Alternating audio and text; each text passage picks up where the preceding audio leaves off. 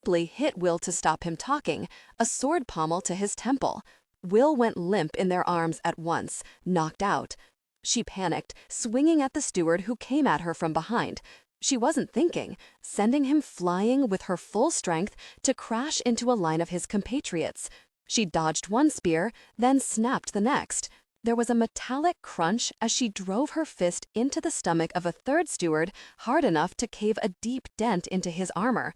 Hard enough that the steward felt the punch and doubled over, reeling. Hard enough that it hurt her own fist, the burst of pain distracting her so that she didn't see the swing to her head. Blackness burst over her vision. She was forced to the ground hard. With a wrench, her arms were pulled behind her and the heavy manacles closed over her wrists. Immediately, she felt weak, hazy, as if the manacles had robbed her of her strength. They felt solid and immovable in a way she had never experienced and could almost taste in her mouth. She was still saying, "Listen to me. James is going to be there at dawn. You need to get there before him." As her head was shoved downward, her cheek pressed to the wet, peaty earth. Had she survived her family only to be killed by the stewards? Justice was standing over her, his sword drawn. Her heart tightened at the thought that he was going to execute her, right here in the muddy dirt. Nothing happened. Everyone was still and staring. An eerie silence hung over the empty marshland. Will was a motionless shape on the ground, and strewn around Violet were the bodies of at least 9 fallen stewards, some injured, others unconscious. Of the dozen who remained, she saw Leda wipe a thin line of blood from her mouth, and behind her, Cyprian held his sword in a white-knuckled hand, eyes fixed on her. She could hear the words that the stewards were saying in horror and disgust. Genuine intimacy, authentic warmth, tasteful artistry.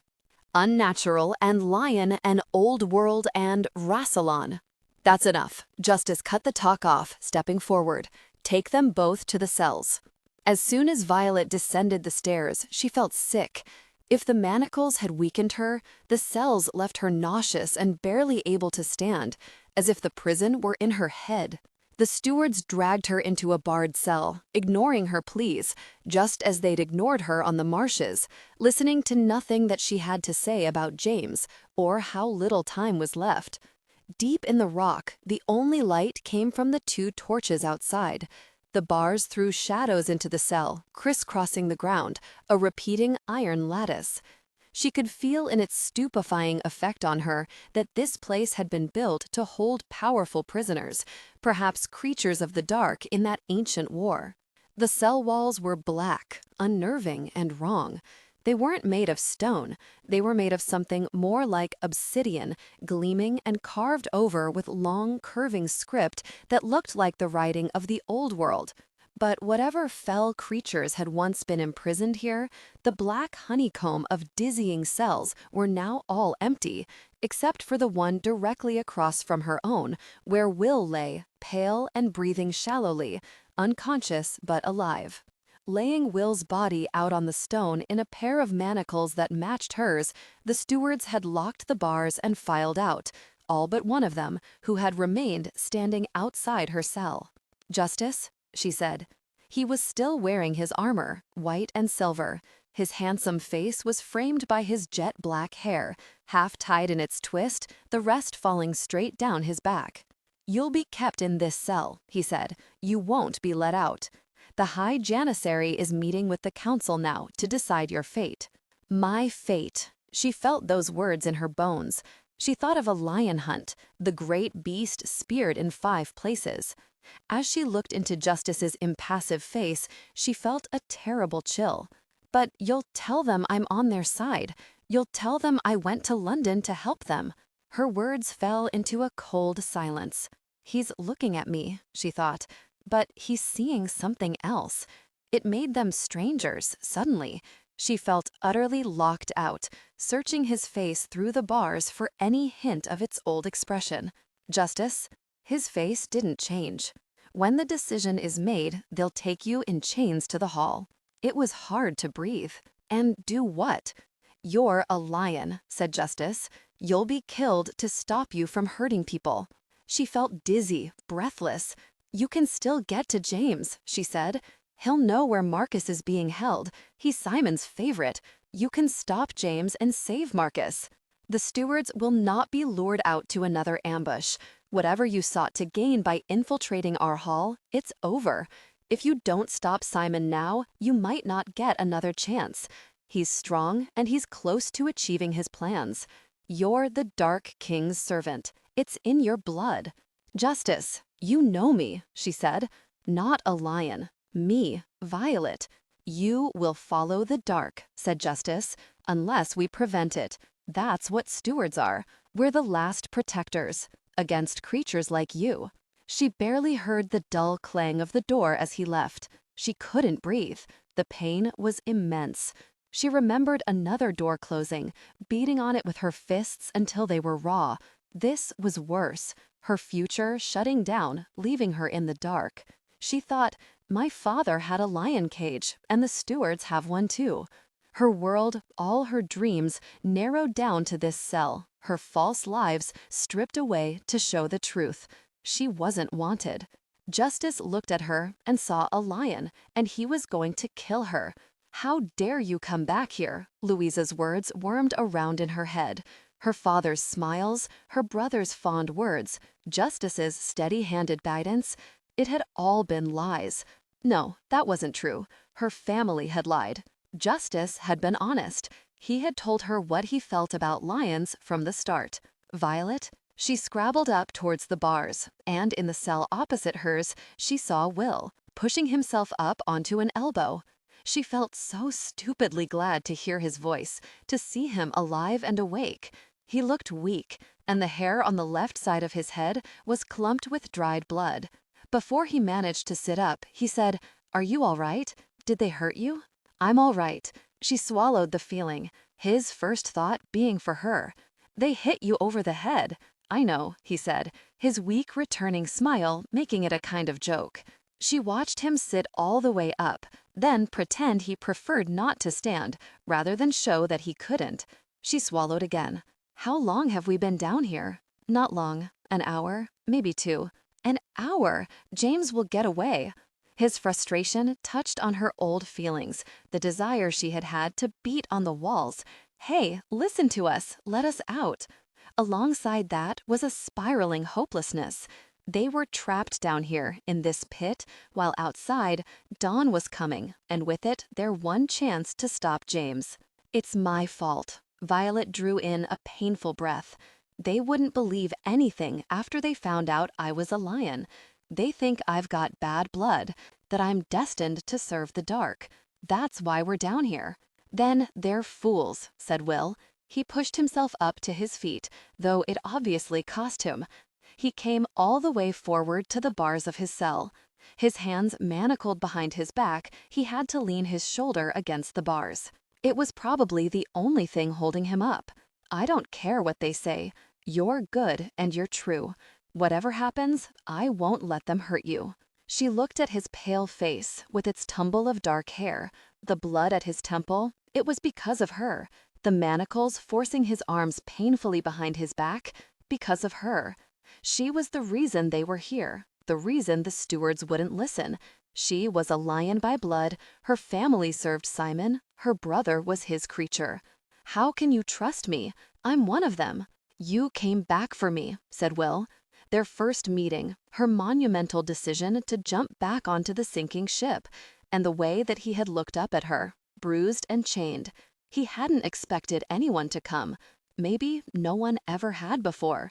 She looked at him now through 2 sets of bars that seemed to symbolize all that separated them. Different futures, different fates. He was the hero, she was the lion who didn't fit anywhere. "They'll let you out." She could feel how true it was as she said it. "Your blood of the lady. They need you. I don't care. I won't leave you." Did he mean that? With the bars between them, their friendship felt like it was being forced apart. And yet it was the thing that was holding them together. He was in here with her, when outside there was a bigger fight. She said, "You have a destiny. So do you," he said. "It's what we make it. You and me. We'll fight Simon together. Together." She felt his faith cutting through all doubt. his faith in her. It was like a flame piercing the dark. She looked at his bruised face, his unwavering gaze, and could see why people would follow him. She could see why people followed the lady. Now, if we're going to stop James, we need a way out of here, Will said, as though the topic was settled. She drew in a shaky breath and nodded. She didn't say any of the words of gratitude that crowded in her, what it meant to her right now to have a person on her side. She just followed his lead, looking around at the cell that confined her. There are no cracks, seals, or windows. It's only the barred door. It's the same in my cell. You can't bend the bars or break open the door? She shook her head and gave voice to the nausea she'd had since she'd first set foot down here. These cells, I feel... She couldn't describe it. Weak, she might have said. Dizzy. The manacles, the walls. It feels like cotton in my head, she might have said. Like a weight on my chest. It's hard to think or move or do much. I feel it too. Genuine intimacy. Authentic warmth. Tasteful artistry. She looked up at him and realized that his struggle to stand was not due to the cut on his head. It was because of the black stone of the cell. It was affecting him just as much as it was affecting her, more. You mean you can't just, a faint attempt at humor, magic the door open? Even saying it, she felt a roil of unease. The thought of anyone trying to push past this compulsion made her sick. Even if I knew how, I feel what you feel. Blocked. No, trapped. Except it's not in my body, it's in my head. Then we wait for someone to come, said Violet, and get out the old-fashioned way. We don't have much time if we want to have any chance of stopping James. There was a sound at the top of the stairs, the metallic screech of the heavy iron door opening. Will broke off and swung around towards the noise. Her heart started to pound as she imagined a squadron coming to take her to the hall, and then she saw a familiar shadow thrown across the floor. Cyprian, said Violet. Of course it was him, descending the stairs in his gleaming livery. He'd put her in here, always sneeringly against her. He'd come to see her behind bars, to relish her being exactly where he'd always thought she should be. My father has made his decision, said Cyprian. That arrogant, uppity voice. You coward, she said to Cyprian through the bars. You and your father both. Why don't you come into this cell and face me, without all the bars and chains? He didn't take the bait. He just stood in front of her cell, a too handsome figure in his novitiate tunic, his eyes passing over her slowly. What you said about James, no one believes it. A familiar sneer on his lips. The stewards won't act on the word of a lion. They're readying the great hall. That's what my father decided. They're going to kill you. So you've come to gloat, she said with a disgusted breath. No, said Cyprian. I've come to get you out. What? She said. It was like putting her foot on a missing step, the ground vanishing out from under her. Violet stared at him. Cyprian lifted his chin. She suddenly saw the way his chest was rising and falling, and that he was standing there as if pushing himself hard into discomfort. Every mission to rescue Marcus has failed. The stewards don't know where he is or how to get him back. Maybe you were lying when you said you had a way to find him. Cyprian threw in a final breath, then pulled something from his tunic. But maybe you weren't. It was a key. It was a key. Her eyes fixed on it, hope flaring. Behind Cyprian, Will was at the bars of his cell. You're really going to disobey the stewards to help us? Will asked him. Why? He's my brother, said Cyprian. The perfect novitiate. He stood there in his immaculate livery, and she thought of all his thousands of hours of practice, forming himself into a faultless candidate. He was made to drink from the cup and become a steward. He had never disobeyed a rule in his life. Now here he was in the cells under the hall, with two descendants of the old world, siding with them against the stewards. You trust me just like that? I don't trust you, lion. Cyprian lifted his chin again, in that arrogant way he had. If you're lying, I suppose you'll kill me. But for even the smallest chance that you're telling the truth, I'll take that risk. Then open the door, said Violet. He stepped forward, put the key into the lock, and turned it. He was brave. It was infuriating, like his spotless tunic and his perfect posture. He stood without flinching as the barred door opened and just gazed back at her as she came to stand in front of him in the passageway. She was ridiculously tempted to make a loud sound or jerk towards him to see if she could make him jump. She turned her back to him instead, deliberately displaying the manacles. Cyprian shook his head. No, those stay on until we get outside the hall.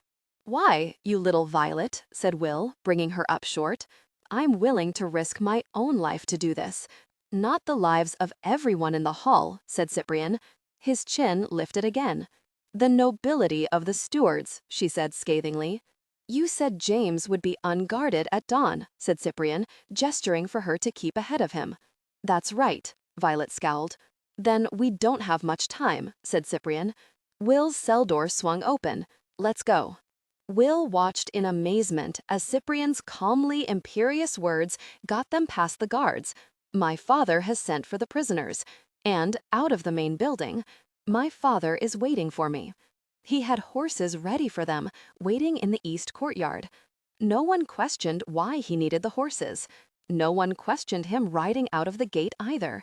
Not even with 2 mounted companions on lead ropes behind him, wearing steward cloaks procured by Cyprian. True to his word, Cyprian unlocked their manacles once they were out on the marsh. The second they were off his wrists, Will felt better. His legs felt steadier, his head felt clearer. Cyprian bundled the manacles up in a cloth knapsack, and once they were covered, even the residual feeling they gave Will disappeared. Rubbing his wrists, he looked over and saw that Cyprian had driven his horse 2 paces back and was watching them with the tight-jawed calm of someone facing down fear. He really thinks we might kill him. Cyprian had released 2 dangerous prisoners on only the slimmest chance that they would help him. He was probably expecting Violet to slit his throat as soon as she was out of her manacles, and he had freed her anyway, for a chance that she would help his brother.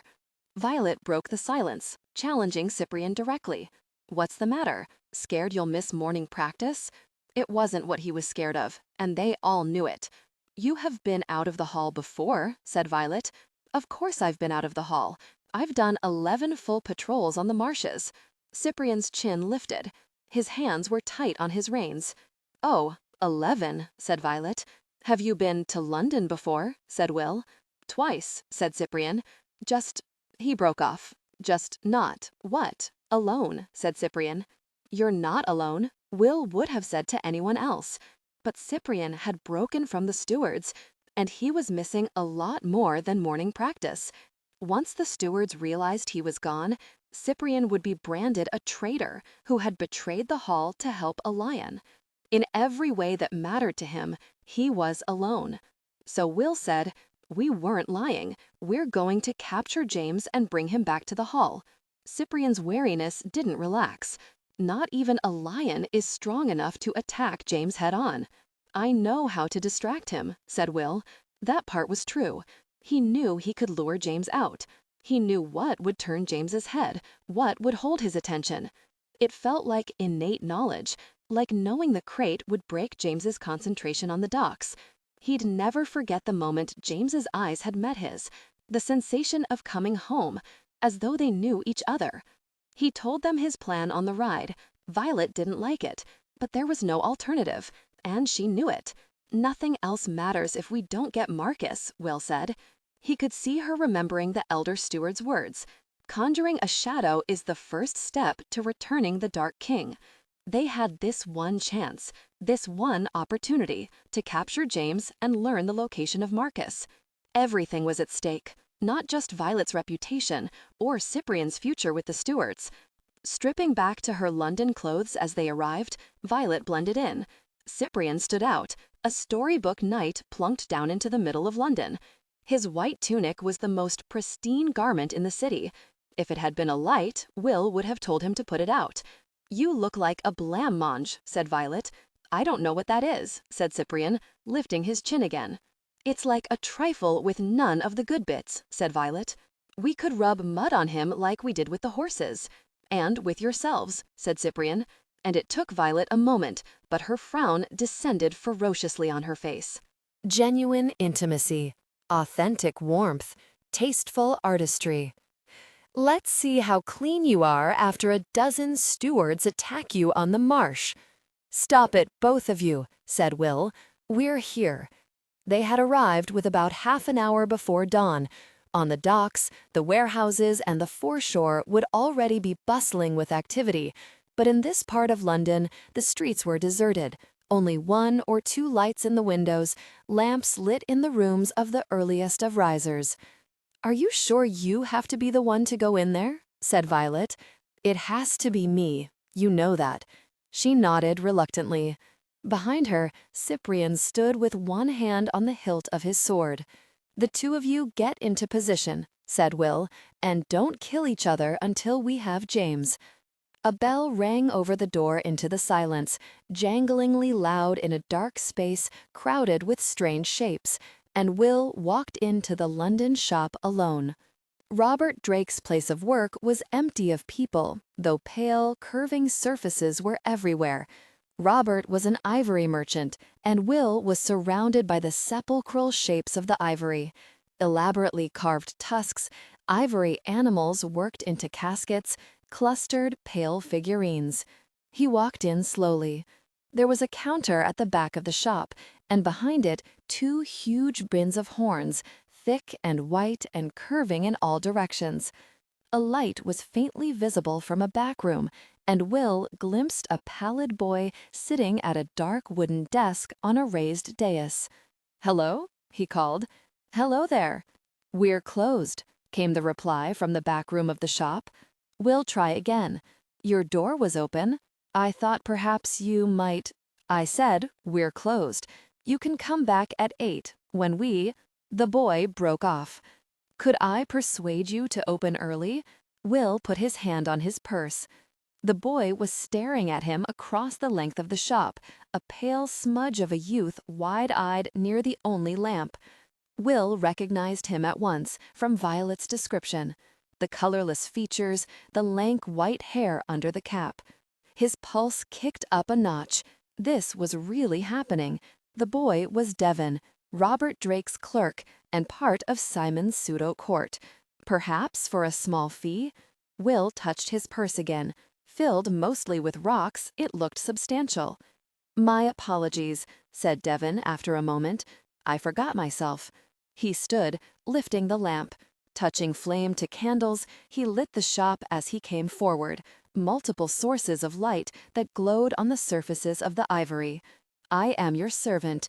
He didn't take his eyes off Will. "No need for formalities," said Will.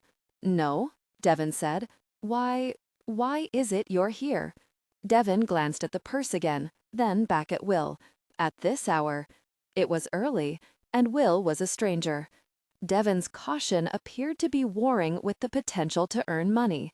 Will knew what he had to do: show himself, get Devon talking, and then— "I'm looking for something." Looking for something? A gift. His tension rose as Devon came out from behind the counter. It seemed that Devon had believed his pretext, but Will could still feel that he was inside the property of one of Simon's loyalists. It was like being inside Simon's home, the same dangerous feeling. "Ivory is a splendid gift," Devon was saying. "Each piece is irreplaceable. You have to kill for it. Look," Devon gestured in the dim light to a Roman ivory diptych of men with dogs that looked like leopards. "This piece is an antique. The Romans hunted elephants throughout their empire.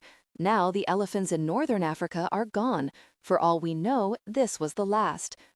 Will looked at the ivory in the flickering light and felt a twist of unease as he thought of those great creatures, now vanished.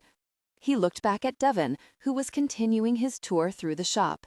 "These days we hunt elephants south of the Sahara, where there are some remaining herds. More juvenile pieces make billiard balls, walking stick tops, hand mirrors, piano keys. The highest grade is reserved for ornamental sculpture and jewelry.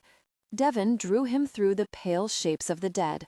Perhaps one day a lady will wear the world's last elephant as a hairpin. Will stopped in front of a wall-mounted specimen, and the hairs rose on the back of his neck.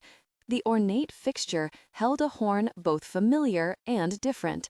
It was long, straight, and spiraled, tapering to a pointed tip, a shape he'd seen before.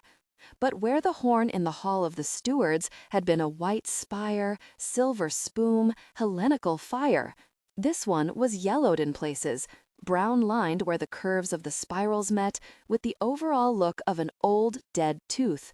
Cartagenos, the plaque beneath it said in ancient Greek, Carthagin. A unicorn horn? He said. It's a fake, said Devon. It comes from a narwhal, a type of whale they hunt in the northern seas. Others are crafted. Artisans in the Levant have a method of boiling walrus tusks. If you steep a horn for 6 hours, it becomes soft and pliant so that you can work it, straighten it as you like. They fetch a good price. A fake. One dead thing masquerading as another, like rabbit skins stitched together to make a lion pelt. The horn in the hall had been so different. This one felt like a mockery. You can touch it, said Devon. Will looked at him. Devon was gazing back at him. It felt like some kind of test. Lifting a hand, Will ran his fingertips along its length. It felt ordinary, a bullhorn, a piece of old bone. Robert collects the fakes as curiouses, Devon said, an expensive hobby. People will pay a lot for the idea that something pure exists, even if the trophy means they killed it. Have you ever thought one might be real? The true cornu monoceratis? Devon gave a thin smile. The horn that neutralizes poison, cures convulsions, leads you to fresh water? That if you hold it in your hand will compel you to tell the truth? Devon leaned back, a pale shape against the counter. I've seen stacks of horns as high as buildings, entire herds slaughtered, carcasses littering beaches as far as the eye can see. It's never real. The horn men seek and never find. Will's skin prickled, thinking of a world that was gone, but for a handful of relics buried deep in the hall of the stewards. You don't believe in unicorns? Said Will. I believe in commerce, said Devon. 250 years ago, Queen Elizabeth was given a bejeweled horn at the princely cost of a castle. It wouldn't have been worth quite so much if she knew it was a fish tooth. The candlelight flickered, and the ivory that cluttered every surface seemed to take on a different hue. Why? Do you believe in them? The light played on Devon's face, too. A glade of newborn foals, each one with a little nub in the middle of its forehead. There was something testing about the words. Will said, I'm not here to chase unicorns. No? Devon's mild word had something underneath it. No, I believe I'm mentioned, said Will. I'm here to buy a gift. For a lady, said Devon. His words were casual, but Will felt a flare of recognition. He knows, he thought, and the words made sense of Devon's testing manner and the way Devon carefully wasn't looking at him. His pulse spiked. Now that Devon had recognized him, he had to get out, and he had to do it without giving the plan away. Yes, that's right. Will kept his own voice casual. A lady. Cameos are popular. Devon moved to the desk and drew out a display tray. 5 ivory cameo brooches were pinned to black velvet. Or rings? His movements were slow and deliberate, like his breathing. Now that Will knew he had been recognized, he could see that Devon was afraid. Devon glanced at Will's hand, holding the purse. His scarred hand. A necklace, perhaps, said Devon. An ivory rose so fine that you'd believe a real flower adorned the hollow of her throat. He's stalling. I ought to come back with a lady's eye, said Will. I'm spoiled for choice. Robert will be here soon, said Devon. You could wait for him. I'm afraid I've taken up too much of your time already, said Will. It's no trouble, said Devon. I'll return at a more reasonable hour. A token. Genuine intimacy, authentic warmth, tasteful artistry. Will scattered what little of the contents of his purse comprised coins on the counter and walked out of the shop. "I've done it." He tried to walk calmly, letting anyone who was watching see him exposed on the street. "Devin knows who I am." He forced down the echo of that old voice, the moment when the world had changed and nothing had ever been safe again. Run. Because there was only one thing that would lure James out: me. He knew what he had to do next, and he had made it to his appointed spot, hoping the others were in position, when he saw Cyprian. "Cyprian, you're not supposed to be here." The back streets were deserted, tall houses rising on either side, creating dark, empty canyons, perfect for an ambush. Cyprian stepped forward with the earnestness of a bodyguard. "If you are what justice says you are, you can't be alone." This wasn't part of the plan that Will had shouted as they galloped, the wind on the marshes whipping the words from his mouth. "You have to get into position. Devin's going to tell James who I am." "If you really are blood of the lady," said Cyprian, "I can't be the one who lets you fall into Simon's hands." The words were as unexpected as everything else about Cyprian's presence here. The perfect novitiate breaking all the rules. He had seen Cyprian's discomfort at tricking the other stewards to free them. Cyprian had an extraordinary sense of his own duty. But if they didn't get Marcus back, none of that was going to matter. "Cyprian Justice was right about one thing," said Cyprian, shaking his head. "Marcus did always believe in the lady. He was sure you had survived. He thought that he would be the one to find you. He told me that—" Cyprian broke off, blinked, and then crumpled. There was no warning, no sound or change. He simply hit the ground in an unnatural collapse. "Cyprian," said Will, racing to his prone body. On one knee, he felt desperately for an injury, a dart or a bullet, finding nothing. Cyprian didn't respond, just lay heavy and motionless, eyes open as one frozen. Was he alive? Dead? He didn't seem to be breathing. Will wheeled around to the dark, empty street, looking for an attacker, to see nothing, to hear only his own panting breaths in a silence that stretched out, just long enough for him to feel how completely he was alone. And then footsteps. The leisurely sound of shiny boot heels on cobblestones. Step, step, step. James came strolling out of the dark as Will's pulse skyrocketed. James was dressed for an evening out, in exquisite tailoring. Everything faded, this world insignificant, James the only real thing in it. You. James's extraordinary beauty pressed in like a knife. It hurt. "No, don't get up," said James pleasantly, and before Will even thought to rise, an invisible force slammed him forward so that he sprawled onto his hands and knees. It was like pressure, like James's hands on him, if James had 1,000 hands. It was hard to breathe. It was hard to do anything but stay on all fours, unable to move a muscle. He had seen James stop a crate in midair with his power. He knew James could do this. He hadn't realized it would feel personal, like James's hands all over him. "The boy's savior," said James conversationally. "Simon's prize," said Will. That got James's attention. Will's own heart was pounding. The scent of night flowers in a garden, everything felt so familiar. Having James close to him was making him dizzy. He was aware of James strolling closer when James's long legs came into view. "Everyone thought you died at Bow Hill," said James. "You were supposed to die there. Instead, you survived and escaped Simon's ship.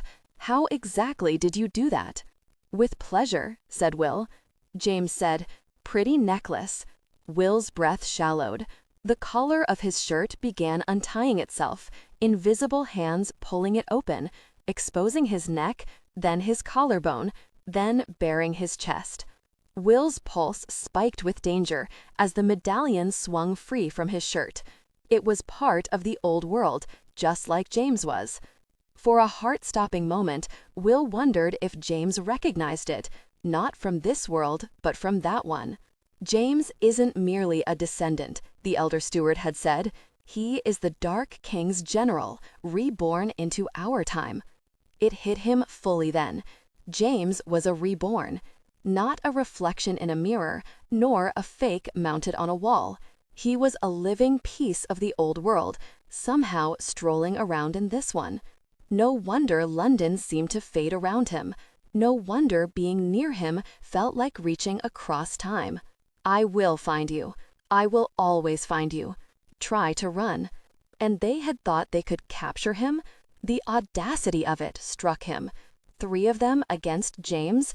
His plan felt foolish, juvenile. This wasn't hunting for rabbits with slingshots. This was bringing down big game. The betrayer. Even the greatest stewards feared him. Will remembered the squadron James had decimated, the bodies wrapped in gray cloth that he had torn apart without even touching them. "Did you get it from your mother?" said James, and the fingers on Will's neck slid to his chin, tilting it up. They weren't James's real fingers. James wasn't close enough to touch him. His eyes traveled up James's boots to his satisfied expression. Behind James, Will could see Cyprian's sword, lying in its sheath near his sprawled body. "Don't touch it," said Will, as the medallion started to slide from his neck. "Or you'll do what?" On Simon's ship, he had called a sword to himself. It had jumped to his hand. Now, he couldn't reach the sword. He couldn't move his arms or legs, no matter how much he strained against James's invisible hold on his body. "You can't use your power," James said. All those lessons, hours with the elder steward, trying to concentrate. He was supposed to be the one with the same powers as James. He was supposed to be the one who could stop him. "You're weak," said James. Will focused everything on the sword. Reach beneath the surface. Look for a place deep inside. The elder steward had taken him in, believing that he could do this, believing that he would be the one to help them. And he wanted her to be right, to prove her right. Like your mother. And this time, when he hit that closed door, he threw everything he had against it, even though there was a part of him that was afraid of what was on the other side. It hurt, a sick, nauseating pain, like pushing on a broken bone, but he forced himself through it, dots of black and red swimming in front of his eyes. And for a moment, he saw sparks of light on a dark field. Torches amidst the massing dark of an army, and at its head a figure that at first he could not make out, but he somehow knew. It was turning towards him, as the lady had turned towards him, but he didn't want to see, didn't want to meet those eyes burning with black flame. "No," he gasped, panting, coming back to himself in a rush, to a throat full of blood, as though something had ruptured. In the next second, James's fingers gripped his chin, James's real fingers, lifting his head up. James's eyes were blue, not black. He was looking down at Will with pleased satisfaction. Will felt James's fingers slip in the blood flowing sluggishly down his face, and he had the absurd thought that he was going to mess up James's jeweled rings. "You're supposed to be the fighter," said James. "You're no match for the Dark King." Will let out a breath of laughter, dizzy with echoes of the past. "Something's funny?" James's voice was dangerously mild. Will looked right at him, in the moment before the swing. "I'm not the fighter," said Will. "I'm the bait." It was James's turn to topple, Violet standing over him with the weighted knapsack she'd swung at his head. "I'm the fighter," she said, as James hit the ground, going utterly still. It worked. The ruse worked. The invisible pressure on Will collapsed. Beside him, Cyprian drew in a shuddering breath. Alive, thought Will, with a rush of relief. Cyprian was alive, but there was no time to cheer. Genuine intimacy, authentic warmth, tasteful artistry. Will was pushing himself up desperately, seeing James already starting to stir on the muddy ground. "Get the manacles on him," said Will. Violet quickly shoved down the sides of the knapsack and pulled out the 2 heavy sets of steward manacles that had just impacted with James's temple. They were the same manacles that she and Will had been forced to wear by the stewards. As soon as they were out of the knapsack, Will could feel them, like an unpleasant taste in his mouth. But they didn't seem to take full effect until they enclosed someone. Violet snapped Will's set of manacles around James' wrists. After a second, she snapped her own set of manacles on him as well. "Just in case," Violet said, a bit defensively. Will let out a breath. It was part laughter, part hazy relief. On James's sprawled, boyish body, the manacles looked oversized, big and heavy. James might not even be able to stand up while wearing 2 sets of them. "Do we have him?" Cyprian was blinking his way back to himself. One hand to his temple, he had forced himself to stand up, though he still looked disoriented and unsteady. "We have him," said Will. His plan had worked. James had taken the bait. James had followed him out after Devon had recognized him, thinking him unguarded. James had attacked him, and he had held James's attention while Violet had gotten into position. But as he looked down at James, Will couldn't help feeling that what they had captured was a dangerous creature they didn't understand and had no idea how to contain. He drew in a shaky breath. "Now we take him back to the hall." They decided to put James on a horse with Violet. "You're the strongest," Will said to her. "But it was more than that. You ought to be the one who hands him over to the stewards." Violet nodded. Will knew she understood. She was the one who had risked her life to learn James's whereabouts from her family. She was risking more now, going back to the stewards after they had thrown her in chains. The stewards should have no doubt who to credit for James' capture. Violet dragged James up without much effort, just as he started to come around. Will got to watch the entirely satisfying moment when James reached for his powers and found them blocked by the manacles. "What is that?" said James, blinking at odd intervals and unsteady on his feet. "The power of the old world," said Will, as James shot him a killing look. "I suppose neither of us are a match for it." In fact, Will was relieved. There had been a chance that James might have been simply too powerful to contain. This felt precarious and exhilarating. For the moment, they had him. Pushed forward towards the horse, James appeared to notice the identity of the steward he'd almost killed. He let out a breath of contemptuous familiarity. "Cyprian, you must be loving this. You two know each other?" Violet's hands tightened on James's body. "You could say that." James's eyes on Cyprian were mocking. "Your brother talks about you all the time. He calls your name, begs to see you, cries out for—" "Shut up." James's head snapped to one side as Cyprian backhanded him across the face. It was a shock, coming from the controlled teacher's pet. Cyprian's breathing was slightly disrupted. James paused to run his tongue over his teeth. "That's the stewards I know." "Gag him," said Will, sensing the emotions beneath Cyprian's ordered exterior. "He's provoking you on purpose, and it's working." He kept his eyes on Cyprian, but his awareness of James was a bright and dangerous thing. He knew what James's power felt like, sliding over his skin. He half imagined he could still feel it, even as James mounted, a dangerous blue-eyed boy sharing Violet's horse. And from the look that James gave him, eyes glittering over the cloth gag, James knew it too.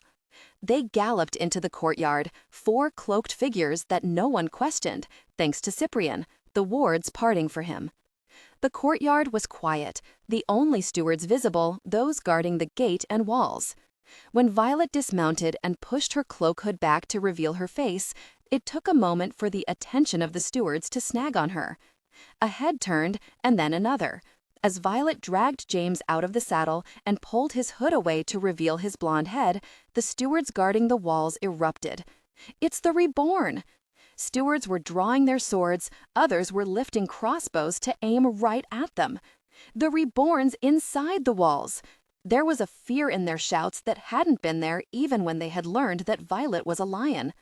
"We have James St. Clair," Will called in a loud voice. "Call the High Janissary." James's head jerked up at that, and he turned to the hall's entry with strange tension.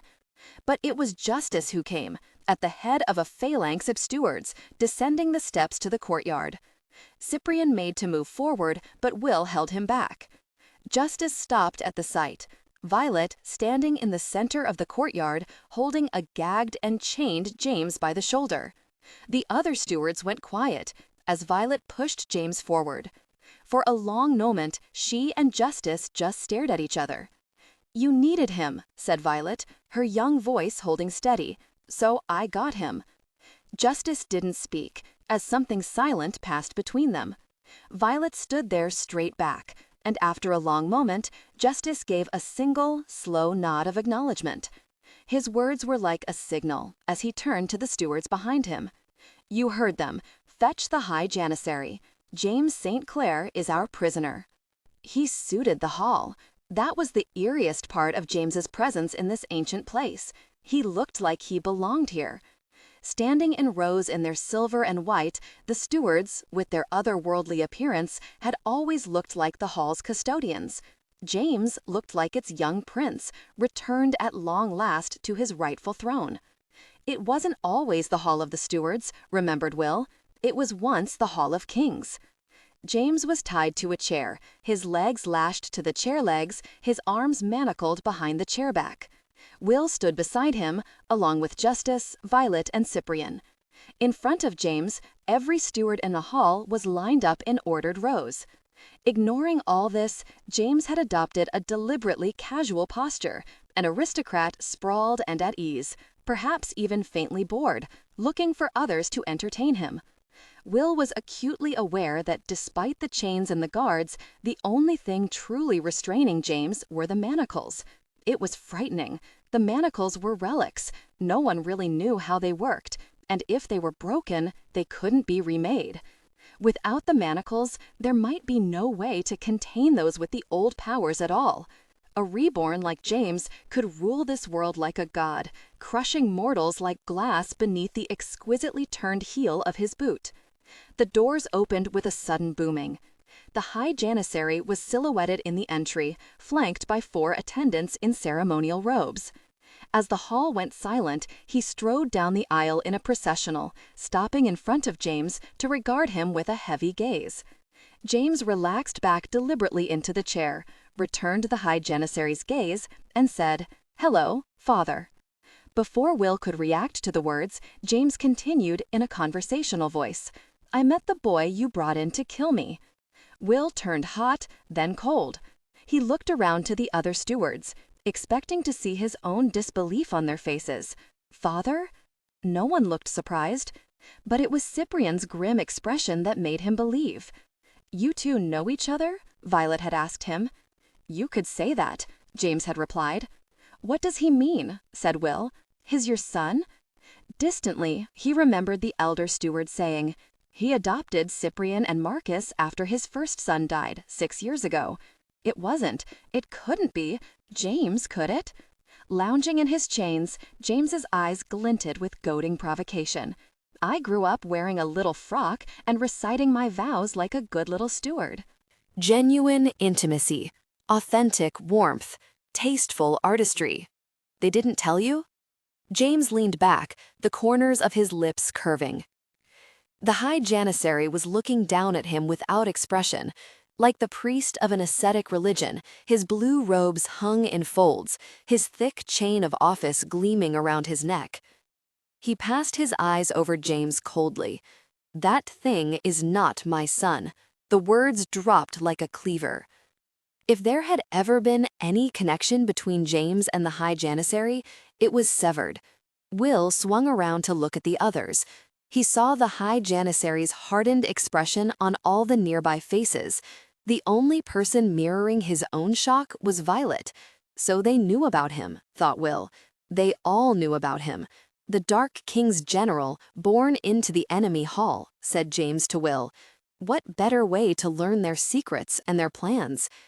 He tried to imagine James as a steward, rising before dawn to dutifully put on the gray tunic, perform menial chores, practice diligently with the sword. It simply didn't connect with the gleaming scorpion in front of him. Underneath that was his own unfolding horror at how a reborn had come into the world, not magicked, but birthed to an unsuspecting woman. He had to fight to keep his reaction from his face. A reaction, he thought, was what James wanted, and what he couldn't afford to give. You weren't the Dark King's general.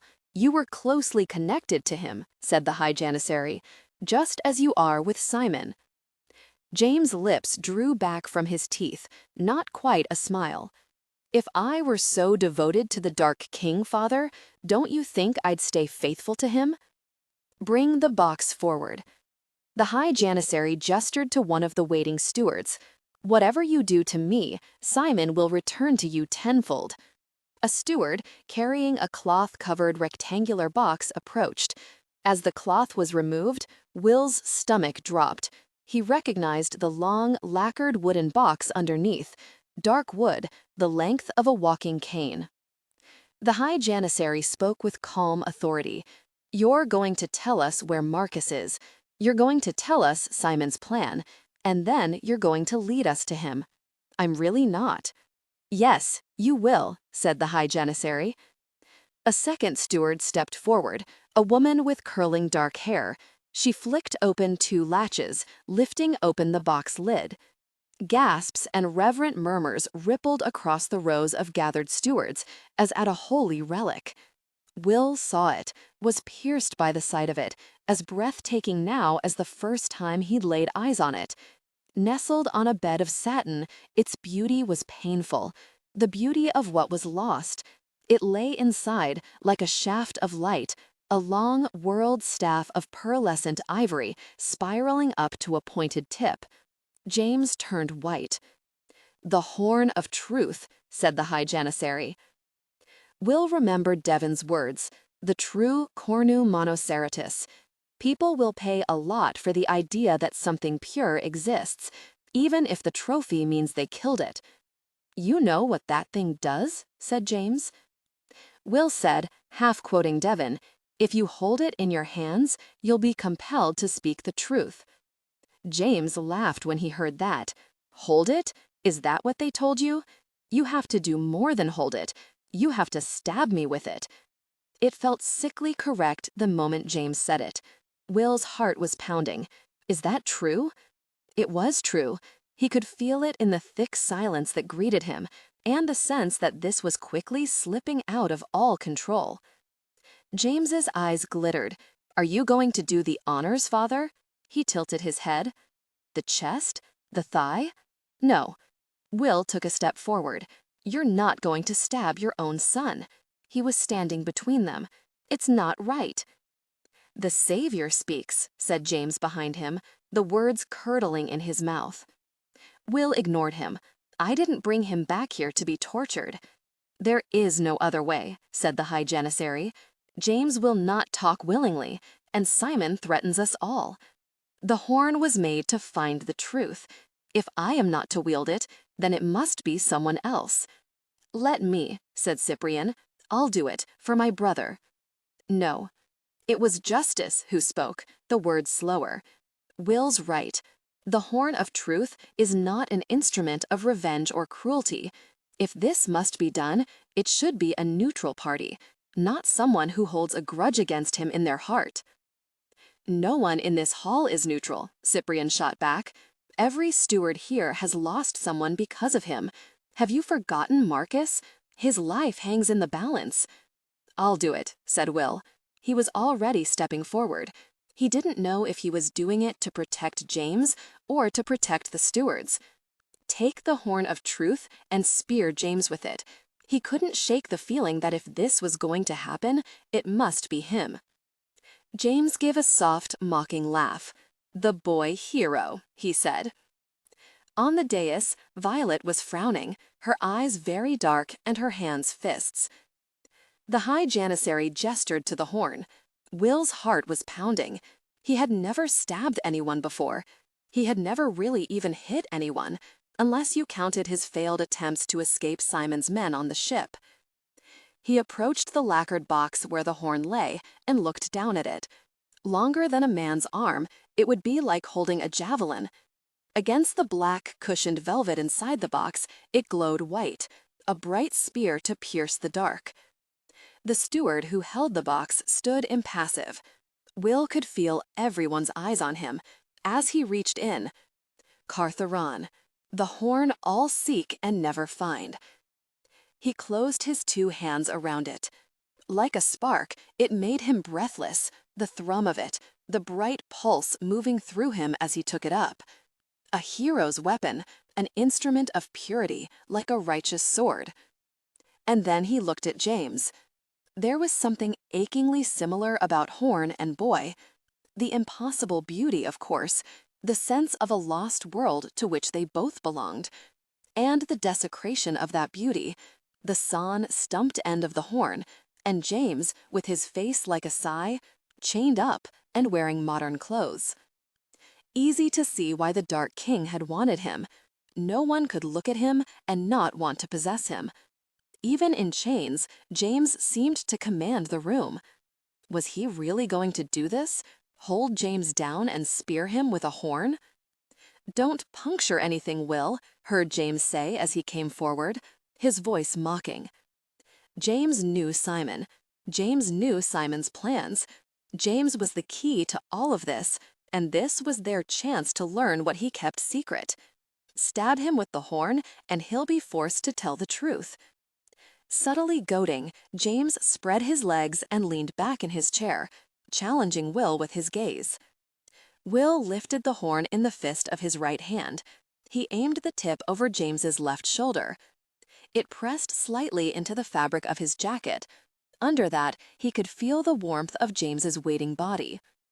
He put his left hand on James's shoulder, bracing it. Then he lifted the horn up and drove it in hard.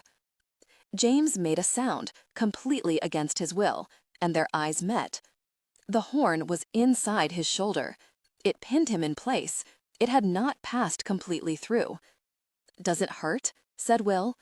"Yes," said James through gritted teeth, and the furious look in his eyes was mixed with something else. Panic. Will realized with his heart thundering that James had just been compelled to speak the truth. "Where's Marcus?" said the High Janissary. "He's—" James, obviously resisting. He's... "Push it in another inch," said the High Janissary. "Deeper." Will pushed it in, twisting it like a corkscrew. This time, the sound that came out of James was raw. There was a change in James, too, a compulsion under his skin that he was fighting hard. Will could almost feel it, the bright horn that couldn't abide falsehood pushing everything else out of the way. It spread from the bloody point outward, utterly relentless, as Will held the shaft steady. "Where's Marcus?" said the High Janissary. It was forced out. "Simon has him. You knew that." "Where?" "At Ruther'n." And then, "Simon will move him as soon as he knows I'm captured. It won't help you. We'll judge that." Genuine intimacy, authentic warmth, tasteful artistry. How do we get inside? The fight was taking its toll. James's hair was damp with sweat. Will could feel the struggle up close as James fought with everything he had to keep the words inside. Keeping the horn in him required hard, continuous pressure. It would take a full frontal assault. You're not strong enough to do it. It's guarded by all three remnants and a contingent of Simon's men. You'll die on the walls. Although you'll have a better chance now, that James gritted his teeth and tried to say nothing. "You could try lower," said Cyprian. "Dig around and see if there's a heart in there somewhere." "Another inch," James said, "now that I'm not guarding him." "What is Simon planning?" "To kill you," said James, the words seeming to bring him vicious pleasure. "To kill all of you, and to stand over a pile of your ashes as the Dark King returns and takes his throne." It was chilling. It felt real when James said it. Will thought of the shadow stone in the vault and the words on the wall, carved in the last moments of terror and confusion. "He is coming. Tell us how to stop him," said the High Janissary. "You can't. After he said it, James closed his eyes and laughed breathlessly, as if the truth of these words had surprised even him. Simon's going to raise the Dark King, and there's no one alive who can stop him. The High Janissary took a step back. A murmur broke out in the stewards behind him. Tense looks, fear, a roil of unease. Because James couldn't lie, could he? James looked on with victorious satisfaction. "You did this," Will almost said, looking out at the faces of the stewards, then back at James's pleased expression. Talking around his subject, revealing almost nothing, James was playing with these stewards, and they were letting him. He put his free hand on James's throat and forced his head back. He ignored the shocked sounds from the stewards, the way Violet made to move towards him. He looked down into James's eyes. "You went to Robert Drake to get something. What was it?" His right hand was still hard on the horn. Nothing. This close, Will could see the sweat tendrils in James's hair, feel the tremor in his body, even as James stared back at him defiantly. Will pushed the horn in harder. Some information," gritted out. Information about what? James was panting. Hand around his throat, Will felt him swallow, felt the throb of the arterial vein in his neck, like the blood pulsing up around the horn. An object, an artifact. He was fighting harder than he ever had. No. What artifact? Something Simon needs? Needs it. Wants it. The horn was slippery with blood. "Stop it. I won't. Why does he want it? It will make him powerful. Make him the most powerful man alive. The moment he has it, hell." He was evading still, trying to talk around the truth. Will ground down with the horn and focused in on the only question that meant anything. "What did Robert Drake tell you?" "He told me Gauthier had come back to England, that he was at Buckhurst Hill, that he had it with him. No, I'd rather die than tell you." "You won't die."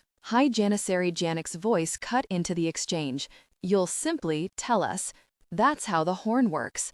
High Janissary Janek had stepped forward to reassert control. His words seemed to remind James that he was there. "You," said James, looking up at his father venomously through his sweat-tendrilled hair. "You," said James. "I will. I'll tell it to all the stewards in the hall." "Then do so," said Janek sternly. James looked back at him with two bright eyes, and Will felt the tipping spill of danger, too late to stop it. "I'll tell you why my father's so desperate to get Marcus back," said James. Janek's entire expression changed. "Pull it out." The order was sharp and sudden, but Will's hand hesitated on the horn. "I'll tell you why there are no old stewards," said James. "Why their lives are short, where they get their strength. I said pull it out." Janek took a stride towards James as though to yank the horn out himself. "No." Cyprian stopped him. "Will, don't." He was holding his father back by the arm. "It's about Marcus." "Will Kempen," said High Janissary Janek, "you will pull out that horn." Will's hand, slippery with blood, slid on the shaft, but he didn't pull it out. His heart was pounding. James's goading eyes fixed on his father. "The cup of the stewards." James spoke in a clear voice, letting the whole hall hear. "Simon first found mention of it in a dig in the forests of Calabria. Caliche del Rey, the locals called it. The stewards drink from it when they take their oath, but it never belonged to them. It was a gift that was given to their king. The cup of the stewards," Justice had told them. "We drink from it when we take our whites." Will's skin crawled as James spoke the words of a familiar story. 4 kings of the old world offered great power in exchange for a price. And to seal the bargain, drink from the cup. 3 drank, and 1 refused. Those who drank gained extraordinary physical abilities for a time. But when their time was done, they transformed, whispered Will, and went cold. In his mind, he saw 4 kings darkly transparent, and a stone so black all light seemed to disappear into it. The Shadow Kings. "No one asked what happened to the cup," said James, "just like no one asks where the stewards get their strength.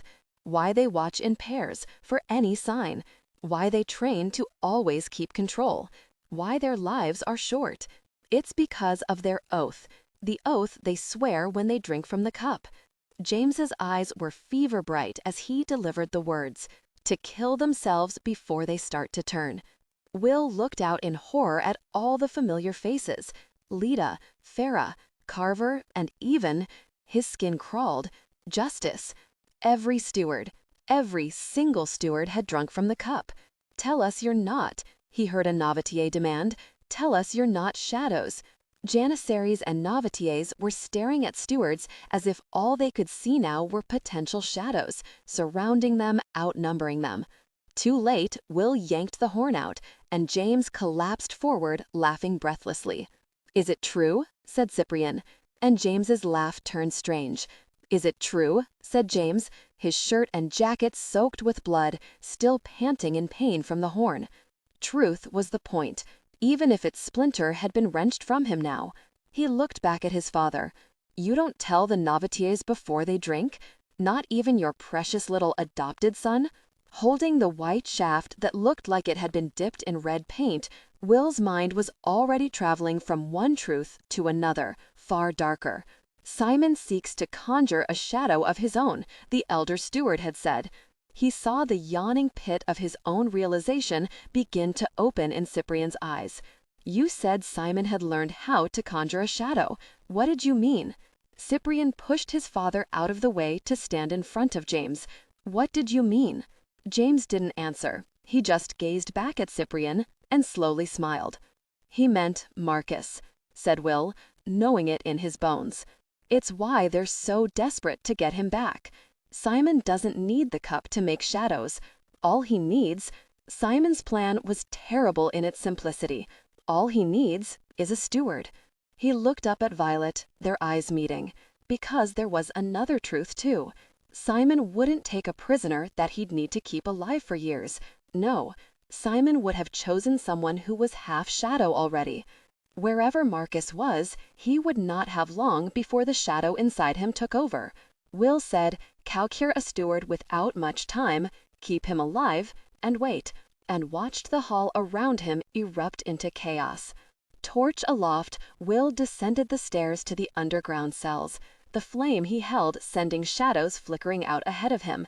He wasn't 2 steps down before the thick, oppressive feel of the cells stifled him, and he had to force himself not to shake his head to clear it or rub it at his temple.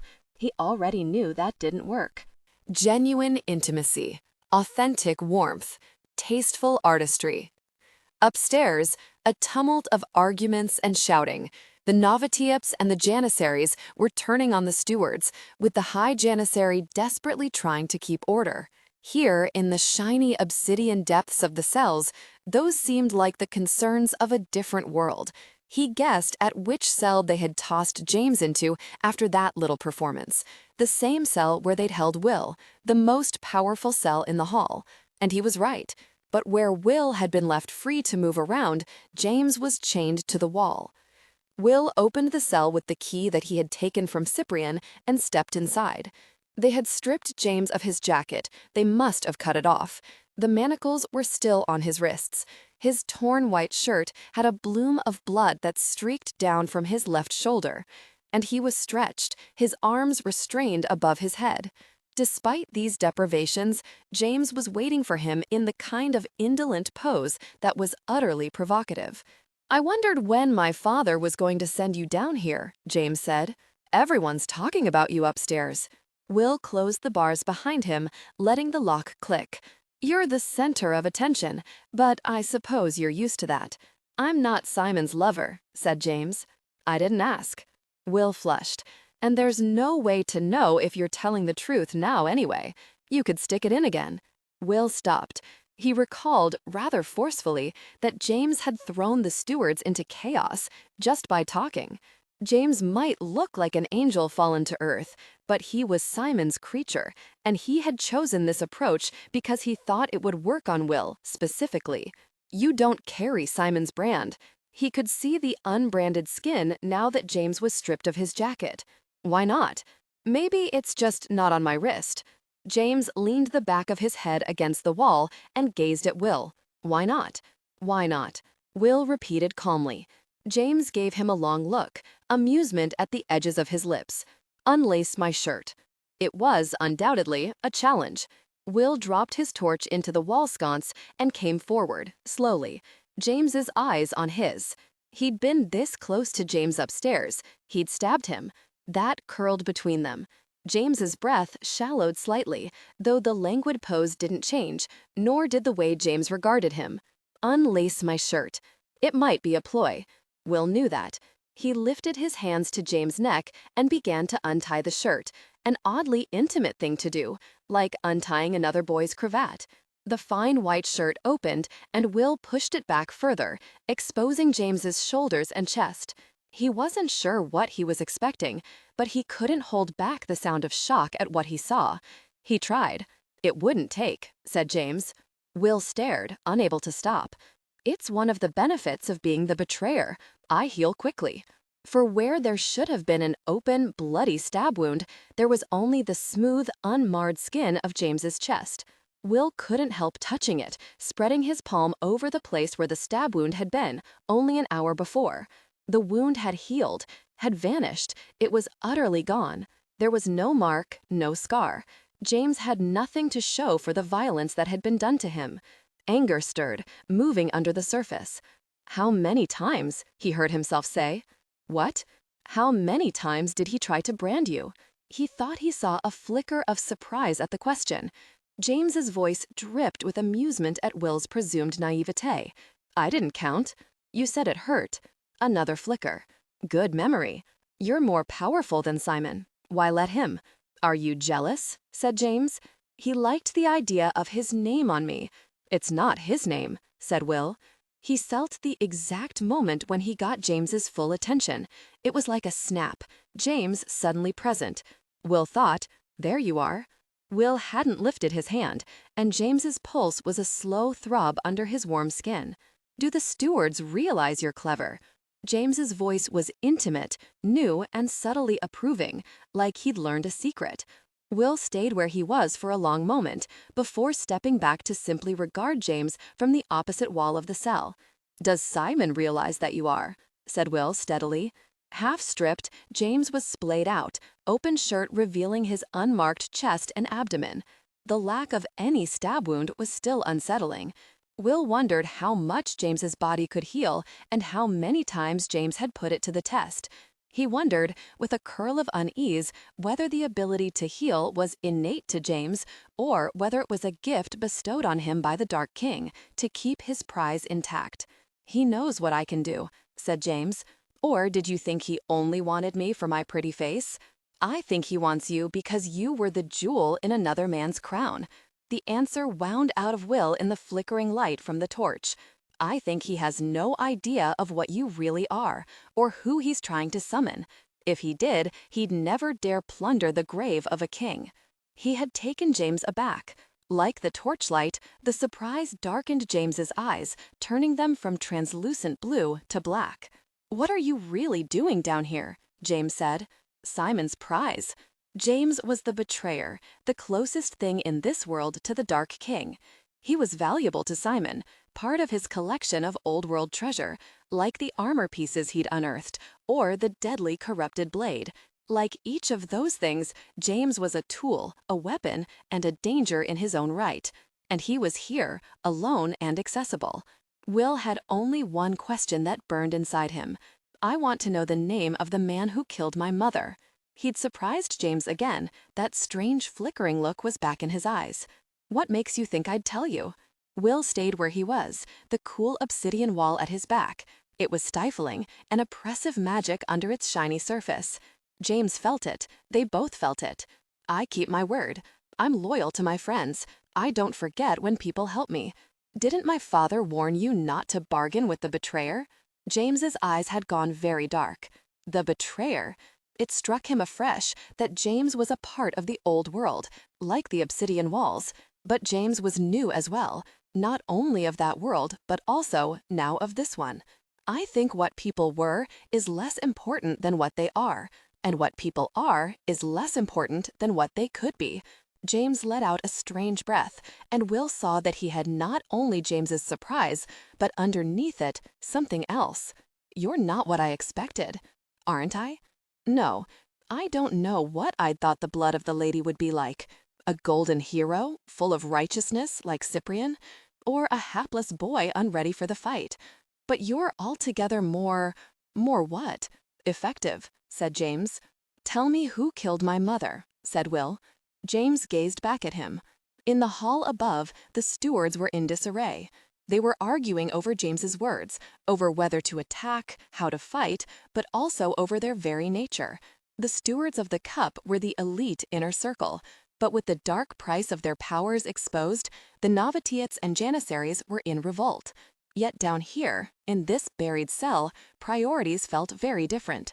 Just as Will began to doubt that he would speak, James said, "The one who struck the blow was Daniel Chadwick, but the one who gave the order was Simon's father, Edmund, the Earl."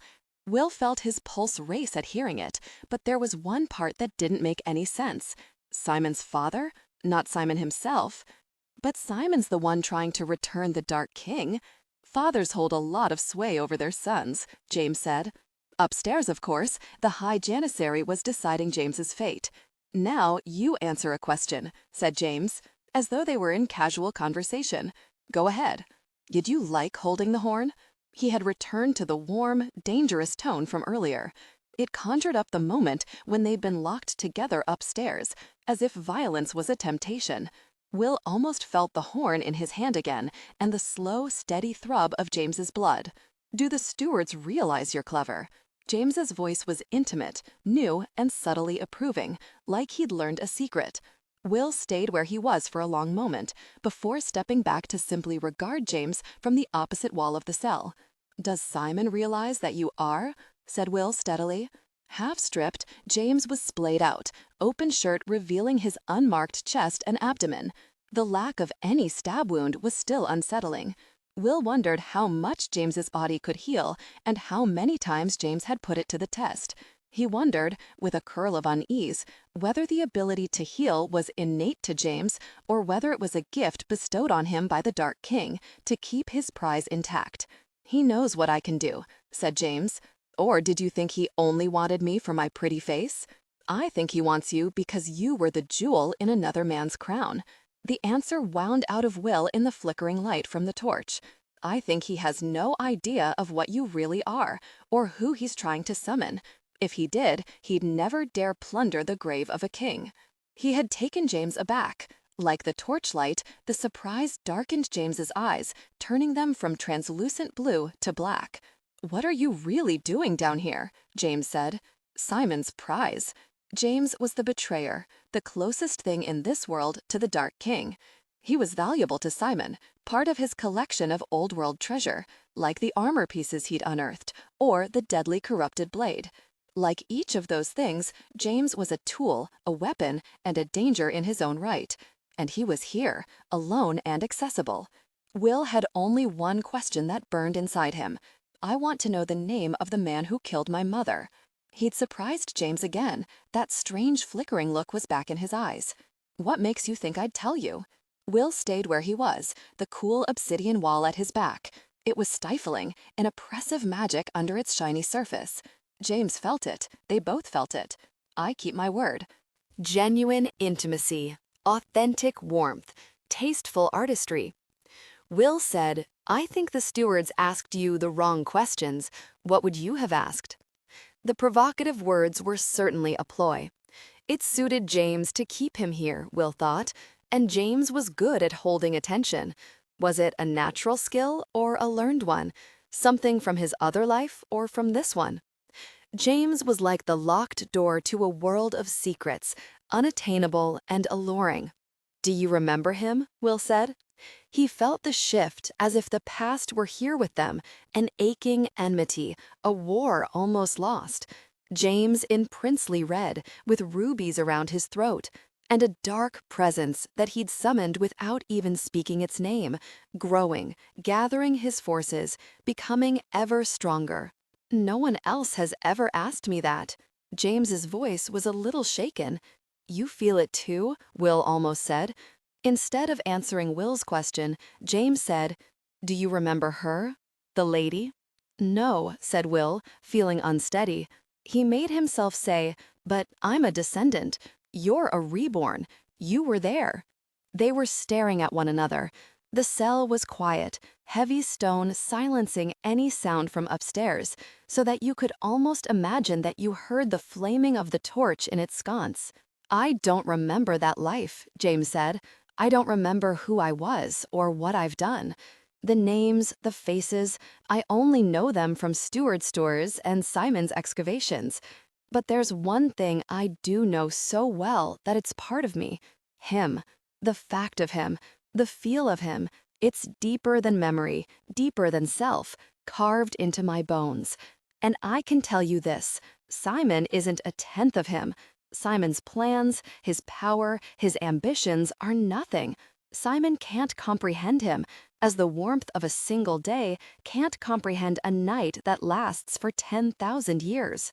Will felt the dark and cold of the shadows in the obsidian cell close in around him. "You think he's coming for you?" James leaned his head back against the wall and smiled. "He's coming for all of us." "You are not in danger." Yannick was trying to make himself heard over the din in the hall. "Your companions are not your enemy. No steward has turned in all the thousands of years of the hall." On the dais next to him, Violet looked out at the chaos, her stomach twisting. Shadows. The stewards are shadows.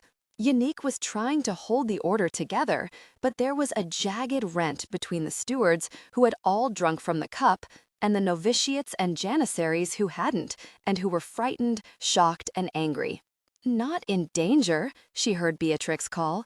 "The Dark King's shadows are inside our hall." "How many?" It was Sarah, one of the janissaries who had shown Violet to her rooms on her first night in the hall. "How many of you are there?" Beatrix said, "Every single steward is a shadow or will be." "You're right." A familiar voice from the doorway cut through the ruckus. The hall fell silent, so that the only sound was the rhythmic clink of a staff against stone as the elder steward made her way to the front of the hall. "Those who have drunk from the cup will all become shadows, including me." Violet stepped back with the others to let the elder steward pass. There was something different about the way the hushed stewards looked at her, a new, fearful awe. Her age, the only steward with white hair, the only steward with rheumy eyes and wrinkled skin. With a shiver, Violet understood that the elder steward's age was a sign of her power. She had held her shadow back longer than any other steward. "Now you know what the stewards face," she said. "We fight on every front, without and within. We cannot ever abandon our duty. We cannot ever relax our guard. For what stands between us and the dark is only our training and the vow that we have taken to die before we turn." It was Justice who Violet looked at. His gifts would have marked him as a candidate for the cup early. He would have spent his youth training for it. A childhood of ascetic self-denial. No child's mischief, no teen's rebellion, no flush of adulthood and first lover. He had sublimated all his body's desires into mastery and control, without knowing what he was training for. The cup will make you strong. The cup will give you power. That's what the novitiates were told.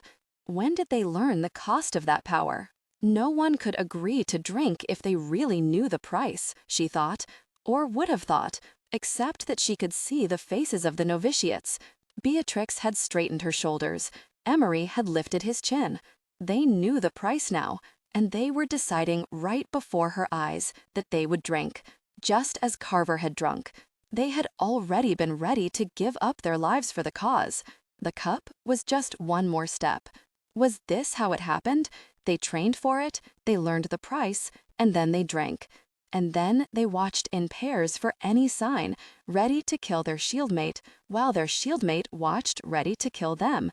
And if their training slipped even for 1 second, Violet drew in an unsteady breath. What happens when you turn? The elder steward's eyes were grave. Bound to the Dark King, a shadow has no will of its own, but only follows the orders of its master. Barely resembling the man or woman it once was, it is an incorporeal horror that can pass through any door or gate or wall. And it cannot be fought. No mortal can touch its shadowy form. It kills and maims and rends, and all the while stays invulnerable. "And that's what will happen to Marcus?" said Violet. The elder steward nodded. "If Marcus turns, it is unlikely that anyone here can stop him." Violet felt cold, remembering the shadow stone deep in the vault, its darkness so strong she hadn't even been able to go near it. An ancient terror, one of Sarsian's greatest weapons. They led his army of shadows on their nightmare steeds. She could feel how much those shadow kings wanted to be free to command their armies once again, a legion of shadows that the world had thought had been put to rest. But the wards on the hall are magic, said Violet. They've kept out shadow armies before. In the old world, the Undying Star, that's what this place was called. He can't get inside the hall. "The wards open for any of steward blood," said the elder steward, the truth of it in her eyes. "That will include Marcus. Inside the hall." She saw Emery look at Beatrix with real fear, and even full stewards blanch at the idea of facing an enemy that they couldn't keep out and couldn't fight. The elder steward raised her voice to be heard over the murmurs. "That is Simon's path to power. He learned of the cup in one of his excavations, and he learned he could be master of shadows. He is the Dark King's descendant. His bloodline is strong enough to make shadows obey him. And if he takes command of a shadow, he will use it to annihilate anything that stands in his way. He will breach our walls, take the Shadow Stone, and release the Shadow Kings. And they will clear a path for their true lord and master, the Dark King, who seeks to return dark magic to the world and rule with it forever from his pale throne. That is why we must put our differences aside and focus with one mind on Marcus." There were nods in the hall, agreement forming at her words. Cyprian pushed forward to speak. "How close is he?" The elder steward was silent, but Cyprian was already shaking his head and answering for himself. "He's strong. He'll survive. He won't turn." "Cyprian," Justice began. He was the wrong person to speak. Cyprian rounded on him. "You were supposed to be his shieldmate. How could you have let Simon's men near him? The perfect novitiate faced down the perfect steward.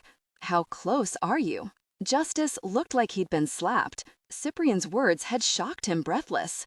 They don't talk about this openly, Violet realized. Stewards never spoke of their shadow selves, perhaps not even to their shieldmates in forbidden whispers late at night. Am I showing any signs? Do you think I'm changing? These were private matters painfully exposed. Genuine intimacy, authentic warmth, tasteful artistry. Or were you just going to kill him to stop it? It's all lies, isn't it? The strength of stewards, their great destined power, it's lies to hide what you all have to do. If you cared about my brother at all, you'd never have let him drink from that cup, Cyprian said. Violet was stepping between them, taking Cyprian by the shoulder to hold him back. Cyprian, but Justice's voice cut across hers. Marcus chose. Justice didn't try to lie or avoid it. He met Cyprian head on. The heroes are dead. The old powers are gone. There's only us, a handful of us. Behind him, the vast hall with its cracked stone and faded colors seemed to prove his words, ancient and all but empty. We're all that's left, and we're not enough. What would you do if there was no one else to hold back the dark? Would you drink from a cup that tarnished you in order to be able to fight? It's the Dark King's bargain. Cyprian's hands were fists. He's inside this hall. He's inside you. You've all corrupted yourselves. We pay a terrible price, said Justice. We do it because we must. It's the only way we can fight. You could have fought without it. Any of you could. Cyprian's jaw was set. Maybe you wouldn't have been as strong, but you would have stayed stewards. He looked around at the stewards bitterly. That's my choice. I'll never drink from the cup. Violet found her way to the training yard. Inside the Great Hall, Yannick had begun talking of preparations for an attack, while the elder steward moved between small knots of novitiates and janissaries like an almoner, offering comfort and wisdom. Violet had looked around for Will, but he had vanished. The training yard was now empty of stewards, as if to say, the time for training is over. The time for battle has come. Wanting desperately to achieve the faultless excellence of a steward, she had spent hours here, practicing until her limbs trembled, her breathing ached, and the sweat dripped from her skin. But the steward drive for perfection now looked different. The unwavering rows of sword tips, the absolute control that they strove for, was no mere desire to achieve an ideal, but a terrifying necessity. Their self-denial, their turning away from the flesh, their strictly regimented lives, all of it was to hold their shadows back. Justice stood by one of the columns, looking out at the space where he'd spent so long in training. His handsome face was drawn and silent. He didn't greet her as she came to stand beside him. Following his gaze, Violet looked out at the empty yard, knowing now that she didn't see the same things that he did in the stewards and their practice, and never had. Everything was different now, of course. In London, she had been a naive, unthinking girl when her identity had shattered her world open. Lion. This felt like a similar breaking open, the stewards forced to face what they were for the first time. She said quietly, "Are you all right?" Justice gave a small, wry smile. "You show me the kind of compassion that I did not show to you." She thought of all the ways that was true. He had lied to her while refusing to forgive her lies. He had called her a creature of darkness, while he carried darkness within himself. But in his world there were no shades of gray. She saw that now. Once you drank from the cup, you were going to turn. There were no second chances, and the only way out was death. "You took me in," said Violet. "You trained me." His words to her on her first day in the hall came back to her. "You said everyone should have someone on their side, someone to look out for them." Justice didn't answer for a long moment, his eyes on the training yard. Empty now, the wide, silent yard seemed to suggest generations of stewards who had trained and drunk from the cup and died before their time. "We stopped at a roadside inn," Justice said eventually.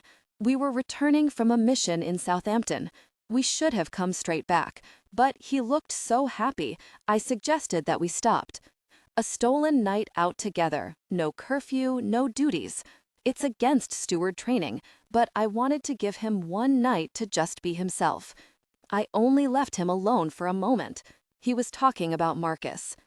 Violet drew in a painful breath, imagining their last moments together. "You two were close?"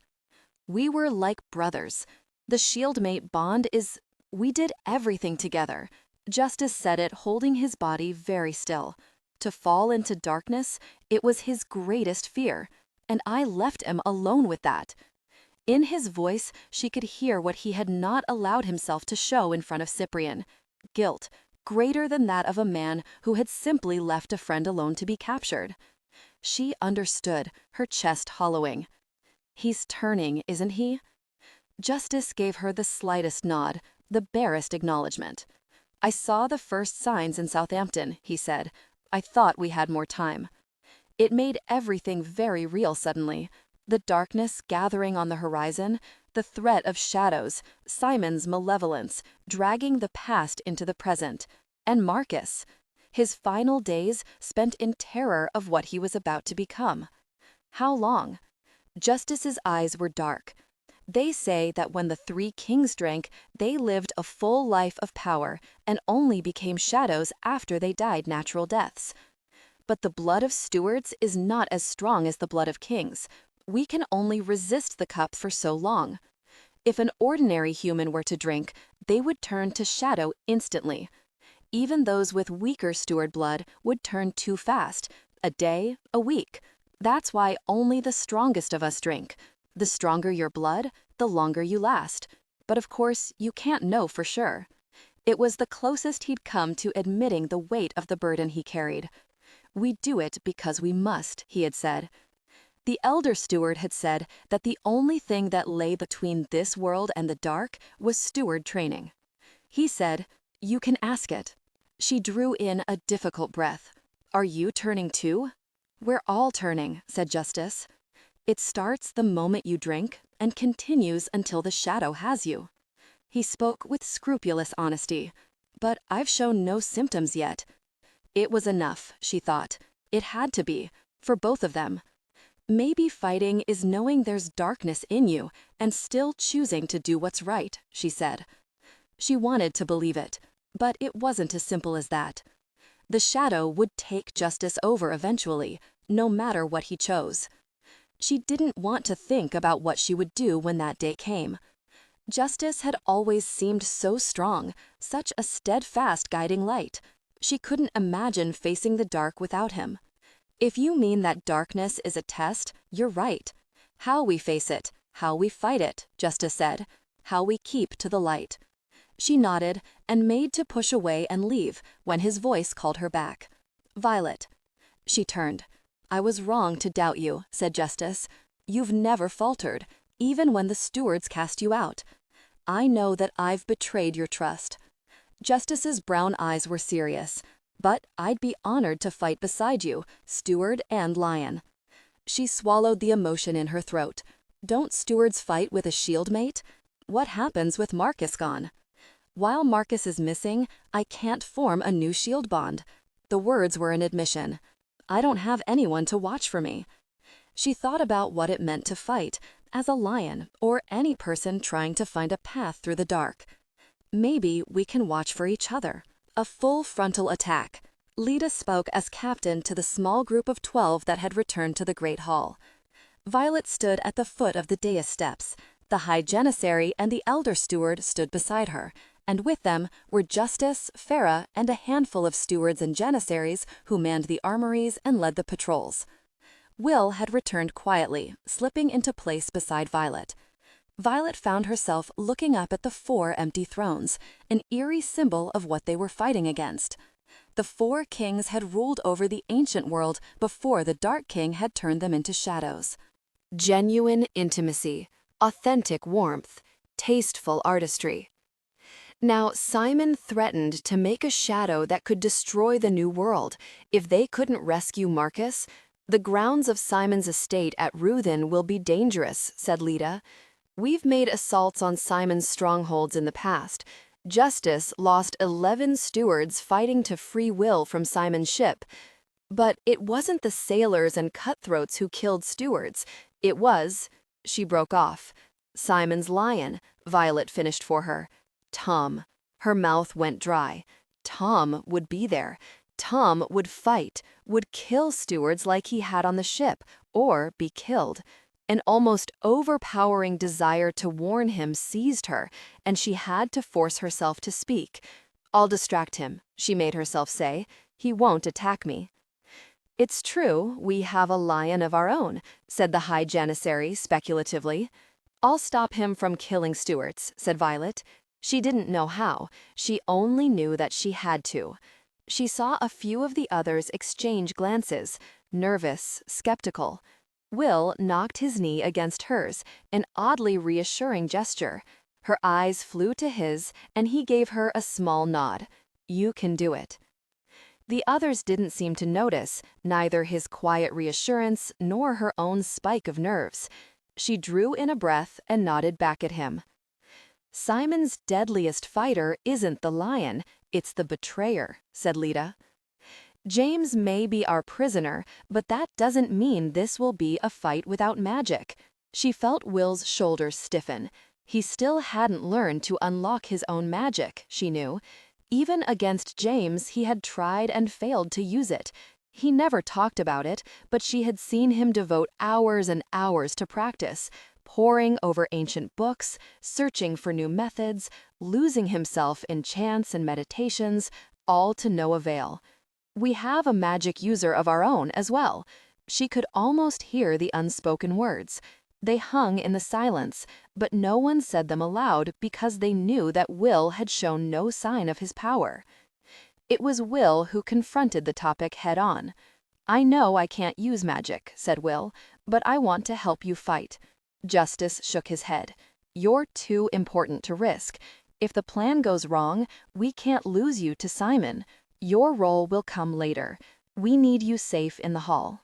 Will flushed but said nothing. What can we expect at Ruthin? Said Janek. Violet looked back at Lita, who had dressed them all in her captain's cloak. The stewards were strong, an unnatural strength granted to them by the cup, but they had no easy way to fight against magic. First, the branded men, said Lita. We do not yet know the extent of the power the brand grants them. There are rumors that a branded man can become Simon's eyes, that Simon can feel what they feel, see what they see. But Tom has a brand, said Violet, and then wanted to bite out her own tongue as the stewards all turned to look at her. Did Simon look out of Tom's eyes, inhabit his body?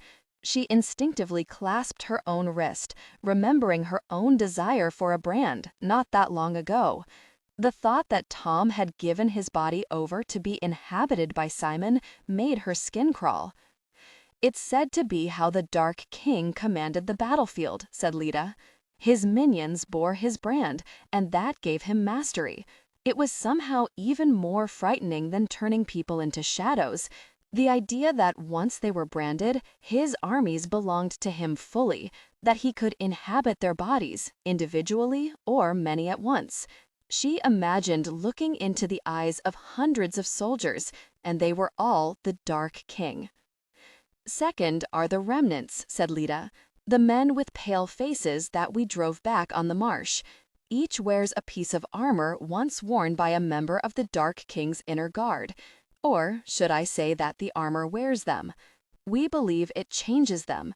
Their fighting style, it is eerily similar to ours, as if the armor knows the ancient skill of its old wearer. We have never faced them in open battle, but on the marsh it took 12 ward stones to drive them back. The 3 blank-eyed men in strange pieces of black armor galloping across the marsh. Violet's stomach churned at the idea of fighting not the men, but the ancient armor itself, still animated on its quest to protect the Dark King. They can be fought, but not easily, said Justice. It takes spears or long-range weapons. You cannot get close. A single touch is deadly. That may be how Simon knew where to dig for the buried armor. Anything it touches withers, never to regrow. Above the ground where it was buried, no tree took root, nor bird would fly. His eyes were serious as he spoke the warning. As you approach the estate and its parklands, beware the dead grass. Beware the dead grass. Violet shivered and kept that in mind. And then there was a silence. Violet looked around at the gathered stewards, all of whom had gone quiet, almost as if there was something they didn't want to face. And the last, Lita broke off. The last, said Violet. Lita didn't answer, as if she found the subject too disturbing. Violet saw Janek and Justice exchange looks. The silence stretched out. In the end, it was the elder steward who spoke. The last is Simon himself, said the elder steward. Simon, said Will. Violet knew Simon as a distant figure, the man her family had worked for over many years. There had always been rumors about him, communicated in hints and sidelong looks, that his rivals met misfortune, that it was dangerous to take him on. When she'd imagined fighting him, she'd imagined fighting the forces of his trade empire, not the man himself. Do not forget who he is. Simon is the Dark King's descendant, the heir to his throne, said the elder steward. Simon may have no magic of his own, but his blood allows him to use the Dark King's objects and weapons, just as we use objects of the light. His weapons, said Violet. The sword you saw on the ship, said the elder steward. Ecthalion, the black flame. The moment she said it, it felt inevitable. That sickening, terrible black fire from the ship, sailors on their knees vomiting up black blood. But how can he use it? He'd die. Everyone would die. Violet could almost taste the river water in her throat. She had never wanted to see that thing again. "There are a lot of legends about the sword," said the elder steward. "It is called the corrupted blade, but it was once the sword of the champion, forged to kill the Dark King. The sword of the champion bestows the power of the champion. Those words are cast into its length. But it was utterly defiled, corrupted by a single drop of the Dark King's blood. Now it shares the destructive instincts of its master." Violet remembered the way it had torn through the hull of the ship and the feeling she had had that it was trying to get out. "Its sheath was forged to hold its power back," said the elder steward, "but when it is drawn, that single drop of the Dark King's blood is more destructive than anything in our world.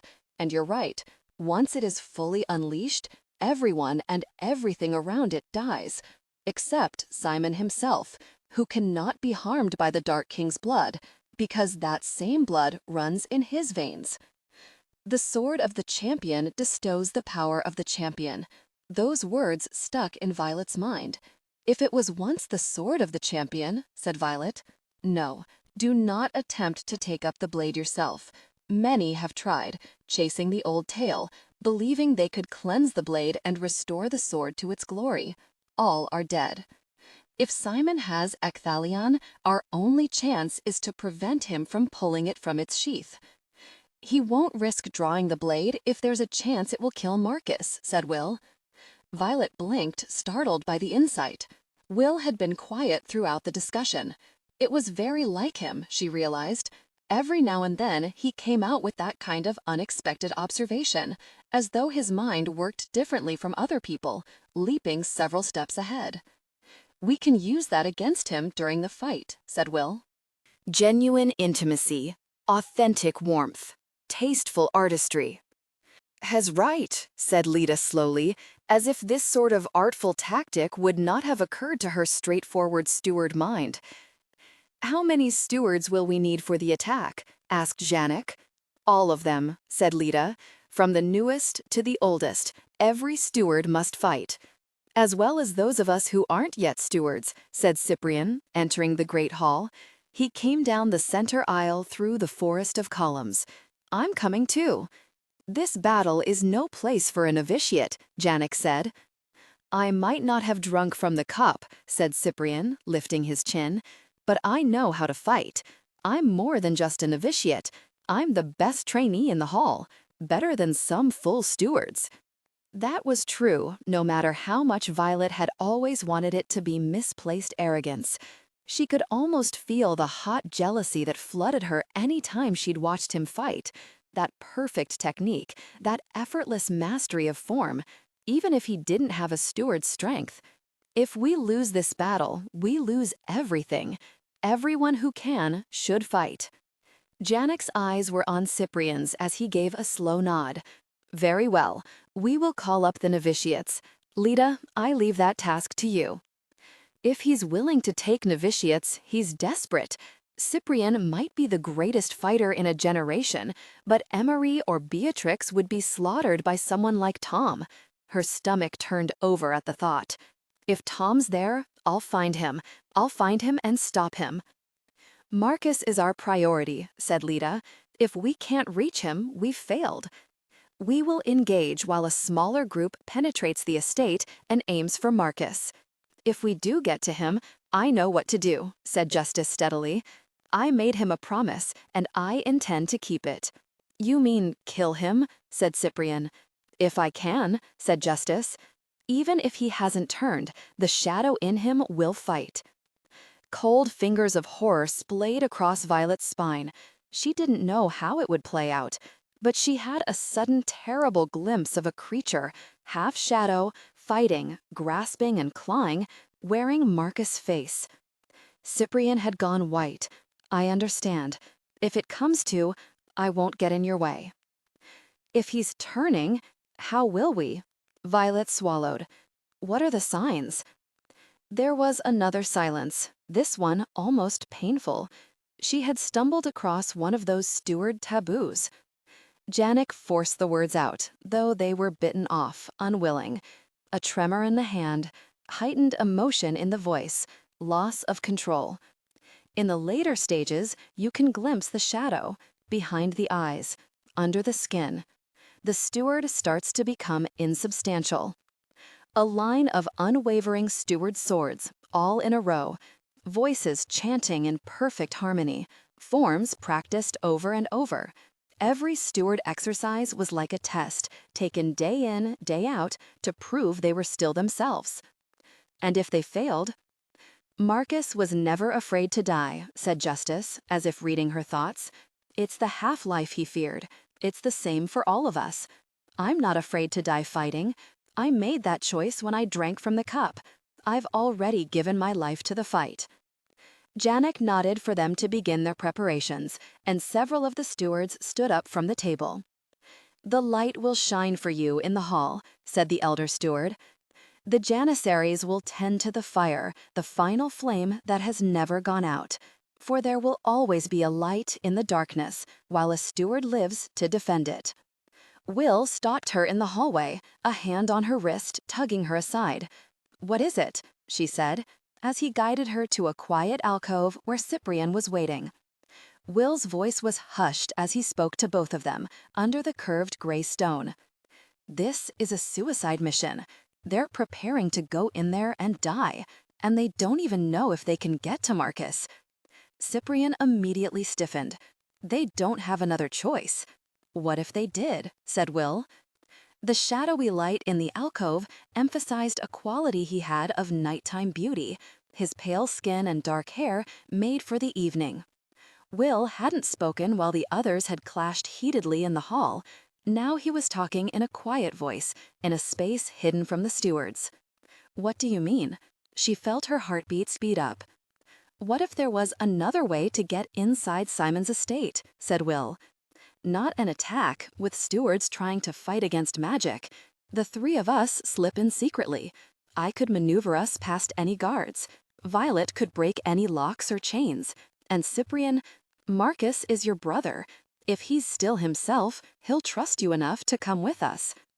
Violet felt the possibility stir in her, a way to avoid the bloodshed, the carnage of a full frontal attack. "And if he's turning?" Cyprian didn't flinch as he said it, his handsome face steady. "You heard them. If he's turning, I'm not strong enough to fight him." "You and Violet are together," said Will. "And you can help him hold on. He'll fight the shadow inside him harder for you. You're his brother." Violet was shaking her head. "There's no secret way in. James said that getting to Marcus would take a full frontal assault. He can't lie under compulsion, can he?" "He can't lie," said Will, "but he doesn't know everything." His face in the dim light was full of delicate planes, all cheekbones and dark eyes. He was still too thin, though he no longer looked underfed, and he was animated by the bright spark of a new idea. "I know someone who can get us inside," said Will. Catherine stepped out into the garden at dusk. She had told Mrs. DuPont that she enjoyed the brisk air, and she told herself that as well. It was proper, she thought, for a young lady to take a constitutional. There was nothing remarkable about it. She drew her shawl around her shoulders against the chill, and so she had found herself out here each night, waiting until the light faded. The garden was comprised of 3 paths, which only a few weeks before had been quite yellow with fallen elm leaves. The bordering flowers in early winter were quiet shrubs of dark green.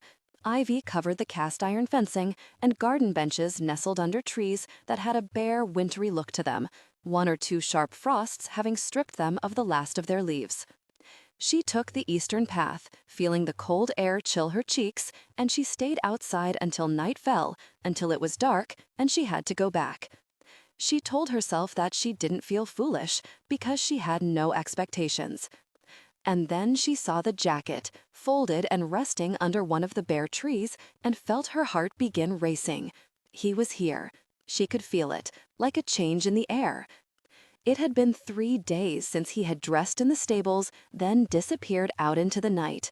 3 long days, marked by her aunt's sharp comments.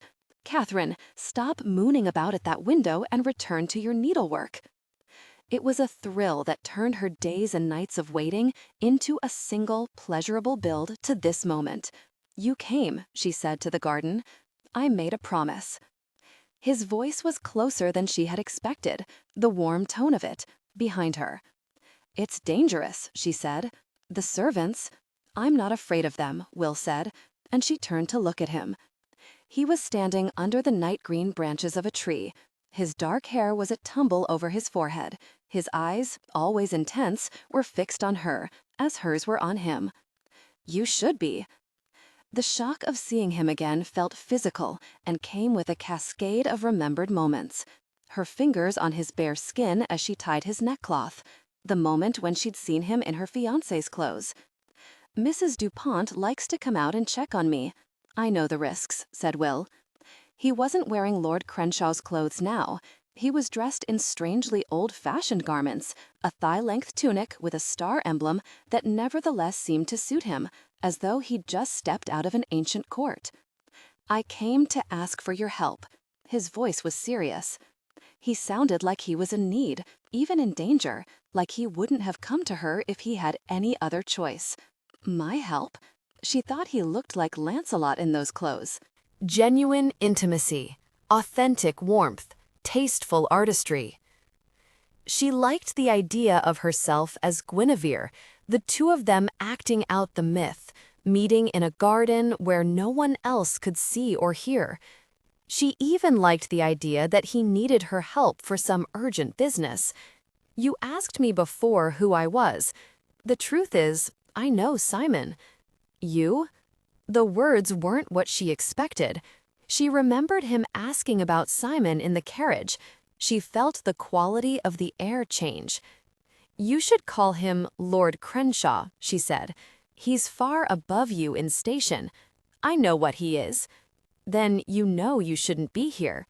But he was. He'd come, as she'd known he would, giving him Lord Crenshaw's jacket because it was something to return. Catherine. Will said her name in a way that made her shiver. It was so intimate, saying her given name like that. She wanted him to say it again. Simon isn't a good man. She told herself it was part of the flirtation, and a part of her even liked it. The idea that he would take her away from her engagement, freedom waiting on the other side. "I suppose Lord Crenshaw, one of the foremost gentlemen in London, is a bad person," she said, "while you, climbing garden walls, are the good one?" "People aren't what they seem," said Will. "I do know him quite well," said Catherine. "You don't know him at all," said Will.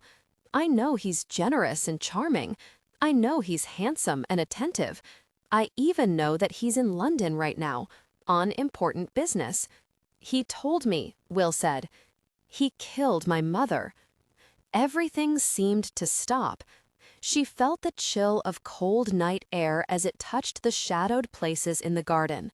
Around her, dark green shapes were moving, rustling softly in the breeze. "What?" "We lived at Bowhill, in the Peak District," said Will. "I was collecting wood when I heard her scream. She tried to fight, but there was so much blood, soaked into the earth. By the time I got to her, it was too late. I came to London to find out who had done it, who had sent those men to kill her. It was Simon." His gaze had always been intense, but his face was pale and serious, and he wasn't saying it as if he was joking. He was saying it as if it was true, as if Lord Crenshaw had given the order to kill someone. "You're lying." She stepped back instinctively. "You're trying to besmirch a good man's name. It's not becoming." She had thought Will was a gentleman, but he wasn't. A gentleman wouldn't say these things. "I'm not lying to you, Catherine. It's why I came. Simon's holding a man hostage at Ruthern, and terrible things could happen if that man's not rescued. You're the only person who could get us onto the estate to help him." "Then you've been lied to," she said, "because Lord Crenshaw would never do that." But she was filled with the vision of it, of Lord Crenshaw giving orders and sending out men to hunt down women. "There are things happening," said Will, "things bigger than both of us, things that if I told you, you wouldn't believe." "I don't believe it." She was breathing quickly. "Lord Crenshaw is a good man, and we're going to be married at St. George's, Hanover Square, and after that, we'll live at Ruthern. It's all been planned out." He was looking at her as though she stood on the other side of a chasm. "Catherine, you hate him." As the ground seemed to shift under her feet, she remembered Lord Crenshaw's lawyer saying, "The boy, you came for him. You never came for me." She flushed, the painful truth behind her realization just slipping out. The boy, Lord Crenshaw's enemy, the boy who sank the ship. It's you. She felt those words deep within her. Mrs. DuPont had abandoned her that day because of a boy. It's you. She had feelings for an enemy. Self-knowledge made her shiver. Because she knew now that she didn't want Lord Crenshaw. She wanted this, danger and mystery, and something on the very edge of her understanding. "I came for you." Will's dark eyes were a tumult. "I came for you. Maybe at first I thought, but the moment I saw you, it was like nothing else mattered." Will said it as if he was trying to hold the words back and couldn't. "I know you feel it too." It was true, as if her life had been a dream and he was the only real thing in it. It was a vital quality he had. Even here in the garden, he made everything fade around him. A dim nighttime haze and the dark, far-off impression of trees. They were going to kiss. She could feel it as something inevitable, a pull that was irresistible. She'd been kissed once, on the back of her gloved hand the day of her engagement to Simon. She hadn't felt like this then. She moved in towards Will. She was the one who moved. His eyes were very dark. "Catherine." He looked like he wanted to turn her away, but there was no way to stop it. A kiss. Around her, light started to shine, as if his touch was conjuring it, racing from him into her veins, a radiance that she could see and touch and feel. And as the feeling reached its climax, the light exploded outward, and the dead winter tree above them burst into bloom. Will jerked back, his eyes wide, and she was staring at him across a spray of white flowers out of season, still half aglow, like fires on distant ramparts, like stars in the dark. It was magic, impossible, the tree above them glowing with light that only made him look more strange, a fey creature. He did this. I felt it. What's happening? She was staring at the tree above them, its branches spilling over with new blossoms, a riot of white flowers impossible in the early winter. How could it be? How could there be light and flowers? What is that? "It's a hawthorn tree," said Will, in a strange, raw voice. He was staring at the tree, his shock transforming into something else as he looked back at her. She realized that he was afraid of what he'd revealed, of what she'd seen him do. He lit the tree and made it flower. Above them, the hawthorn tree was bright with blossoms, each one still flickering with light. She saw the light play on his face, on his clothing. "How did you do it?" she said, staring at him across the white flowers. He wasn't answering her.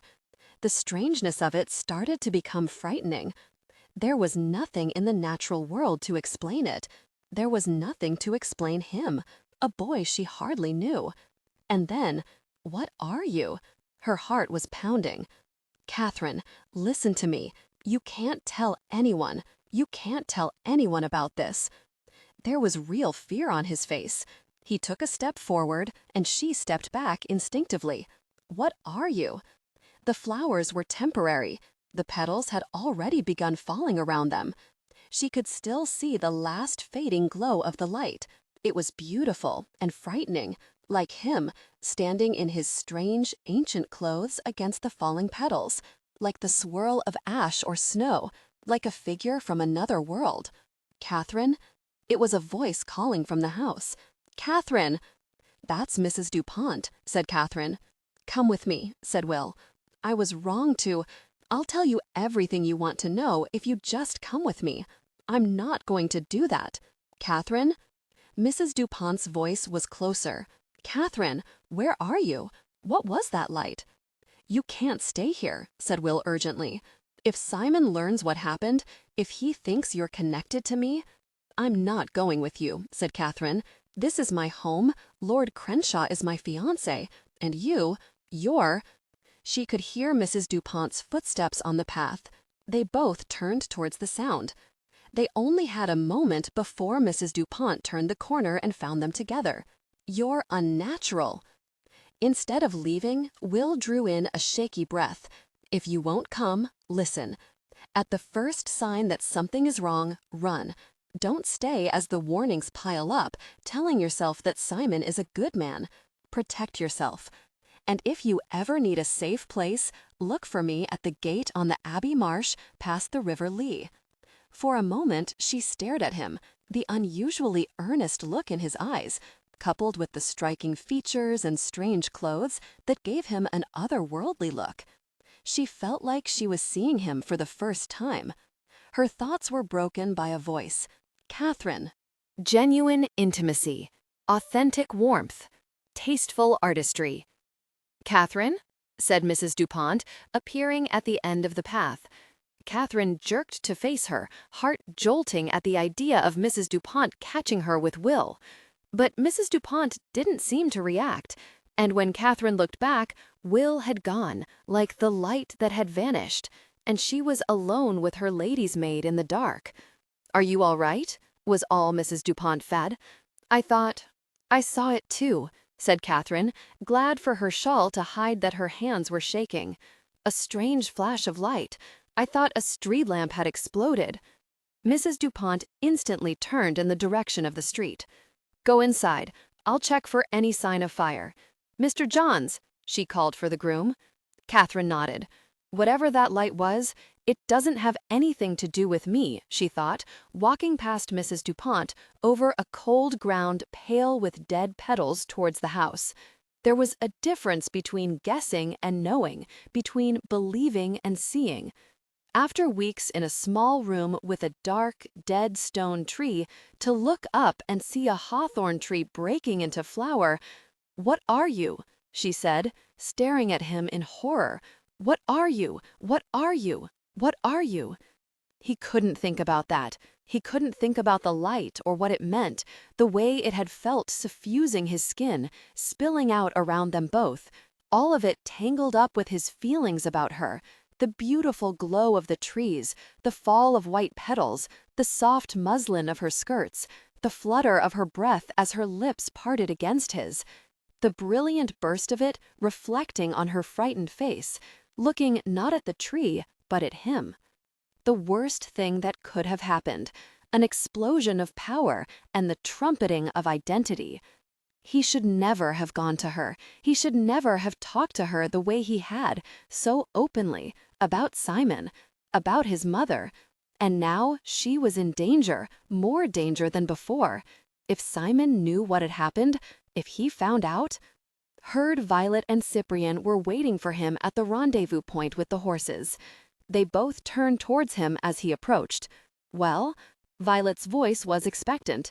They were waiting for him to tell them his plan, the chance he had promised them to get into Ruthin, a way to rescue Marcus that avoided a slaughter. "I couldn't get it done." He kept his voice steady. "I'm sorry. I thought I had another way for us to get into Ruthin. I don't."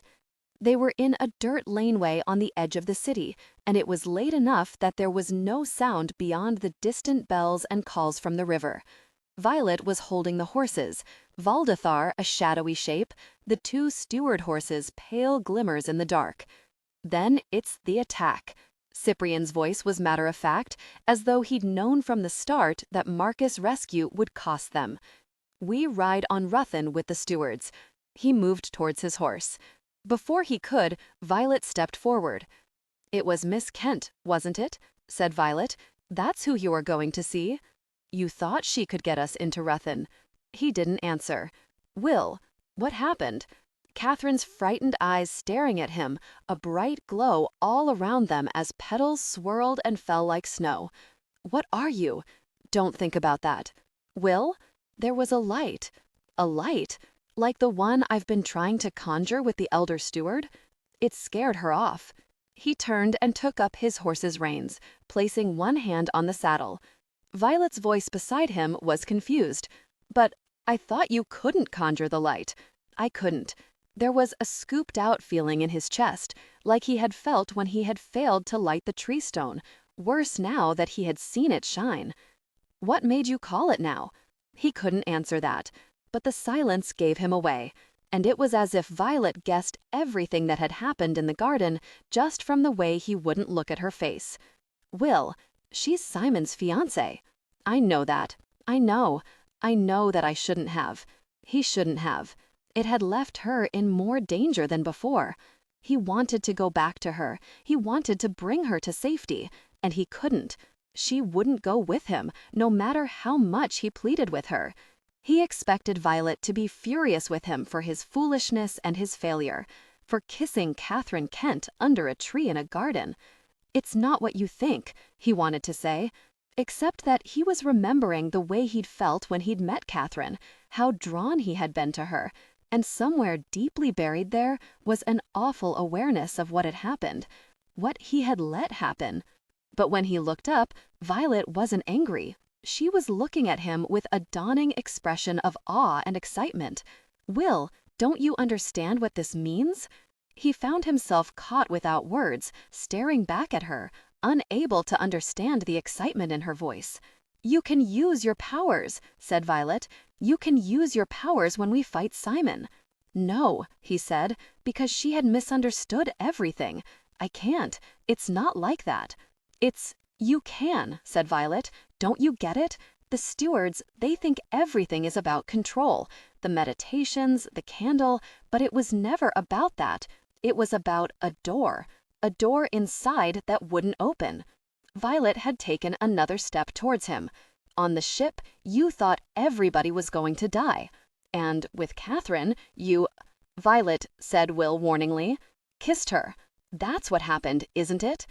He couldn't bear to tell it as it was. He just stared back at her and felt the truth slice at him.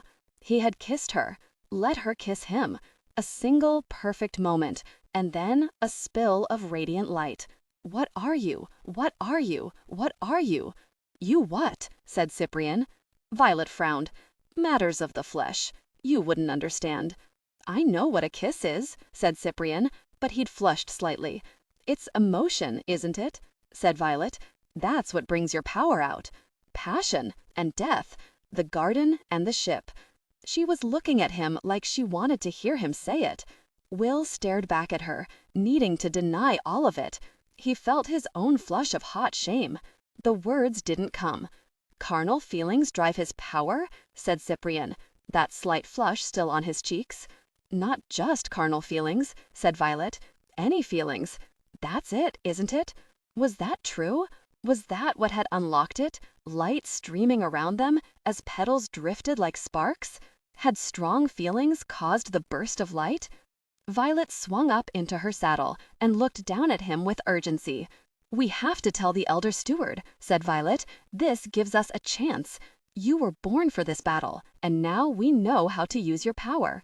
The lady, a lion, and the stewards, said Cyprian, nodding. Now it's a real fight. They made good time, a hard canter over the marshes. Valdethar shook his neck, eager to run. Beside him flowed the two graceful steward horses. Cyprian knew the paths that avoided the treacherous, boggy water, and they raced through the cold night air together. Soon the broken arch came into view. Will found himself leaning forward in the saddle, wanting the fight that was coming, not only to help Marcus, but to deal Simon a blow from which he would never recover. Cyprian also seemed re-energized, his long hair streaming out behind him as they rode. He was clearly eager to see his brother. With Will able to manifest his power, Simon was a less formidable figure, he said. Simon's not at Ruthin, said Will, remembering what Catherine had told him. He's in London, on business, she had said. That gives us a window to attack. We'll still be facing his minions, but Simon won't be there to use the corrupted blade. That was an advantage, and Cyprian seized on it. Without a leader, his men will be easier to fight. They slowed their horses to a walk as they approached the gate. Will saw a figure in a red tunic. It was Lita, standing with her back leaned against the arch. "Lita, we're back with news," called Cyprian. There was a silence as the sky beetled overhead and a bird call echoed over the marsh. "I'll stable the horses," Cyprian said. "You go straight to the elder steward and tell her what you've learned." Genuine intimacy, authentic warmth, tasteful artistry. And then he called to Lita. "We're coming through the gate." The silence went on, continuing a second too long, past the time that Lita would have hailed them. She was standing still at her post, the wind fluttering aimlessly in her hair. "Cyprian," said Will. He could see her, the hand that did not wave, the vast silence of the surrounding marshes in which there was no movement at all but the insects and the birds. Valdethar tossed his head, and the chink of his bridle was too loud. Will was staring at Lita's tunic. His skin prickled. "Look at her clothes." Cyprian turned with a quizzical expression that changed as he looked at Lita. It was like a picture coming into focus. The way she was leaning, the oddly angled line of her neck, her open mouth, and her tunic, wet and red. Will's whole body came alive with danger. Cyprian was swinging down off his horse, running towards her through the mud. Will saw a marsh insect crawl across the corner of Lita's right eye, barely disturbed when Cyprian took hold of her shoulders. "Lita?" Cyprian's face was full of disbelief. His hands, which had grasped her clothes, came away red. "Lita? No." Will looked at the marsh around them, his blood thundering in his veins. There was no sign of an attacker, just the empty landscape of water and grass.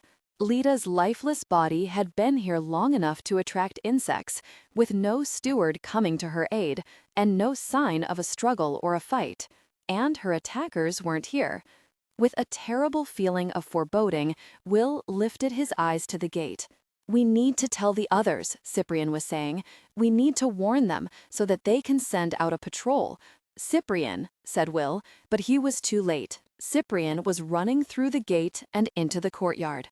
"Stop him," he said to Violet, but the sickly blank look on her face said that she didn't understand. "Stop him."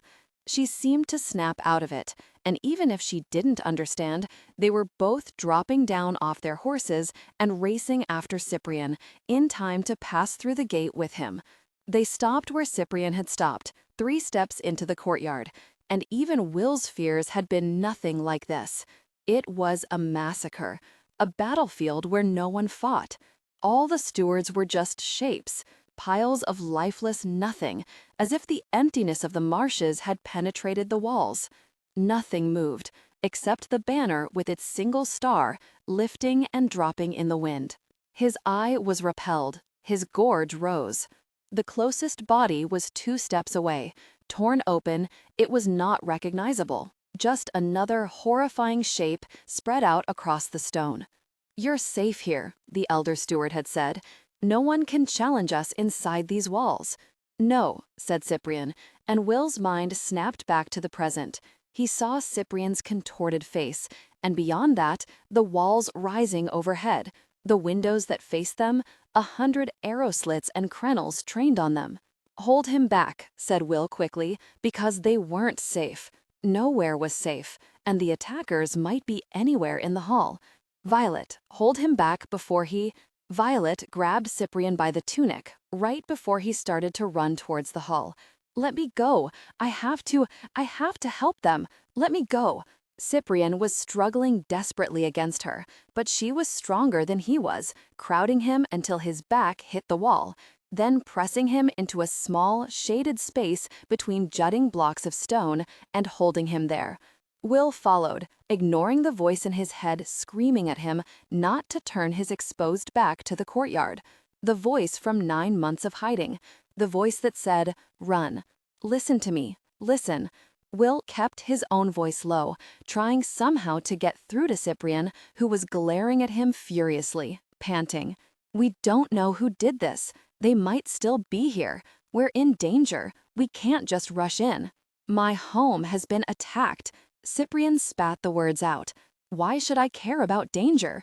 Because you might be the only steward left, said Will, and he saw Cyprian go white.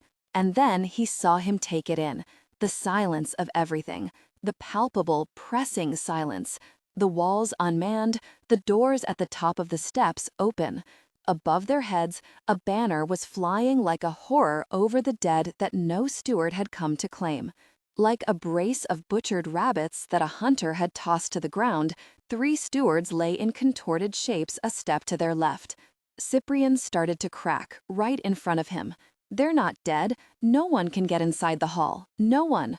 Will took him by the shoulders. Steward, hold to your training. Cyprian's eyes, meeting his, were blank, as if Cyprian himself was barely there. Months with the elder steward doing meditations had never helped him. But now Will spoke her words to someone else. Breathe. Center your mind. And then, again, Cyprian took one breath, then another. He had always been the perfect novitiate, more dedicated and more disciplined than anyone else. Now he called on that steward training, and Will watched him physically reassert control over himself. Now look at me, said Will, and Cyprian's eyes opened, circles of green. They were still a little blank around the edges, but he was Cyprian again. If there are survivors, we'll find them, said Will. But to do that, we need to keep ourselves alive. Can you do that? Cyprian nodded. I will not fail my order, Cyprian said, the words raw but steady. My training will hold. Slowly, Will released his grip. Then he turned and looked. The last time a slaughter had taken his home from him, he'd been the one stupid with emotion, stumbling through it, making mistakes that had gotten others killed. Now he knew. Don't grieve, move. One foot after another. That's how you survive. Beside him, he heard Violet say, "It's like an army came through here." Lita was one of the strongest stewards in the hall. Cyprian's voice was strained but steady, still threaded through with disbelief. Underneath both their words lay the same terrible question. What could kill this many stewards? Will's eyes were on the bodies, their eyes staring open and towards the gate. They didn't sound the alarm, said Will. They didn't even have time to draw their swords. It had been the same outside. Lita had died at the gate and given no alert to the people inside the walls. Whatever had happened here had taken a hall full of stewards by surprise. These attabbers were fast and strong, Will said, his eyes lifting grimly to open doors, like a dark, yawning cave. They came in from the gate, then moved inside. That's where we're going. Stay behind me, stay quiet, and stay out of sight. Inside, the bodies took on an anonymized sameness, though certain images stuck. A steward impaled on a wall sconce, a severed hand near a shard of pottery, a smear of blood across a white column. Will led, as though by seeing everything first, he could somehow protect the others from it. Cyprian followed, his expression determinedly blank as he stepped over the bodies of those he knew. Violet brought up the rear. Around them, the hallways were silent. No voices, no chants, no bells. That was the eeriest part, along with the lack of light. Here and there, torches still flamed, but many had been knocked over or had burned out, so that the corridors were dark with only flickering patches of light. Once, they saw a torch overturned onto a floor covering, a fire burning across the ground and partway up the wall. Violet moved quickly to put it out. Deeper inside, they saw the first signs of real fighting. Here, the stewards had died with swords, standing in basic formations, all facing a single direction. No one had tried to break or run.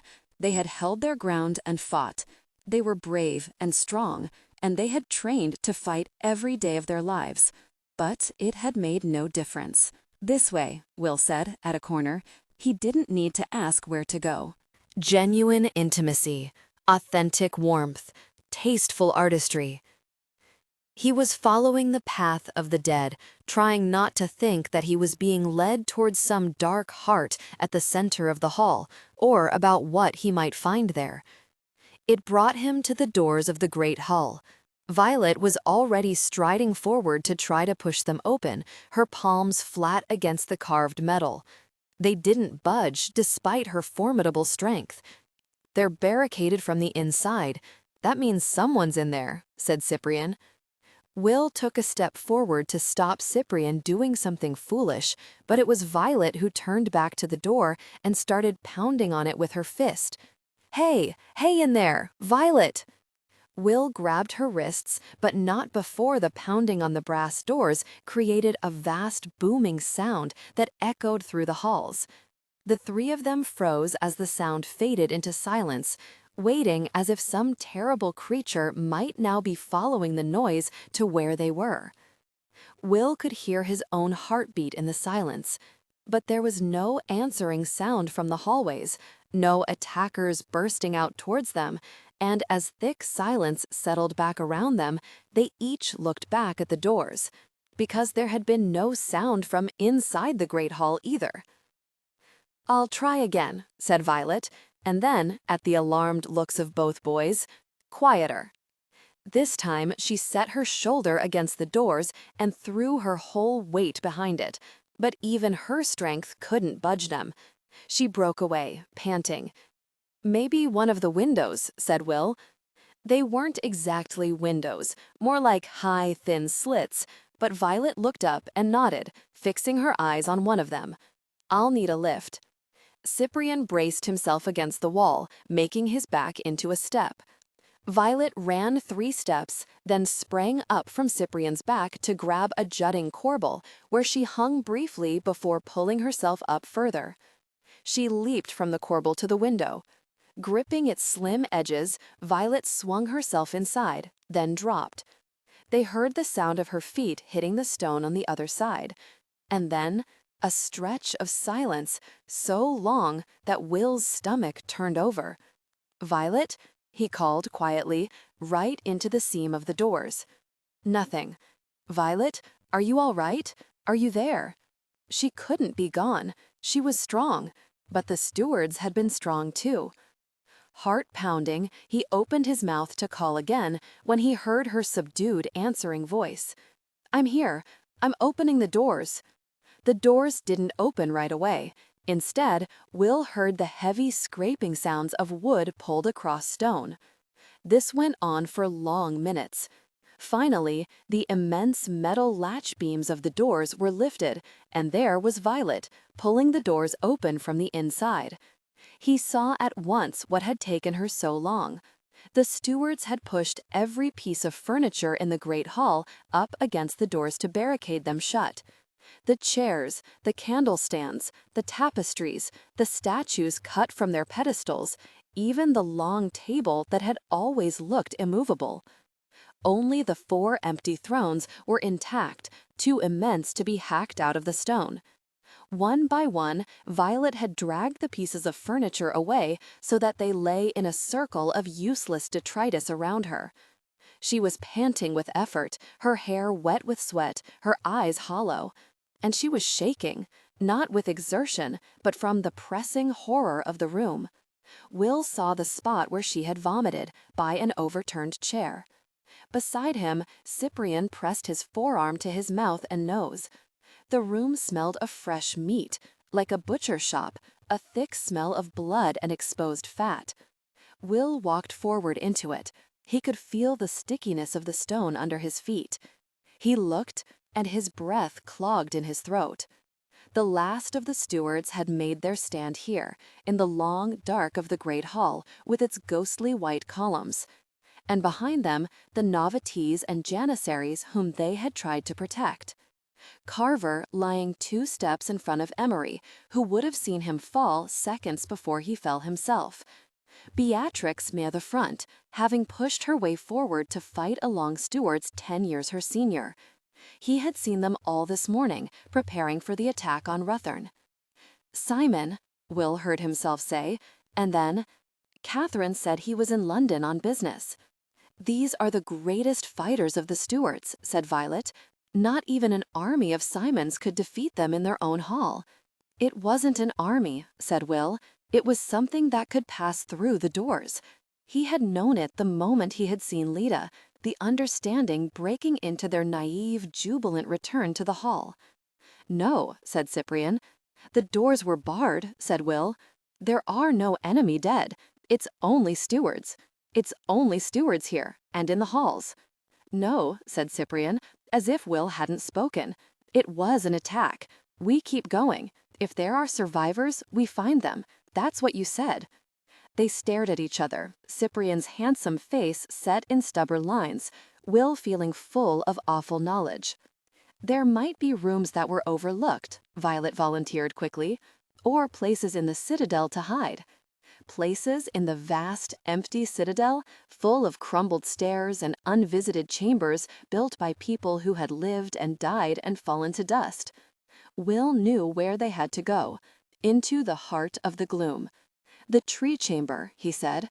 "The elder steward once told me that it was the final retreat in ancient times when the forces of the dark attacked the hall." "Then we go," Violet said. Will took up a guttering torch from one of the wall sconces. He knew it was dangerous to draw attention, but it was that or grope blindly in the dark. Once they left the great hall, there were fewer bodies, but the feeling that they were approaching something terrible was stronger. The flames from the torch were too loud, a sound like flapping linen. He had come this way every day to train with the elder steward. But the macabre, flickering dark turned the corridors unfamiliar. He moved forward slowly, staying as quietly as he knew how. He looked at the few bodies they passed for the gruesome purpose of seeing how fresh they were. The closer they got, the fresher the kills. He had thought he was prepared for anything, but when he reached the room leading to the tree chamber, he stopped, his stomach turning. It was not like the scenes they'd seen elsewhere in the hall, where stewards had been killed so quickly they'd barely drawn their swords. This was the last stand of a champion. The room had been destroyed, a devastation that Will could not take in all at once. Rubble, cracked walls, smashed flooring. A force so terrible it could raise parts of the citadel had fought here against a single opponent determined to hold it back. Justice had been the greatest fighter in the hall, and his attacker had torn the room apart, shredding tapestries, splintering furniture, even shattering stone in an attempt to get at him. From the sheer extent of the destruction, Justice had lasted against his attacker for some time. His eyes were sightless, fixed on some distant nightmare. His hand was still on his sword. Will remembered the moment he had woken up to Justice's reassuring presence in the White Hart. Justice had always seemed to know what was right. A lodestar, someone who would guide you through the night. Violet was on her knees beside him. She was saying his name as if she could speak with him. She was pressing her hands to his body as if to stop blood that had stopped flowing or find some warmth where there was only cold. Will found himself looking up inexorably at the doors to the tree chamber. Justice would have known better than anyone that he couldn't win, and he had fought anyway. Delaying the enemy, delaying him as long as he could. Will didn't need Violet's strength to force the doors. They were already open. He walked inside alone. The tree stone was dark, its dead, brittle branches a testament to Will's failures. No glowing light here, no sweet smell of hawthorn or soft fall of white flowers. Just a dead thing that had once been alive. Genuine intimacy, authentic warmth, tasteful artistry.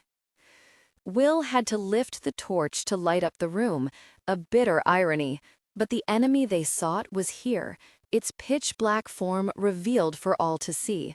It was dead, like the tree, but it had not left behind a body, just an imprint, burned into the wall. Looking at it was like looking into the blackest pit from which no light could escape. Darkly unnatural, it loomed over the chamber, taller than any man, monstrous and distorted. It was all that was left of the creature that had destroyed the hall. Marcus. Behind him, he heard Cyprian make an awful sound. Will stumbled slightly as Cyprian pushed past him. Cyprian stared up at the burned outline, and then he put his hands on it as if by touching it he could somehow touch his brother. His fingers curled and he slid downward, kneeling, his head dropped in utter despair. For a single disturbing moment, he and his brother seemed like one, a steward, and his shadow cast upon the wall. Will turned back to the door, and a second wave of horror passed over him as, lifting the torch, he saw the words carved above the doors centuries ago by those who had waited scared in the dark. "He is coming." The elder steward fought it off, said a voice, and Will whirled. A figure was stepping out of the shadows.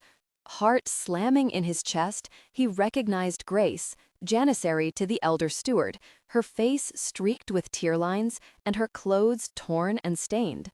Behind her, a second janissary, Sarah, her expression haggard.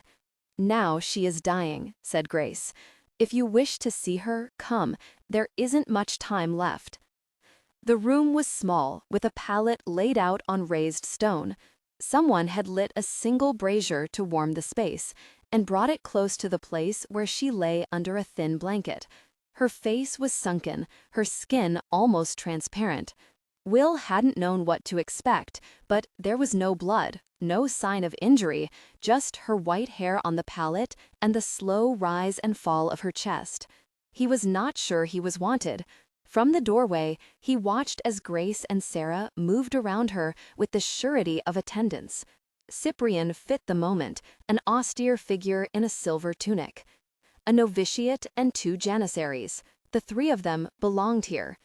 Will felt like an interloper, even as his chest clenched at the sight of the elder steward.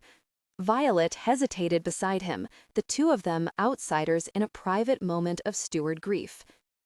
"The end is close," Grace said quietly. The fight took all she had. He could see the difficulty that she had in breathing. The act seemed to be a pure effort of will. At Grace's words, she stirred and said, "Will?"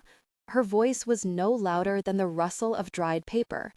"I'm here," said Will, and in 2 strides knelt at her side.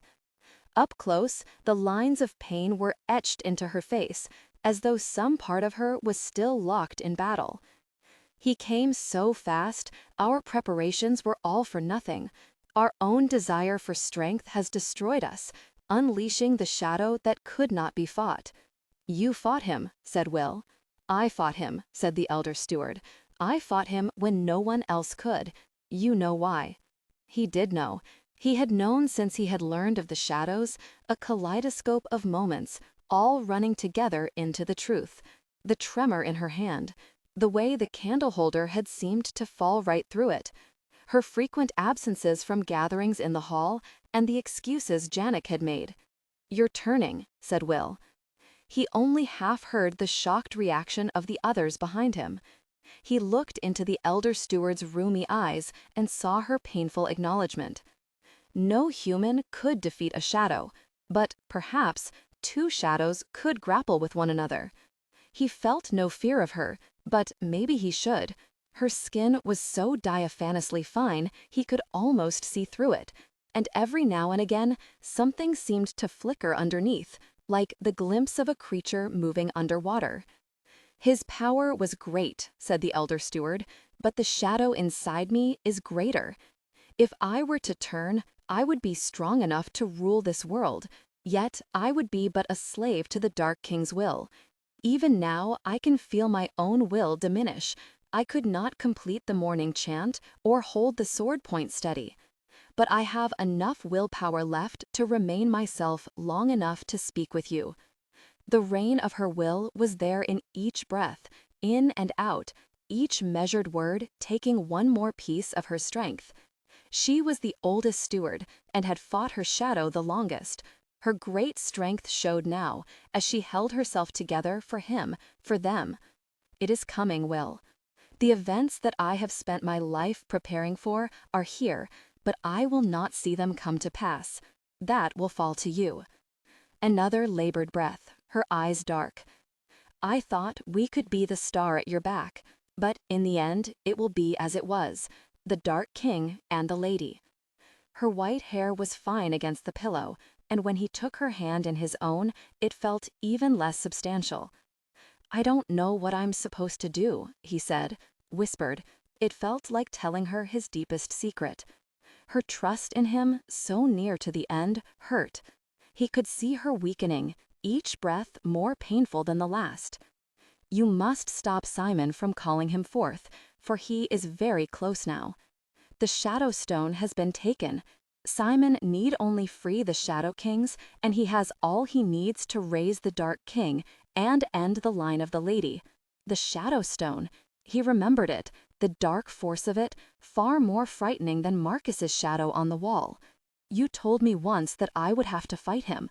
He remembered her words at the tree stone. The stewards are here to stop Simon. At all costs, we will fight to prevent the Dark King's return. But if we fail, you must be ready. I told you that there was more than one way to fight. The power to stop the dark lies within you, Will. If I didn't believe that, I would not have brought you into this hall. I hope you will remember that when you make your choice. I hope you remember me. Her hand briefly squeezed his. Violet, she said. Will saw Violet lift her head, startled. Will beckoned her forward, stepping back to let her take his place at the elder steward's side. He released a shaky breath as he did so, even as the elder steward turned her eyes to Violet. You are the strongest fighter the light has left. You have it in you to become a true lion, as the lions of old, for you have lion blood on both sides, from your father and your mother. My mother? Violet's hollowed eyes were dark. Did you think your power came only from your father? You fear your lion fate, yet the time will come when you must take up the shield of Rassilon. Do not be afraid. In your blood run the brave lions of England and the bright lions of India. You are stronger than your brother. Violet nodded, looking pale. Then, as she stepped back, the elder steward said the final name, Cyprian. And it was Cyprian's turn to come forward, and he did, kneeling and bowing his head. He was the picture of the novitiate obedient before his elder. The light from the brazier seemed oddly bright. You are the last of the stewards, the only one left to remember.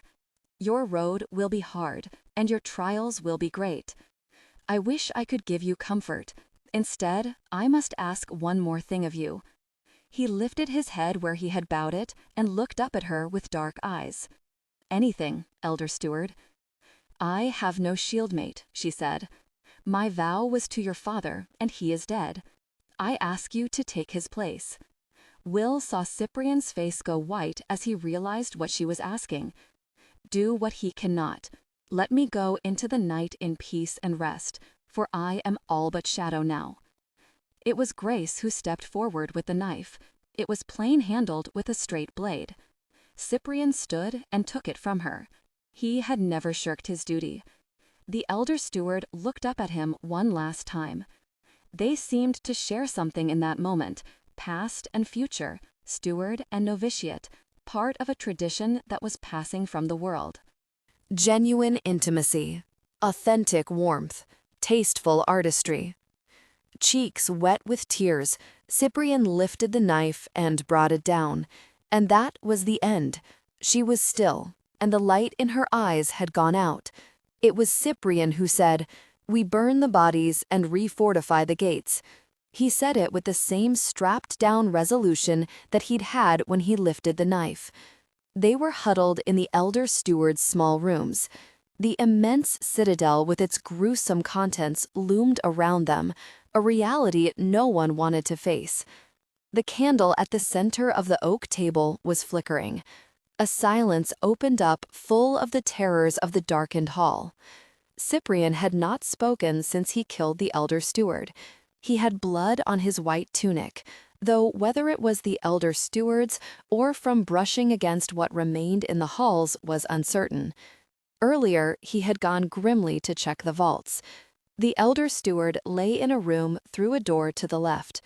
Grace and Sarah had covered her in a shroud, folding the sides of a white linen sheet over her, preparing her to go to her rest. "We can't burn them," Sarah said in a dull voice. "There are too many bodies." Her hands were covered in white and red semicircles where her nails had pressed into her skin. "We ought to at least count them," said Violet. "If we count the dead, maybe someone survived. Maybe they were outside the hall when the attack happened. "That was you," said Sarah, and her words shut everyone up again. Will looked at each of their faces. Horrific practicalities awaited them. Burn the bodies? How would they even gather them? Many of them were people they knew. Yet what was the alternative? Close up the hall like a tomb and leave it to the rotting dead? Let the walls fall to silence and ruin? Let the marsh creep in? Let the passage of time take this last piece of the ancient world? No one wanted to be the one to give up on the hall, to end centuries of tradition, to admit that the steward's long watch was at its end. Alongside practicality was fear. Will thought of the creature that had seemed to flicker under the elder steward's skin, and he understood why the stewards burned their dead. He drew in a breath. "Cyprian's right," said Will. "It's almost dawn. If we work hard, we can be done by nightfall. 1 day's work. They deserved that much. We use that time to decide what to do. If Simon has the Shadow Stone, there isn't anything we can do." He didn't give voice to the cold reality that faced them. If a single shadow could do all this, then what chance do we have against the Shadow Kings? Looking at the devastation of the hall, it was hard to believe that Simon now held a greater force in his hands. But Marcus was as nothing to the terrible power of the Shadow Kings. With sudden fierceness, he missed the elder steward. She had always been there to guide him. She would know what to do. He missed her wisdom and her strength, her kindness, her caring. He missed her trust in him when he didn't trust himself and hadn't since the night his mother had died. "Promise." "The vault is empty," said Cyprian. "It was cleaned out. Simon's men, following after Marcus." His voice was thick with the desecration of outsiders ransacking the hall. Simon's men, branded men, thought Will. Marcus must have let them through the wards. The thought that they couldn't return was no comfort. The violation had been done. The Shadow Stone, the horn of truth, sacred relics of the order, kept from harm for centuries. All of it's gone. "Not all of it," said Grace. There was a pause. Will could see Grace and Sarah communicating something wordlessly. After a moment, Sarah nodded, once, though her hands were taut in her lap. "We did manage to save one thing," said Grace, and she drew a shapeless bundle from her tunic, a lumpen object wrapped in soft white cloth. A single artifact rescued from the wreckage. Will's pulse sped up. Was it something they could use? A weapon that could help them fight? Grace began to unwrap the bundle, and as she drew back each corner of the cloth, Will felt all the breath leave him. Gleaming like a dark jewel, it was the cup of the stewards. It rose from a flared stem to a curved drinking cup the shape of an upturned bell. The color of polished onyx, it was ornately carved with 4 crowns. The inscription curling around the base like coiling flame read, "Callax Regor, the Cup of Kings." "Drink," it seemed to say, offering the bargain that had enticed the stewards. "Drink, and I'll give you power." There was a sudden scraping sound as Cyprian pushed his chair back from the table. He was standing in front of Grace, towering over her. Reacting directly to the cup's call, Cyprian's face twisted. In the next second, he slapped it out of Grace's hands, and it hit the floor with a heavy clang, rolling over the stones into the corner, where it rocked for a moment before it lay still. Will couldn't help his eyes following it. It was the same for the others, all of them staring at it, unable to look away. Cyprian stalked to the doorway without a backward look. Will followed him out. He half expected to have to chase him, but then again, there was nowhere to go. Cyprian had stopped in a small courtyard with an empty fountain and a distant view of the wall. Will saw the tense line of his back where he stood on the far side of the fountain, the stained white of his tunic, the long fall of his hair. "I'm sorry." "You didn't do this," said Cyprian. "You don't carry the blame." The words were a knife in Will's gut. He tried to think of what he could say. What he wanted to hear at Bowhill, stumbling through the mud, trying to survive. He said, "You're not alone." But it wasn't true, not really. Cyprian was alone, in his grief, in his pain. The last of his kind, he carried a history inside him that was shared with no one else. That was what Simon had done. He had whittled them down until each of them was alone. He had carved them away from connection and from family. "I don't want to kill anyone," Will had said, but the people he cared about always died. Simon kept killing, and he could stop it. He was the one who could stop it. If he didn't, Simon would take and take and take until there was nothing in the world that wasn't his to command or dead. He took a step forward. He wanted to tell Cyprian that he would fight for him, fight for this hall where for a moment he had felt safe. "You're not alone, Cyprian." A tremor in Cyprian's flesh that he immediately stilled. Steward training, thought Will. Hold the blade tip steady, though your arms were aching. "I should have been with them," said Cyprian. "I should have died with them." Will could almost hear the ringing words. "I shouldn't be the last," he said. "Not me." His body was steady, but his voice was raw, like he didn't know what to do. He had spent his life striving to achieve steward perfection, to follow the rules, to excel in his training, to be immaculate in his discipline, and now all of that was gone. What was a steward without rules, without traditions, without his order? "You heard the elder steward," said Will. "It's never truly dark while there's a star." Cyprian turned to face Will, and with his long hair and old-fashioned clothes, he suited this place so well, like one of its ancient and beautiful fittings. His eyes were wide, Will's words seeming to strike something deep within him. Then his expression shuddered. "Look up," he said, bitterly. Will followed his gaze to the battlements. He tried to understand, but saw only the empty jut of the outer wall. "Let him go," said Grace, arriving behind him, just as Cyprian turned and stalked away. He was born in the hall. It was his whole world. Her eyes were on the walls, too. "What did he mean, look up?" Will said. "The final flame," said Grace. "It burned since the founding of the hall, a symbol of hope for the stewards." Grace gave a strange, sad smile. Will remembered looking out of his window at the flame on his first night in the hall, its warm light a reassurance, a sign of safety.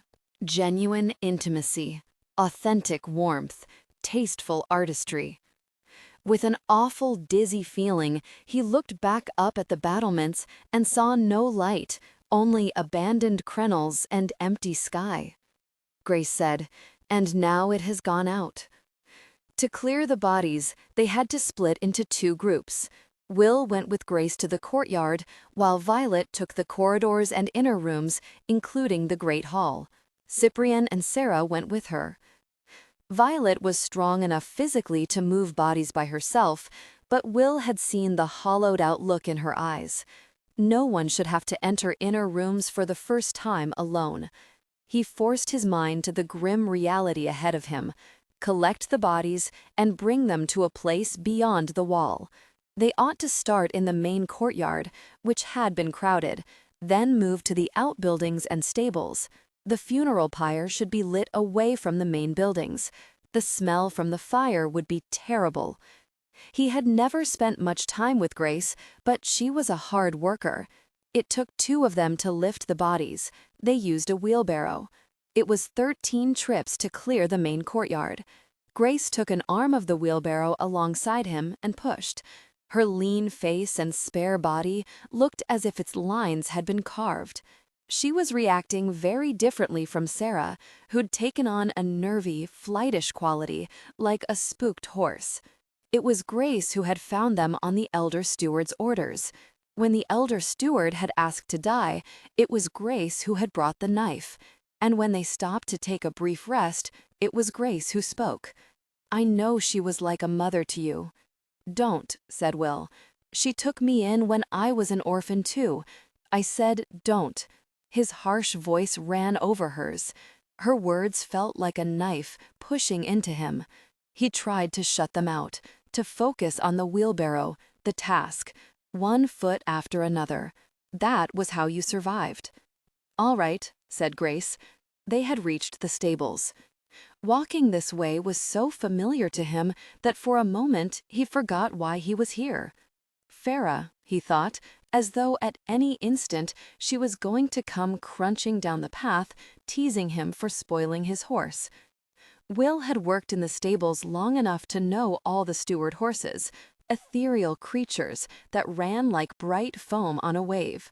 Justice's horse was a silver mare with a high tail. Will had fed her an apple once when Valdathar wasn't looking. It had felt illicit. She had woofled it up and raced off to join the others, while they kicked up their heels and ran for the joy of it, wheeling this way and that, graceful as the flitting turns of a school of fish. It took him a moment to understand what he was seeing. Silver and pearl, with soft velvet muzzles and slender legs, they lay across the muddy field like clumps of snow lingering after a melt. Their tails, like long silky banners, flowed out across the earth. They would not gallop now with the wind at their back, tails high and manes flying.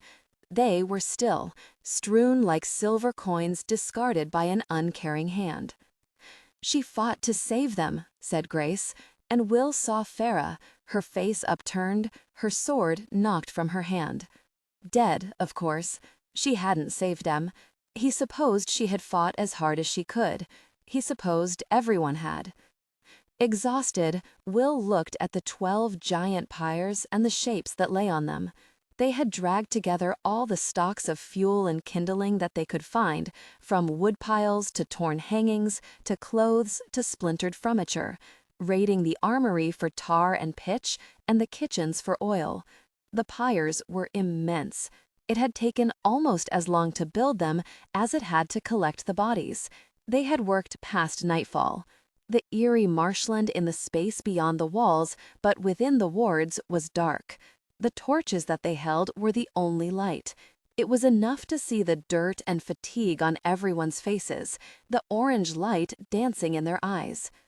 Will didn't know the steward funeral traditions, but he imagined it was a ceremony, a phalanx of stewards in white bearing the body to its flame, the high janissary speaking the ritual phrases, while the hall looked on in regimented formation.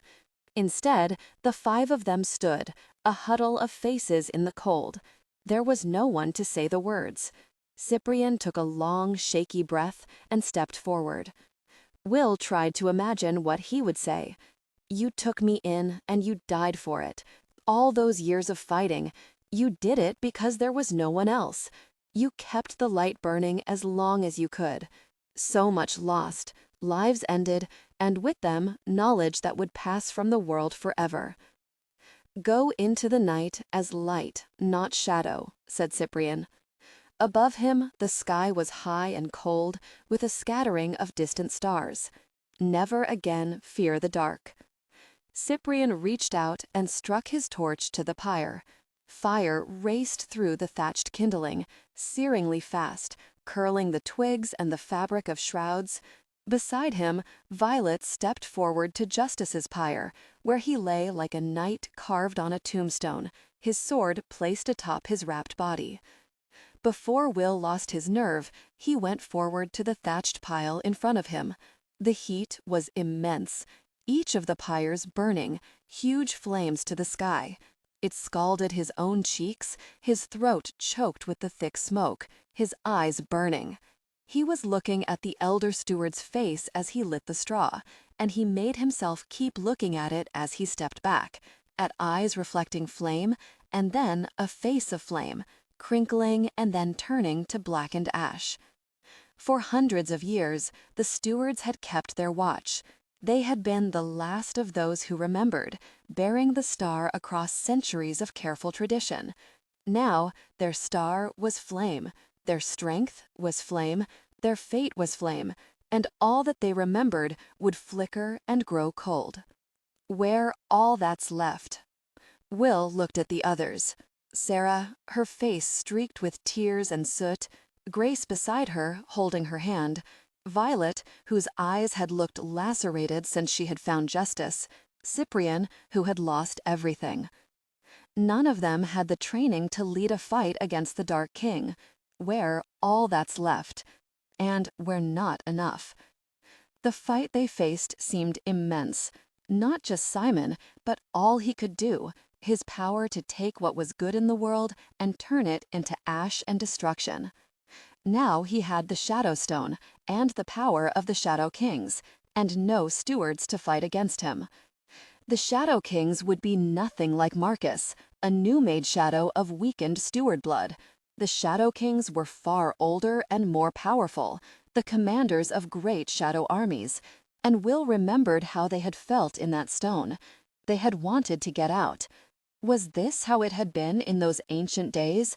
The lights in the world going out, one by one, as the Dark King's forces marched towards victory? The fire roared, dwarfing them as they stared up at its flames, and he'd never felt so small and alone against a fight that seemed vast and unending. It was Cyprian who broke the moment, scrubbing an arm across his face and picking up one of the unlit torches. He stuck it into the closest pyre, letting the flames engulf its tip. When he drew his arm back, the funereal fire had transferred from the pyre to the torch. He took the flame and held it aloft as he set out determinedly for the wall. Will exchanged a quick look with Violet and then followed him, with the others behind. The wind was sharper and colder up on the wall, where Cyprian walked along empty battlements under a circle of orange light. He stopped at a huge iron receptacle 6 feet across, the inside blackened and charred. Will could smell the charcoal and ash of its extinguished fire, acidic, earthy, and cold, the remnants of a perpetual blaze. It didn't need wood to burn. Will knew that from the elder steward's stories, but also from some instinct deep inside himself. 2 stewards had used to guard it, standing on either side of the iron dish like sentries at their post, a vigil kept for centuries. Genuine intimacy, authentic warmth, tasteful artistry. For this had been the ancient beacon that the stewards called the final flame. Cyprian stood over it, holding up his torch. He was lit up in flamelight. Will and the others gathered around him. In the reflected light, Cyprian's breathing was shallow, but his voice was clear as he made his pledge. "I am the last of the stewards," he said, "and this flame is my promise. While there is a single star, there is still light." And he threw his torch into the bowl of the beacon, and it came alight, leaping into flame that grew brighter and brighter. Will imagined it visible across the marshes, a light that could be seen for miles, a message to Simon and to the stewards, past and future, guiding them home. It was only much later that they thought to check the cells under the hall, but James was gone. To fall into darkness, it was his greatest fear, and I left him alone with that. Violet pushed out onto the battlements, Justice's words ringing in her ears. She had wanted to get out, to be alone on the cold, high wall, but she found herself drawn to the flame, its immense heat and its light. A burst of sparks lit up the empty-toothed crenels, and she found a place at one of them, looking out at the black marshes with its heat to her back. One thought had driven her out here, to stand on the edge of the wall, her breathing fast, her hands fists. I should have been here. She was strong, she was fast. There must have been something she could have done, something to help. Something? The others were in the gatekeep, the 4 of them in one room on makeshift pallets, sleeping as best they could. They had agreed they ought to be near the gate in case of a further attack, but the truth was that no one wanted to spend the night in the empty hall. Even in the gatekeep, she hadn't been able to close her eyes, lying wide awake before pushing herself up to stalk out into the night. Justice had saved her life. It was the first thing he had ever done for her, taking a bullet for her before they even knew each other. Maybe we can watch for each other. The last words she'd said to him. Then she'd left him to face his greatest fear alone. She felt his absence like a gaping hole. Justice had been a rock, holding everyone steady. If he'd been here, he would have known what to do. She had looked up to him like a brother. She could feel the irony of that, like a painful band around the heart. Her brother was a lion who bore Simon's brand and had killed his share of stewards. A lion should have been here. A lion should have been fighting for the light. "You have lion blood on both sides," the elder steward had said. What good was a lion if she couldn't fight? The crunch of a footstep behind her made her turn, heart pounding. But it was only Grace, a blanket wrapped like a shawl around her shoulders to shield her against the cold. She came to stand beside Violet, leaning her forearms on the battlements, her pendant hanging away from her chest. "Couldn't sleep?" said Grace. It wasn't a question. Violet could see Grace's profile in the light from the flame, her high, smooth brow, and her long, elegant neck. There were creases under Grace's eyes, but they had been there since the morning. Grace's voice was dulled with more than exhaustion. "You saw it, didn't you?" Violet asked her. It? There was no need to explain what she meant. It hung over all of them. Grace said nothing for a long while, but Violet had seen Grace and Sarah both avoid the dark and shadow in the gatekeep in favor of the light. "You can ask me," said Grace, after a long moment. "Ask you," said Violet, "what it was like." Violet shivered. Grace had seen something no person had seen in centuries, and when Grace turned to look at her briefly, it was there in her eyes. Grace was the one who spoke. "You want to know if there's a way to fight it, if it could be tricked, if it could be trapped, if it had any weaknesses. And did it?" "No," said Grace. Violet stared at her, feeling the oncoming terror of it, an implacable enemy that could not be fought. She didn't think Grace was going to say more, but then, "It was cold, like the air was frozen," said Grace. "We saw a dark stain spreading on the door, black, like a hole, but it didn't crawl through the hole, it was the hole." The elder steward stepped out in front of us, telling us both to stay back. A muscle moved in Grace's jaw, though she kept her eyes on the sky beyond the battlements, her voice steady. They grappled hand to hand, like two dark whirlwinds. I'd never seen her fight before, nor seen this side of her come out. For a moment, it was as if two shadows fought. She forced it to the wall as it thrashed and shrieked.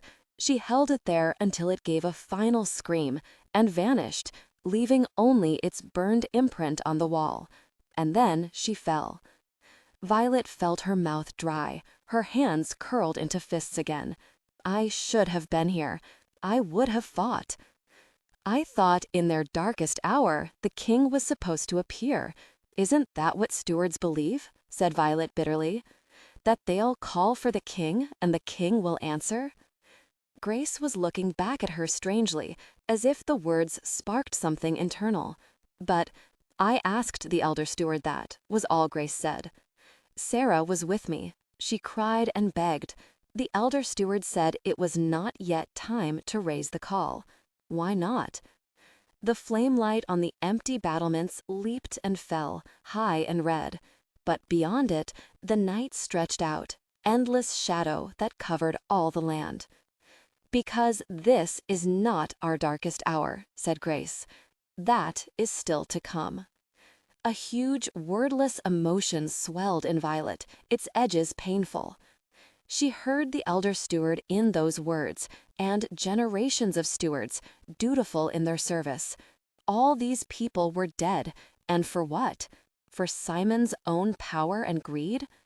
She wanted to shout, to scream, her anger growing until it overwhelmed almost every sense, feeling powerless in the face of the enemy, but needing above anything to fight. She pushed herself away from the wall. It was a 2-hour ride to London, but she knew where to find Devon, the warren of streets and alleyways where he did his backroom dealings, chasing down leads on objects in collections for Simon, part of the net Simon used to drag artifacts to himself from across the world. Violet was waiting when the door opened, and Devon came down the shallow stone steps into the alley, pulling his cap down low over his stupid flop of hair with a characteristic dip of his head. He didn't see her until he was 2 steps into the alley, and by that time the door had closed behind him. "Where is it?" said Violet. The alley was a crack between buildings, and it had started to rain. She was only half aware that she was wet. The closest gas lamp was on Turnmill Street, but she could see the night gleam of the wet cobbles, the darker shapes of the rotting doxes on her right, and she could see him, could see the pale fringe of hair that hung down like a valance under his cap. Devon took a single step backward. His heels slid on the muddy slush of a cobblestone. She said, "Where is the shadow stone?" "Why don't you ask your friends, the Stewards?" She hit him. He went sprawling onto all fours in the wet mud, his white hair tangled in his eyes under the cap, which had survived the brief journey. Ridiculously, he clutched it to his head with a lifted hand. Then he raised his chin, blood blossoming on his lips, and looked right at her. Oh, that's right. His teeth were red when he smiled, sickly. "What was your story again? They kidnapped you? Then you'll be glad they're dead, won't you? All that steward's self-righteousness rotting in the ground?" Violet's vision blurred, and she was grabbing him by the shirt collar, dragging him up, and hitting him again, knuckles against flesh. The impact was a reverberation, sickly satisfying. Genuine intimacy, authentic warmth, tasteful artistry. It snapped his head to one side, knocked the cap from his head, and finally, he was struggling against her, bareheaded as she'd never seen him, his eyes huge and dark as he scrabbled on the muddy cobblestones. Her fists were in his shirt front. She had followed him down into the mud. Her body was above his, pinning him down with her weight. Shut up. They were good. They were good, and you killed them. I knew you were one of them, Devon sneered up at her. Your brother didn't believe it, even after you ran out on him. He kept saying you were loyal. You did this, said Violet. You and my father. You dragged Tom into it. Got your hooks into him? He'd never be a part of it if he knew.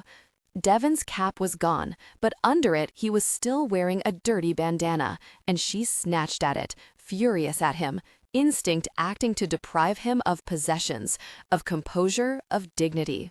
And suddenly he was really fighting her, grabbing desperately at the bandana, trying to hold on to it, and looking for the first time truly afraid. "Stop it! Let go of me! Let go!" She ripped the bandana away from him, threw it to the side, and Devon let out a terrible cry, as if the sound had been ripped from him too. Devon was staring up at her, horror in his wide eyes, his forehead totally exposed. There was a deformation right in the center, a lumpy thing that had been hidden by the bandana. For a moment, she didn't understand what she was looking at.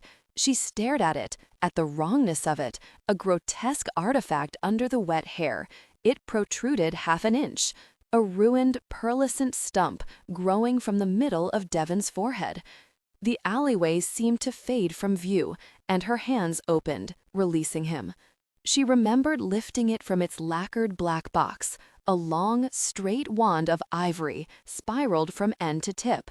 She remembered holding it in her hands, the reverence of it, the way it changed the beat of her heart and shallowed her breath. Long gone now, the last of them bright. She recalled the tactile, physical sensation of it, the wide base rougher at one edge, as though it had been partway sawn and then snapped off. She had touched that jagged wick with her thumb, like testing the sharpness of a blade. The horn all seek but never find. She was staring at its mutilated fit now, sawn like bone, an amputated limb. You're... She felt sick. She was going to be sick. Devin was trying to get up, get away from her, but he couldn't. He was too hurt. Something wrong with his ankle and shoulder. Lank, white hair plastered to his head, more steel than silver in the rain. Blood sliding slowly down his face. "Why didn't you tell us? Why didn't you tell us?" Her words scraped out. Why? Devin's voice was thick with blood. "So you could put the rest of me in your collection?" "We wouldn't," said Violet. "We wouldn't have." His cap was tight in his muddy fist. He'd clutched for it as if it could help him or keep her back. Half rising, as if he had been shot, he pushed away from her, stumbling slightly. She let him go, still kneeling herself, wet seeping through the knees of her trousers. She had asked Justice about the horn, and he had told her humans used boar spears. They tied them down, chased them with dogs, hobbles and ropes and horseflesh, screaming. The alley was filthy. The rain had spilled over the contents of the gutters to cover the pathway, filling its hollows, a compost of mud and clay. Devin was smeared with it, his chest rising and falling under his torn shirt. She looked at him and saw a tapestry on a wall, its colors faded, the white curve of neck and mane still visible against the dimmed red. Long gone now. They say this one was the last. "Then give it back," he said. He'd pushed himself to the steps of the building he'd exited, but no further. He said it in a voice too steady for coax or plea. He said it like he meant to prove a point. She remembered that he'd lied to Will. She remembered what Simon had done to the Stewards. "Simon has it," she didn't say. Did it matter? If she had the horn, would she give it back to him? She realized that Devin's steady tone exposed the truth, and she answered in the same level voice. "I can't give you the horn," she said. By then, Devin, with a kind of brutal persistence, had pushed himself upright. She had risen too. She was the one holding back now, like she had when she had first looked inside the black lacquered box and seen what was inside. She hated that Devin realized it. Then what? You drag me back to the hall with a chain around my neck? It was so reminiscent of what had happened to her when the Stewards had found out she was a lion that it stuck in her throat. "If I let you go," said Violet, "will you go back to Simon?" Yes. Her hands were fists. "How could you? How could you serve him when you're—" "How could I?" Devin laughed with a mouthful of blood. "It's the lions that fought for him, a field full of lions. Now you fight for an order who digs through our bones and puts them under glass? Who else have the Stewards put in their collection? They're not like that. You twist everything." "You're like me," said Devin. "We're the same. You're more like me than you are like them. It's in your blood. I'm nothing like you. I will never fight for the Dark King." He laughed again, the sound a breath that was helpless and unconstrained, weight given up to the wall behind him, his eyes glittering beneath his white lashes. "You will," he said. "You'll betray every person you love to serve him. You're a lion." She was going to hit him again. "Do it," he said. His body was a taunt. "Do it. If you let me walk away, I'll go back to Simon, and he'll kill you. He'll kill all of you like he killed the Stewards." She didn't hit him. She felt the anger crest and transform into something hard and implacable. Crawl back to him then. Crawl back to Simon and tell him the lion and the lady stand against him, and as long as we draw breath, he will never conquer the light. He didn't crawl back to Simon. He went home, to Mayfair. It took time, his hands shaking, to rake his fingers through his hair, drawing it down over his forehead. The bandana was a useless strip of muddy wet. Devin refused to wring it out, scrape the muck off, as he did with the cap. He replaced the cap with slow, careful movements, one shoulder against the wall. He shoved the bandana into his pocket, the end trailing. The journey from the alley to the house near Bond Street was one of dogged determination. He entered the house through the side door and went to his room without attracting attention, as he often did when he came and went on some errand. In his room, he dragged off his jacket, a crumpled puddle on the carpet. He sat on the edge of the bed.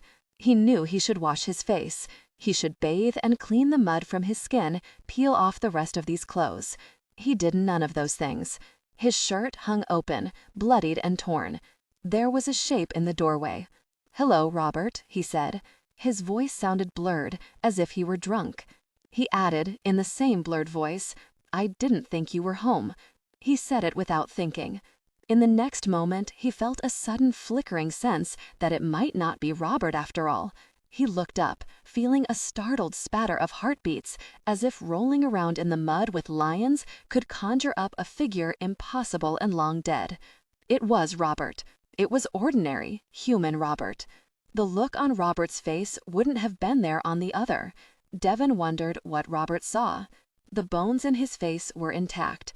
His lips felt bloated and shapeless. His eye was swelling closed. He still wore the cap. His clothes were wrecked, even those that were still on his body and not on the floor. He would have liked to have said, "It was 6 men." "Who?" said Robert. "It doesn't matter. I am going to take care of it." Speaking required care with fluffed lips. "I know you're involved in something. Whatever it is, it's not your concern." Robert sat down on the bed beside him. After a moment, "You don't need to tell me." Genuine intimacy, authentic warmth, tasteful artistry. I don't ask that of you. Robert's presence made him feel stupidly grateful, which in turn provoked a violent surge of anger. A human to hurt you, a human to help you.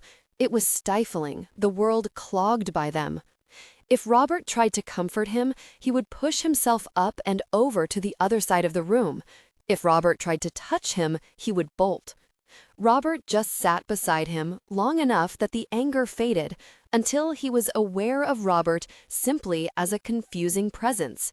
It upset the unspoken terms of their association, which for 10 years had run along the professional lines, an ivory merchant and his clerk. Yet he was aware, confusingly, that if he had come upon Robert alone and in a similar state, he would have done the same. He pushed the words out. "I'm fine. I heal quickly. I know that. And then, I have something for you." Robert had been carrying something. Cloth-wrapped, it was the length of a man's arm. An umbrella in a box. It would have been useful earlier when it was raining. Robert undid the string and drew the cloth aside. Devon felt the room tilting under him as he saw the shine of black lacquer, a polished box with 2 filigree clasps, like the case for a musician's instrument. His eyes flew to Robert's face, only to find Robert was looking back at him, a calm look that demanded nothing. There was no surprise in Robert's eyes, nor any anticipation of surprise. The truth was expanding between them, and Devon, for the second time that evening, the feeling of being looked at and seen. Violet's horrified scramble backward was nothing to the calm knowledge in Robert's eyes. "I have hunted the unicorn mostly in libraries," Robert quoted softly. He thought, 10 years of working together, 10 years in which Robert had aged and he had stayed as he was, a 15-year-old boy with a cap pushed down low over his forehead. He couldn't make his hands move over the lacquered box. How did you get this? Simon Crean is not the only one who can steal objects from other men. He forced himself to look down. His fingers moved as though they belonged to someone else. He watched them unfix the clasps and push open the box. It was strange, considering how everything else had changed, that it was so perfectly as it had been, white and looped and long and straight and beautiful. There was nothing like it left. There was nothing of the toss of his head and the way it had felt to run, hooves on snow. "I'm sorry this was done to you." He looked down at the horn, and he heard himself say, "It was a long time ago." "I wondered," said Robert, "if it could be restored." "You mean reattached?" he said. "No." Devon looked up at Robert. "No," he said again, and he felt that bewildered sensation. "But I am glad to have it all the same." The lamps in the room weren't over bright, but it was enough to see everything. It felt intimate with Robert's serious eyes on him. like being helpless to the truth. Devon found himself lifting his hand and pulling the cap from his head. It dropped from his fingers onto the carpeted floor so that there was nothing hidden between them. His heartbeat was intrusive in his chest. Being exposed felt like being found out and waiting for the blow to fall. Robert said, "Are there others?" "No," he said. "I am the last." "So, you're alone?" Devon stared at him. The fingers of one hand had curled around the horn, and he was holding it so tightly in that hand that his knuckles were white. Robert said, "Whatever you're caught up in, if there's something you need, I can help you." Devon closed his eyes, then opened them. He said, "You don't want to do that." The walls of the room felt too close, and his face throbbed. Robert had known, probably for a long time. He might have wrapped his forehead in cloth, but in 10 years he would have pushed his hand across his brow, or tilted his cap at the wrong angle, or rested his head on the back of an armchair for a nap. The lump beneath the cloth would have shown, under the white hair, under the line of the cap. Robert was an expert in the ivory that made its way across the continent in ceaseless trade, in bins of horns and tusks, in cameos, in spinet keys, in carved frames, in billiard balls, and the handles of women's parasols. And Robert was a hunter, and sometimes you rode down your prey, and sometimes you offered your prey an unlooked-for kindness, and, wounded and exhausted, it bowed its head for the silken rope. "I've worked with ivory my whole life," said Robert quietly. "I know when something different comes along." His breathing felt strange. He wondered if Robert had picked up the horn, had handled it, at the same time that he knew with perfect surety that Robert was too much of a gentleman to have opened the box. He knew in the same way that he knew that Robert did his best work in the morning, that the mark on Robert's cheek was the imprint of the eyeglass he used to inspect ivory, that he liked to take a brandy to his study after dinner while he went over the inventory, and that he was stubborn and considerate and human in the end. He felt himself moving. His grip on the horn changed. It felt wrong to wrap his fingers around its middle, a way that he would never let anyone else touch him, the way they had held him down in the moment before they brought out the saw. His grip on the horn changed. Then he drove it into Robert's unprotected body. The tip was sharp and could puncture armor. Cloth shirt and waistcoat were nothing. It went in, pushing Robert backward, in and angling up, the point seeking for what it could find, easily. Heart. There were a few awful moments of struggle, the last spasming kicks of a drowning man fighting for air. Robert's eyes were wide and shocked. Robert's hands were over his, clutching at them. He felt the warm, pulsing wet between his fingers. A second later, he put his hand over Robert's mouth to stifle the words, "Devon, please, Devon, I care about you." He didn't want to hear what came out when Robert could only tell the truth. And then everything went still. He was on all fours on the bed above Robert's still body, panting. The covers were disarrayed, a red plume spreading slowly into the bed. With a yank, he pulled the horn out and pushed backward. His legs felt unsteady, so that his step back was uneven before he stilled himself. In the silent room, he answered the question that Robert hadn't asked. "You thought you knew what a unicorn was," he said, his breathing still shallow. "But you were wrong." Will woke with a jerk to the sound of hoofbeats. Grace and Sarah were still sleeping, soundless shapes under blankets in the small room in the gatekeep tower. A light sleeper, he rose quietly and looked out from the gatekeep window. Cyprian was on watch on the high walls, having just opened the gate. In the courtyard below, Will saw Violet returning from an excursion that had had her out half the night. He went down to greet her. It was the early hours of the morning, and the light was still gray and blue. Will had dozed and woken throughout the night, snatching rest where he could. Most of his alertness had centered on Cyprian, silent and closed off since he had lit the flame. But it was Violet who had pushed out of the gatekeep in the dark and ridden out of the hall. He approached her in the gray light as she dismounted. She looked like she had no sleep, her face drawn and her knuckles bruised, her tunic covered in blood. "Did you kill anyone?" he asked it steadily, holding her gaze as she turned to him with dark, hollowed eyes. She didn't deny it at first, just drew a breath and looked away to one side. "I didn't kill him. I wanted to." "Him?" She didn't answer. He watched her loop her horse's reins through an iron ring in the courtyard holding area, then stop, resting her hand on its white neck as if drawing from its strength. "Who?" Another silence. Then, "After we found the horn, I asked Justice about unicorns. He told me they survived the war, but were hunted by humans until there was only one left." Genuine intimacy, authentic warmth, tasteful artistry. He said humans found the last unicorn, chased it down with dogs, hobbled it, and cut off its horn and tail. The horn of truth, it came from that unicorn. Will nodded slowly as Violet drew in a breath. "He's not dead. He's alive," Violet said, looking up at him. "It's Devin." "Devin? But he's a boy," he wanted to say. "He's a human boy."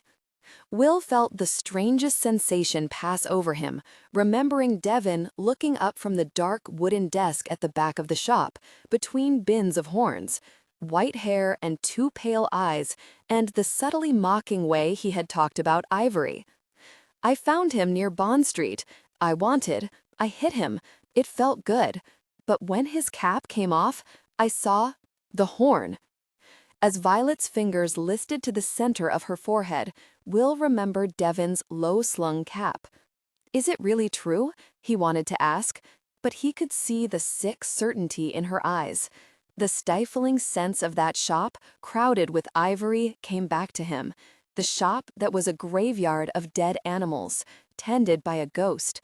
Devin, pale as a relic, watching over bones. How could it be? How could a boy be a unicorn? He'd seen unicorns in his vision, white horses with spears of light on their foreheads charging into battle. Had one of them transformed? His skin crawled as he remembered the moment in London when Devin had recognized him.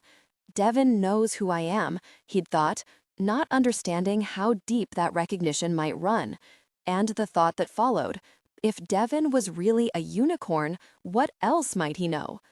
The Stewards had legends passed down over generations, as writings faded and books crumbled to dust, but this was knowledge carried across time by a single boy.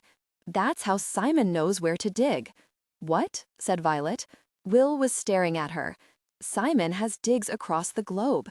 He spends his time unearthing artifacts, the corrupted blade, the armor pieces of the remnants. He knows just where to go and what to do. It's Devin. I don't understand. He was there." Will felt dizzy at the thought of it, darkly impossible. Devin was there. He lived through the war. He was alive when the Dark King fell. Someone for whom the stories were more than just stories. Someone who lived them, breathed them. It made the old world suddenly seem frighteningly real and close, as if he could reach out his hand and touch it, as alive as memory. It's how Simon knew the secret of the cup. It's how he knew how to make a shadow. "How he knew about the shadow stone," said Will. "Devin told him." Violet's shocked face made it clear this thought was new to her. That would make Devin as old as this hall. His thoughts were already moving ahead. The strangeness of a unicorn fighting for the dark. Why is he working for Simon? That was the part of it that didn't make sense. All the images that we've seen of unicorns, they were fighting for the light. People change sides. Violet said it with an odd defensiveness. Will searched her face. "What did he say to you?" "Nothing." She cut him off. He would get no more from her. "Come on, we need to wake the others." A single table and some stools were the only furnishings in the gatekeep.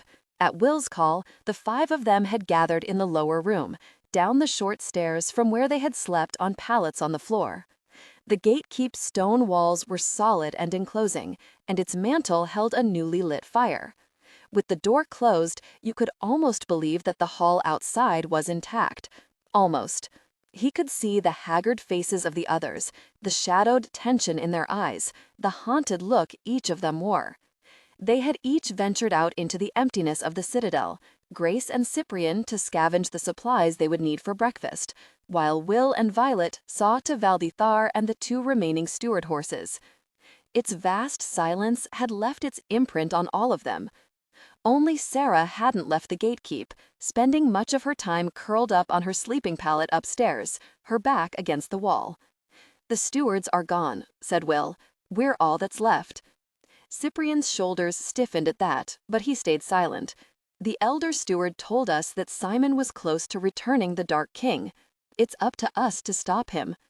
Silence greeted his words. "He has the Shadow Stone," said Sarah. It was her way of saying, "We can't stop him." He could hear the dull defeat in her voice. He shook his head. "The elder steward said the Shadow Kings were the first step to returning the Dark King," said Will. "We don't know why or how, but we know Simon hasn't released them from the stone yet." "How do we know that?" "Because they would have destroyed everything," said Will.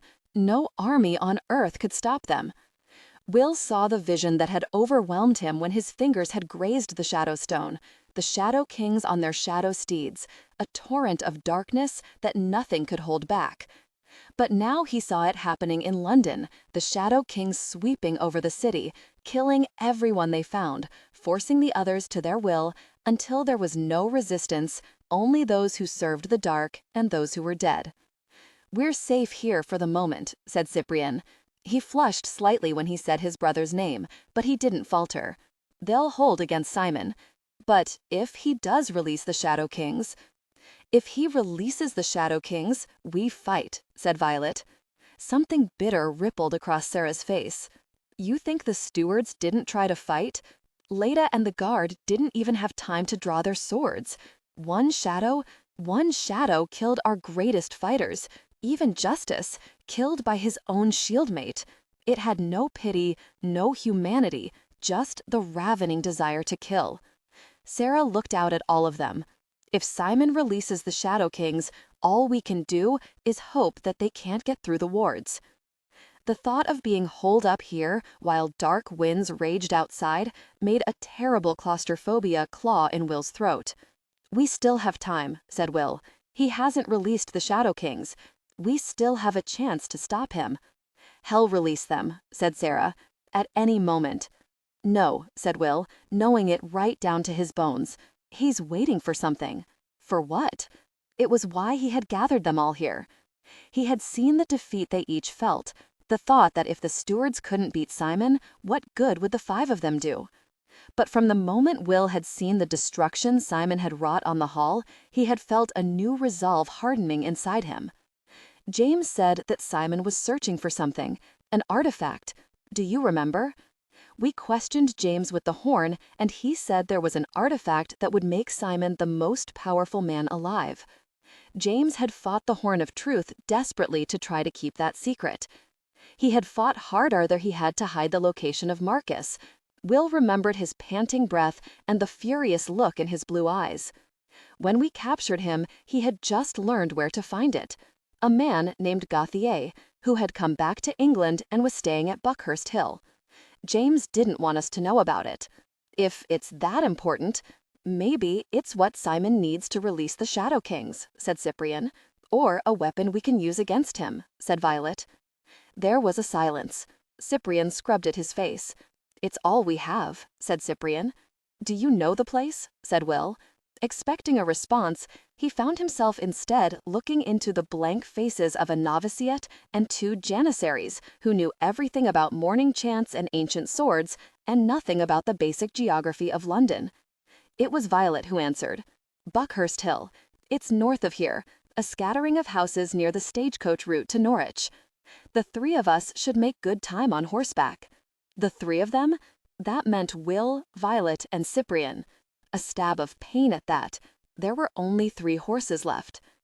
The two Janissary girls nodded. And if Simon's men are there, Sarah demanded. Everyone was afraid. Will could see that in their faces. Genuine intimacy, authentic warmth, tasteful artistry. That a ride into the countryside was all that stood between them, and a release of the Shadow Kings seemed a tenuous hope. But he lifted his chin and returned their gazes. Then we fight. It was an old farmhouse on the outskirts of Buckhurst Hill. The first two farmsteads they searched had been empty. This one looked empty too, tiles missing from the roof, a deteriorating fence, and overground fields without farm animals, until Will saw a glossy black horse tied up outside. Every nerve in him came screaming to life.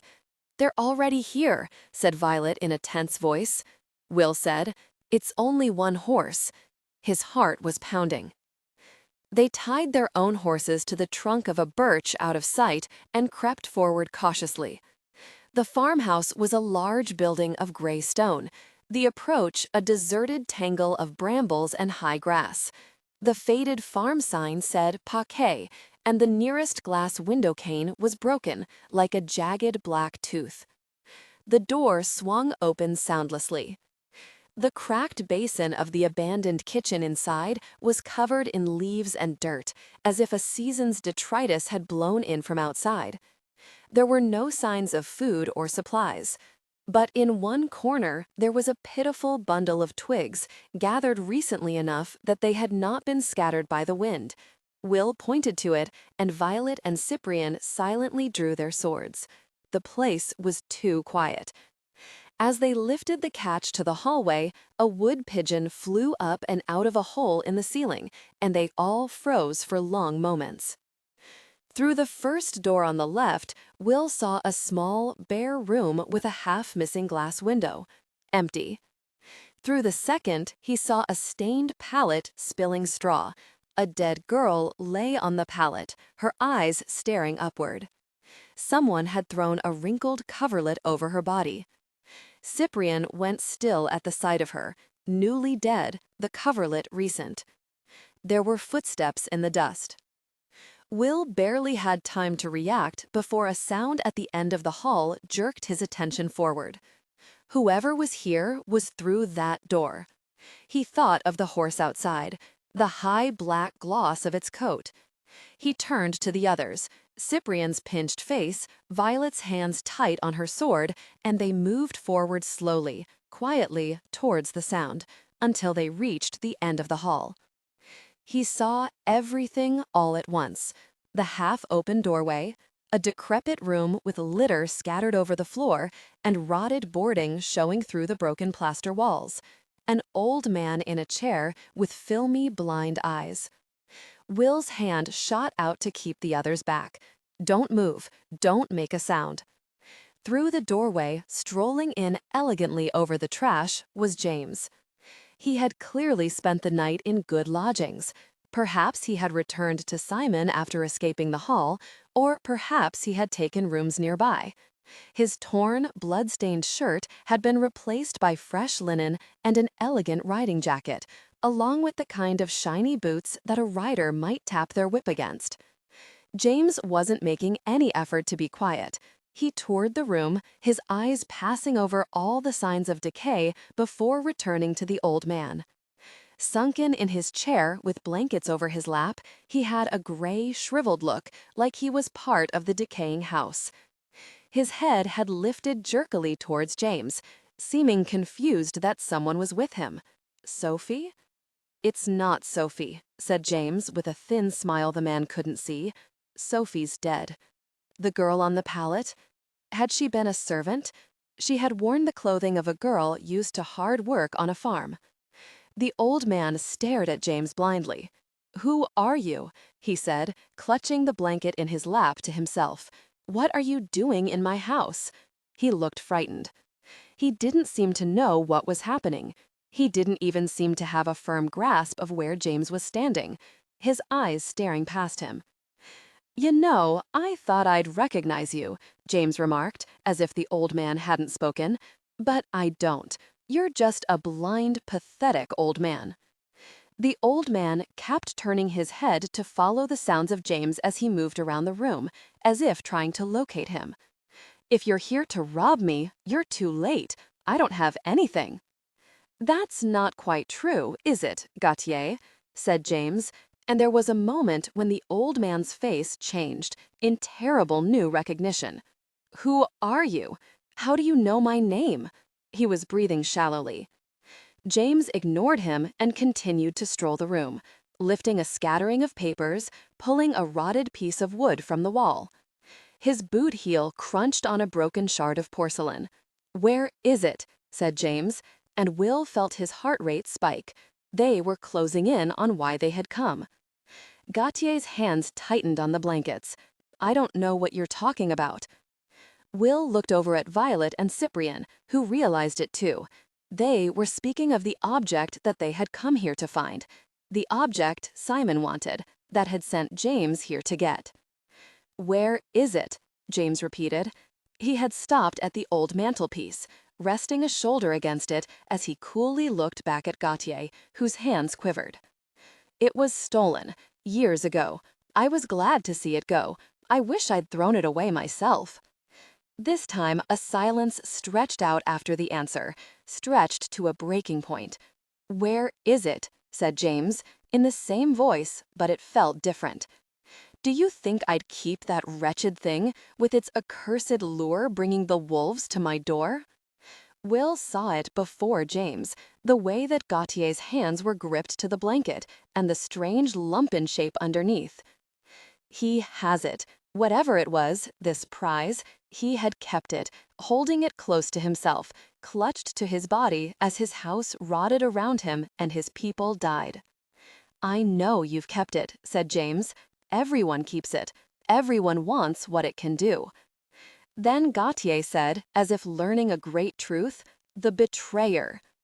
James looked like he'd been slapped. "Why do you know that name?" "It knows you." Gautier started laughing, a terrible sound on the edge of madness. "Have you come to get it for your master?" James's face turned white. "Do you want it? Do you want it the way it wants you?" "I knew you'd keep it with you." James spat the words out venomously. "You knew Simon was coming for it? You could have gotten rid of it. You could have destroyed it. Why didn't you?" "You don't know your master if you think it can be destroyed." Gautier's voice took on a dreamlike quality. "It's the last thing my eyes remember. The look of it. The ruby and the gold. It's perfect. It can't be broken. It can't be melted down. It's waiting for you." Those sightless eyes turned to James, and Gautier's face split in a smile. "You don't want it to be destroyed. You want it. You want it on you." James snapped at those words. His invisible power slammed Gautier and his chair violently backward with a crackle of air. Sprawled on the ground, Gautier began laughing again. "There you are. You want me to put it on you." It was their only possible chance. James's, his whole attention was on Gautier furiously. Now, Will signaled to Violet and Cyprian, and in the single moment that James was vulnerable, the three of them attacked. It had worked before.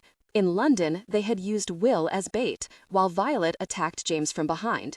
And before that, Will had disrupted James's power on the docks by crashing a crate down on top of him, the very first time they'd seen each other. Now, James's head whipped around so fast that he glimpsed Violet's explosive movements at the first sound, throwing out his hand.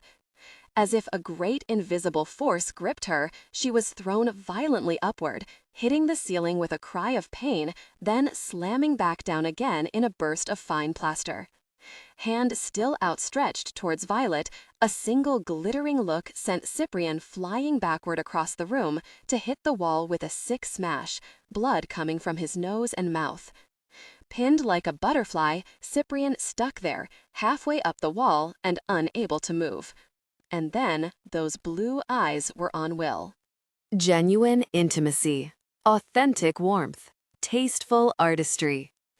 Will had barely had time to pull the manacles out of his pack before he was yanked down to his knees and held there, his head forced to the ground and subjected to a crushing pressure, as if it were being stepped on by a shiny boot. He made a furious sound, unable to do anything but hold in place. James barely looked ruffled. Dispatching the three of them had taken a scant few seconds. Will could taste the static in the air, the power around James crackling like the vengeance of a young god, even as he made it look effortless. He might just as easily have brushed a speck of dust from his sleeve, except for the killing look in his eyes. The Dark King's most ruthless lieutenant. James strolled forward like a destroyer of worlds, and Will saw how utterly they had underestimated his power. In the old world, he had ridden at the front of dark armies. In this one, he had decimated a squadron of stewards, lifting them out of the saddles and snapping their necks with his mind. Now his attention fixed on Will. Behind James, on the ground, Gauthier was trying to get away. Dragging himself from the chair with his arms made the thin blanket on his lap slip. Gauthier let out a cry as something spilled from the blanket to the floor and rolled, and for a moment, Will saw a curving flash of rubies and gold. James turned helplessly towards it, and as he saw it, his eyes dilated, growing huge with pupil, and his whole body swayed towards the object. Feeling the hold on him loosen, Will lifted his head. At the same moment, Cyprian slid down the wall with a thud, and Violet pushed herself up onto all fours. James blinked, shaking his head as if to clear it. He tried to reassert control. Violet was thrown back again, though this time James looked unsteady. Breathing shallowly, James gestured, and the room's huge, rotting oak table slammed into Cyprian, crushing him against the opposite wall, or it was meant to. Cyprian had never drunk from the cup, and he didn't have Violet's strength, but he had always been the best of the novitiates. Even injured, he had a perfectly trained grace and an astonishing athleticism. He vaulted the table the way a steward might have, landing and rolling to hit James low, knocking his legs out from under him. Cyprian started choking a second later, but James still looked half-dazed. He had barely begun to constrict Cyprian's throat with his power before Violet was on him, delivering a blow that allowed Will to snap a manacle closed on his wrist. The static air of magic in the room went out. Cyprian drew in a shuddering breath. On the ground, underneath the restraining hands of Will and Violet, James was panting, his eyes hugely dilated, black with pupil. They had him. They had him. Victory surged in Will's blood. James was satisfyingly roughed up, his jacket off, his shirt torn, and his hair falling from its part into his face, blood on his lip from Violet's punch. Violet and Cyprian both were bloodied, but the manacles were on James's wrists now, and Violet was holding him down. The room was a wreck. The table had splintered, the floor was rained with burst plaster, and Gauthier's chair was overturned. Gauthier was sprawled on the ground, and his fingers groped frantically in the grime, worm-like, for the curved circle of ruby and gold that had rolled away from him to lie a few steps out of his reach. Will rose. Gauthier made a desperate sound at his footsteps. "We're not your enemy," Will said. "We're here to help you." "You're not here to help me. You're here for it. It." Will could see it, a thick circle of rubies set in gold, too large for a bracelet, too small for a crown. "For the collar," said Gauthier. Collar. That was the word for it, Will thought. It was made to close around a throat. Gauthier let out a low moan, as if he somehow knew Will was bending down to pick it up. Will looked up and saw the grasping way Gauthier was reaching out for it. At the last moment, he snatched up the blanket and used it to bundle the collar up, rather than holding it in his bare hands. "No," said James, struggling against Violet as Will turned back to him. It was heavy, a choker. The gold of its rim was high enough to force a chin up. Set with rubies, it gleamed redly, like blood welling from a gash. Like the manacles, it opened on a hinge, two semicircles of rubies and gold that swung open and would close with a snap on the right throat. "Don't worry, I told you. We're not going to let James take it," said Will. The old man began to laugh. "You don't know what it does." Will looked over at him. "Simon wants it. It will make him powerful." Gauthier laughed his mad laugh. "Aye, that's true enough. It would make Simon the most powerful man alive." Will couldn't help looking back at it, the deep red glint of the rubies and the gleaming curve of the gold. He felt the same pull from it that he had felt from the cup. No, it was stronger, like a whisper in his ear, over his skin, in his blood. "Take me, use me, do it." What does it do? His fingers reached out to skim the edge of it, a desire to touch it, to feel it warm under his hands. It controls the betrayer. "What?" said Will. His fingers jerked back from it. He was staring at Gauthier. "You put that around his neck, and he'll obey you utterly." The words started a strange rushing in Will's head. The betrayer? The only reborn in the human world. He's just a boy now, but when he's fully grown, to command all that power? James was on his knees with his hands manacled behind his back. His split lip had already begun to heal, its only trace a smudge of red. Violet had a fist in his hair, holding his head up. Cyprian had a sword to his throat. "He's lying," James ground out, but Will knew he wasn't, could feel it. There was fear somewhere deep in James's eyes. Will remembered the way James's pupils had dilated when the collar had been exposed, the way his whole body had swayed towards it. It was made for him, designed for his throat, red as his blood, gold as his hair, a perfect fit. And it wanted him, ached for him. A study in sadistic opulence, its bejeweled circlet turned even the idea of James into a possession, Simon's prize. Will shivered as he saw that the collar had a gold link set at the back. It pleased the Dark King to take the light's greatest fighter and turn him into a lapdog, said Gauthier. His people never knew he was ensorcelled, only that he'd become the Dark's lieutenant. They called him Anharion, the betrayer. He kissed the Dark King's lips, rode at the Dark King's side, and slaughtered his own kind. They thought he did it of his own free will. You mean he didn't choose to serve the Dark King? Will's heart was pounding strangely. He was forced to do it? Under some kind of spell? Will's eyes swung to James in shock, and for a moment, James was utterly exposed by the truth, his blue eyes wide and vulnerable, and in that single look, Will could glimpse the pure youth he might have been before the Dark King had warped and twisted him. That is the power of the collar. It takes the will of the betrayer and replaces it with your own. Put it on him, and you can make him yours. You can make him do anything. That's how Sarsian kept him under his control at night, and by day sent him out to kill his own people. "Please," said James, "don't give it to my father." The words seemed forced out of his throat. He looked stripped down to the bone, like a man taken apart, with nothing left. He was sweat with sweat, his damp hair falling into his face, his shirt wet. "Your father's dead," said Will. There was a flash of incomprehension on James's face.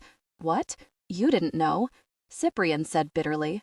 It was as if the spell of Gauthier's words was broken, the smaller hurts of their own history intruding. "Did you think he escaped when the shadow came?" "The shadow?" said James. And then, eyes widening, Marcus turned. Hearing James say his brother's name was too much for Cyprian, and he discarded his sword and dragged James to his feet. "Betrayer," said Cyprian, holding a fistful of James's shirt. Genuine intimacy, authentic warmth, tasteful artistry. You didn't need a collar. You served Simon of your own free will. You know exactly what happened in the hall. You were there. And then, revolted, did you hear them die? Did you watch? Did it make you happy to kill your own family?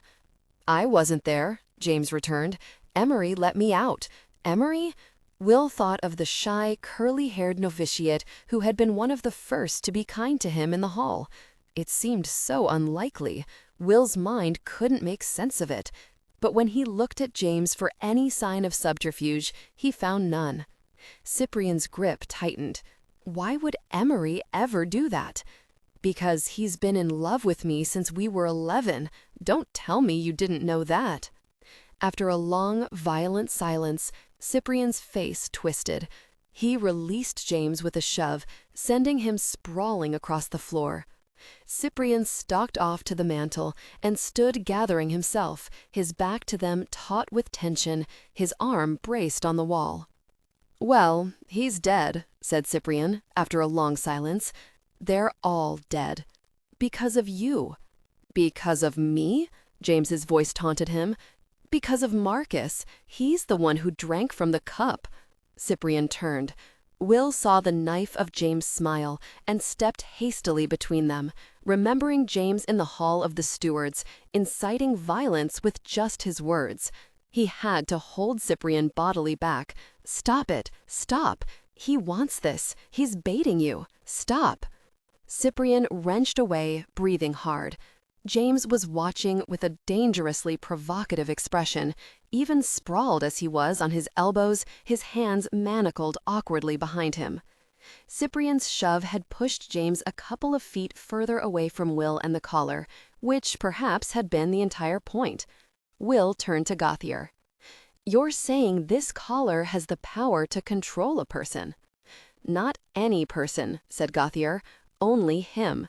How do you know that?" "Plenty of fools have tried to put it on others. Some who crave submission have tried to put it on themselves. It doesn't work. It was made for one person, to close around one throat." Weighing the collar in his hand, Will looked right at James, who was staring back at him, eyes wide, though his gaze couldn't help dropping to the collar, his breathing shallow.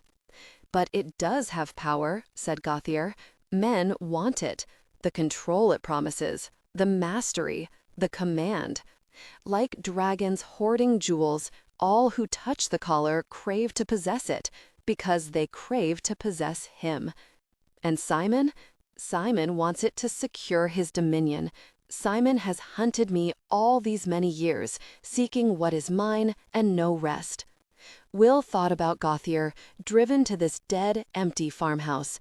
He could see it in Gauthier's needy, grasping quality, the way he was almost hollowed out, as if his time with the collar had sucked him dry of anything but the desire to take and to hold. The collar was all he could think about, the one image burned in his mind. Will turned his gaze to Violet. "There's a room next to this one," he said to her. "Lock James in it." "And then?" said Violet. "We use it," said Cyprian. Will looked up as Violet returned from chaining James up in the kitchen, the door closing behind her with a soft click. Cyprian had righted Gauthier's chair and returned him to it, while Will put the collar on the mantel. It was still wrapped in the blanket, but he could feel it, a heavy presence, drawing his mind and attention. "We put the collar around James's neck," said Cyprian, "and send him in to attack Simon." "We can't just make James into our lackey," said Violet, "can we?" The question hung in the air. "It's not forever," said Cyprian. "If he makes it out, we take the collar off." "You can't take it off," said Gauthier. Everyone turned to him. Will felt his words sink down into him, a cold stone in a lake. "What do you mean?" said Will, his skin prickling. Gauthier was in his chair, his dirty, rumpled jacket wrapped around him, part of the decay and disrepair that surrounded them. He clasped knotted hands that were blotched in the dim light. His pearly, sightless eyes looked not quite at Will. "There's no latch, there's no key. When you put it on, he's yours forever." Gauthier's whole body rocked in place slightly, as if either. He spoke like a man quoting dark scripture. Only his death will free him. Yours forever. The idea that the collar was permanent, that James couldn't take it off, made the prickling of Will's skin turn into a deep, shivery sensation. Only his death will free him, thought Will, but it hadn't.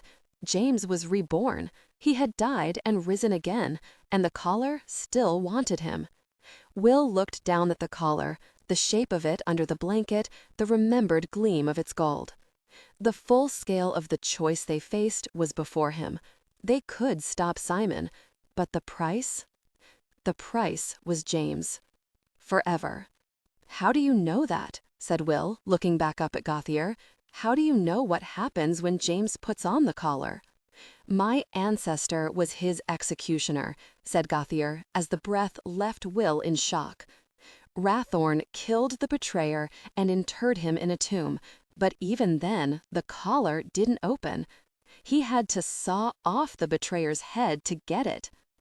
"He used a saw on James's dead body?" said Violet, revolted.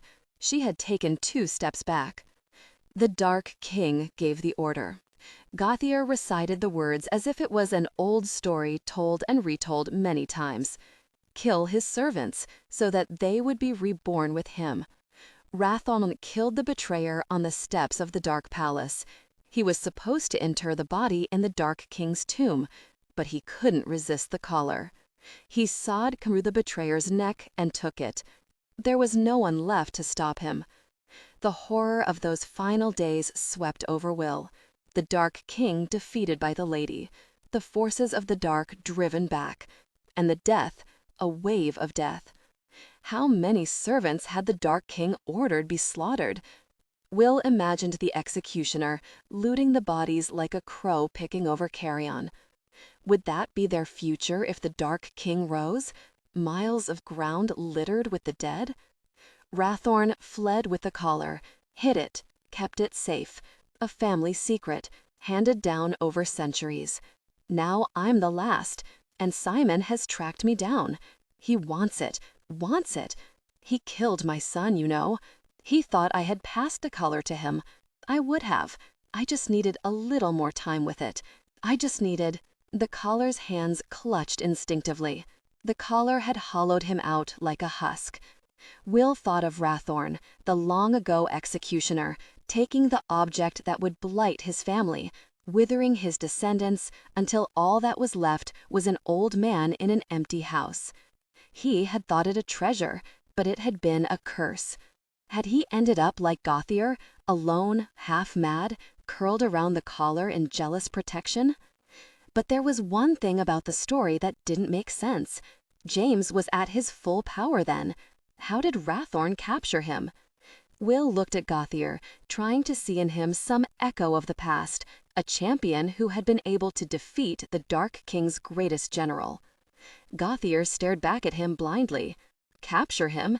There was no capture. You don't understand. It was the Dark King's will, so James knelt and bared his throat for the stroke. Gauthier's voice was a dark promise. "I told you, put it around his neck, and he'll do whatever you tell him." The betrayer, the Dark's lieutenant, the ultimate weapon, one they could wield. Will looked up at Violet and Cyprian, 2 faces set with grim purpose, similar to his own. Will said, "Give me the collar." James lifted his head when Will walked in. Violet had chained James to the cast-iron range in the small, bare kitchen with its smashed glass window, out of earshot of the others. James had adopted a posture Will recognized from his own time as quarry, back to the wall, eyes on the door. At the far end of the house, they were alone. When he saw the collar in Will's hands, James's whole body squared off towards it, and his face changed. "What's it gonna be?" said James. Genuine intimacy, authentic warmth, tasteful artistry. Feed you a grape? Grovel at your feet? Or will you just send me back to kill everyone I know, like you did to Marcus? Said Will. He drew the blanket back from the collar, exposing a ruby curve to the air, while being careful to keep hold of it through the rough fabric and not touch it with his bare hands. "You can feel it, can't you?" said Will. The ugly look that James gave him was a yes. "What does it feel like?" asked Will. "Does it hurt?" "It doesn't hurt. It..." James bit off the words. The next look was even uglier and said everything. "Do you want it?" Gauthier had said. "Do you want it the way it wants you?" James was breathing shallowly, his cheeks flushed and his full attention now on the collar. "So you do want it," said Will. "I don't want it," said James. Will came forward, over the leaves and dirt that had blown into the empty kitchen. Gauthier said that his ancestors sawed through your dead throat to get it. Is that true? I don't know. James had said that before, too. I don't remember that life. Now he said it as if he was angry, as if he wanted to remember but couldn't. But you knew the collar. You knew what it was for.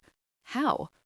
James was silent, his chest rising and falling rapidly. He had to saw through your throat because it doesn't come off. Did you know that? That's the appeal, isn't it?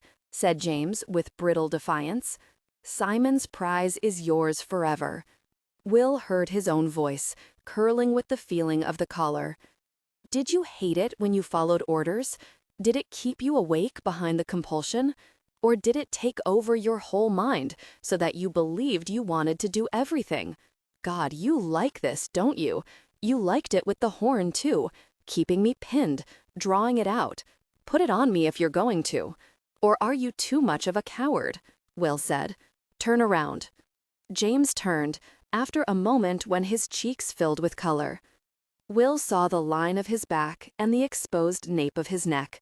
This close, it seemed James obeyed just as if the collar were around his throat, though he stood like a stallion halfway through the breaking process, quivering and dripping with sweat. Will reached out and put his free hand on James' back, between his shoulder blades, and felt the shivery hot muscle through the shirt and silk of his waistcoat. Will's hand slid down until he felt the manacles, where James' wrists were crossed just below the small of his back. James' throat was a pale, slender column beneath licks of gold hair. It looked naked, vulnerable.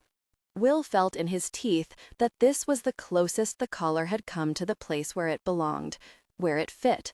Put it on, and make him mine. Breathing shallowly, he quickly unlocked James' manacles and let them drop heavily to the floor. Then he stepped back. What are you? James swung around to stare at him. His eyes were wary, uncertain. James instinctively clasped his own wrists, as if he couldn't quite believe that he was free from the manacles. Then he lifted the fingers of his right hand, touching the bare skin of his own neck. Will held out the collar to him. It felt like holding out bread to a starving man who might snatch it and stab him for it anyway.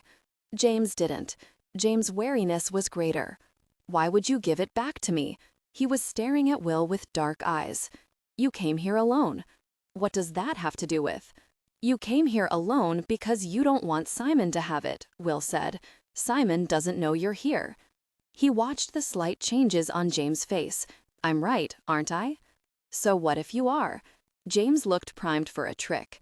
He hadn't taken the collar, or even reached out for it, though his whole body was taut, as though at any moment he might snatch at it, or simply bolt. The stewards found out what you were, said Will. You fled. You were a child. You had nowhere to turn. I think you went to Simon because he was the only person who could protect you. He took you in. He raised you knowing what you would grow into. Maybe he told you that you'd be at his side in the new order, and maybe you believed him. But at some point, you learned about the collar. James stared back at him. Will could feel the words had shocked him on some core level, touching some part of him unused to being seen. You learned he was looking for it. You learned he wanted you in it. The man you trusted wanted to enslave you. But you couldn't leave him. You needed to find it before he did. And staying close to him gave you the best access, the best information, the best chance of success. So you did his bidding, Simon's prize. You let him keep you like a pet. And when you learned that Gauthier was in England, you came here alone. There was a silence in the empty room, as James held himself very still, as if even the act of breathing would give something away. It seemed as if James wasn't going to speak. And then, it was his father, said James. It was Simon's father who raised me, more than he did. How old were you when you joined him? 11, said James. And when you learned about the collar? A year later. Will lifted the collar, proffering it again. I'm not a steward, said Will. I keep my promises. I'm loyal to my friends. I told you. Enlarged pupils had turned James' eyes very dark. The wariness in James was now a long, searching look, seeking something beyond a trick or a trap. "What's to stop me taking the collar and killing you right now?" James said. "Nothing? And Simon? I thought you couldn't stop him without me." Will felt his lips curl, a brittle new feeling pushing inside him. "Don't underestimate me." "I'm not going to help you fight him. I know that." Still, James didn't take the collar. He just looked at Will with that strange, searching look. "I don't understand you." "I know that too." Slowly, James extended his hand. He didn't take the collar right away. He hesitated before touching it, fingers hovering over it, and at the last second, he avoided grasping it barehanded. He took hold of it where Will held it, the wrapped section. His fingers brushing Will's felt cool. The moment Will released the collar, it was as if a spell was broken. James wrapped the collar swiftly back up in the blanket, tucking it under his arm, and seeing it disappear helped too. James made as if to leave, and stopped, looking back at Will. Will could see another question forming on his lips, but instead of asking it, James shook his head and left in silence by the rickety door, with only that single searching look back at him. Violet was perched on the edge of the splintered table, but she leapt up at his arrival. Equally tense, Cyprian was standing next to Gauthier, sword in hand. Their body language was edgy with expectation, shot through with shame.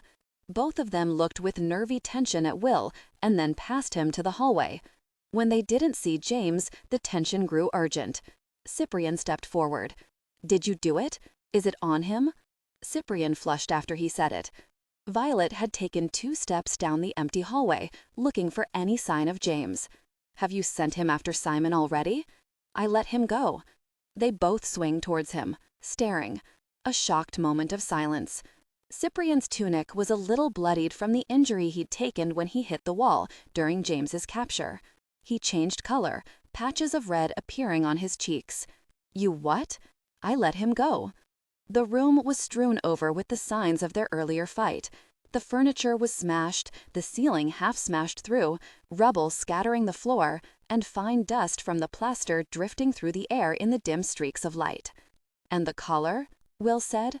"It was his. I gave it back to him." Into the thunderous silence that followed, Gauthier gave a low, painful moan. "Gone? It's gone. He gave it away." Cyprian clenched his hand over the hilt of his sword. He had half moved towards the door before he stopped. He had no way to undo what Will had done. James was long gone, on horseback with a head start, and he was too powerful to subdue even if Cyprian did catch him. Genuine intimacy, authentic warmth, tasteful artistry. Will felt the battering emotions as Cyprian realized that it was too late, the decision made without him. We agreed to use it to stop Simon." "I never agreed to that," said Will. "I listened to Gauthier, and I made my decision." "James," said Cyprian, as though the name was dirt. "He used you. He fooled you into feeling sympathy for him, and you fell for it." "It was the right thing to do," said Will. "Did he hook you like he did Emery? You're in love with him too?" "It was the right thing to do," Will said steadily. "It wasn't the right thing to do," said Cyprian. "He held my brother captive for months, keeping him alive until he turned. And then he set him loose to slaughter the stewards. How do you think Marcus felt, knowing the shadow was in him, but not being able to stop it?" "James," said Marcus, begged, "do you remember that? And now Simon has the shadow stone."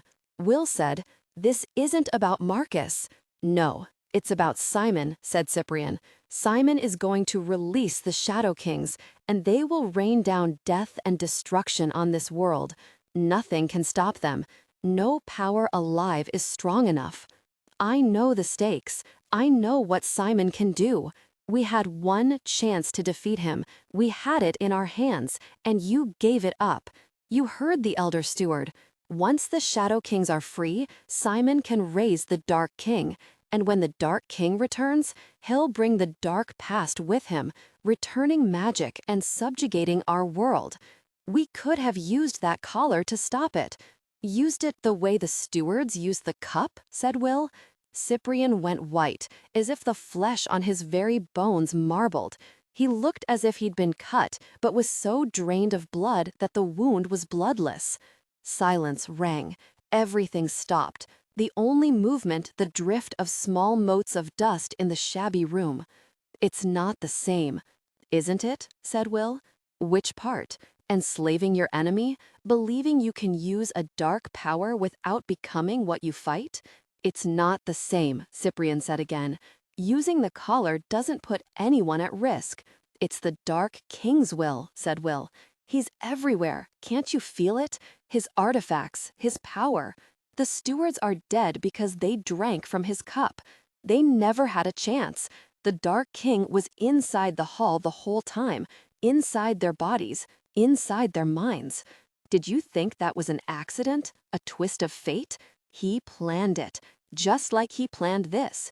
He wants the collar on James's neck, and you want to do his bidding." He didn't relent, just like the stewards. Cyprian's hands became fists. The stewards weren't doing his bidding. They were good people standing against the dark. They held the line for centuries. They were fighting long before you came to the hall. And when the shadow came, they gave their lives to stop it. Look. Will grasped Cyprian by the arm and dragged him around to face the old man rocking in his chair. "Look at Gauthier. The collar twisted his entire line until they were unable to do anything but keep it close and deliver it across the centuries to this house, to us, to James."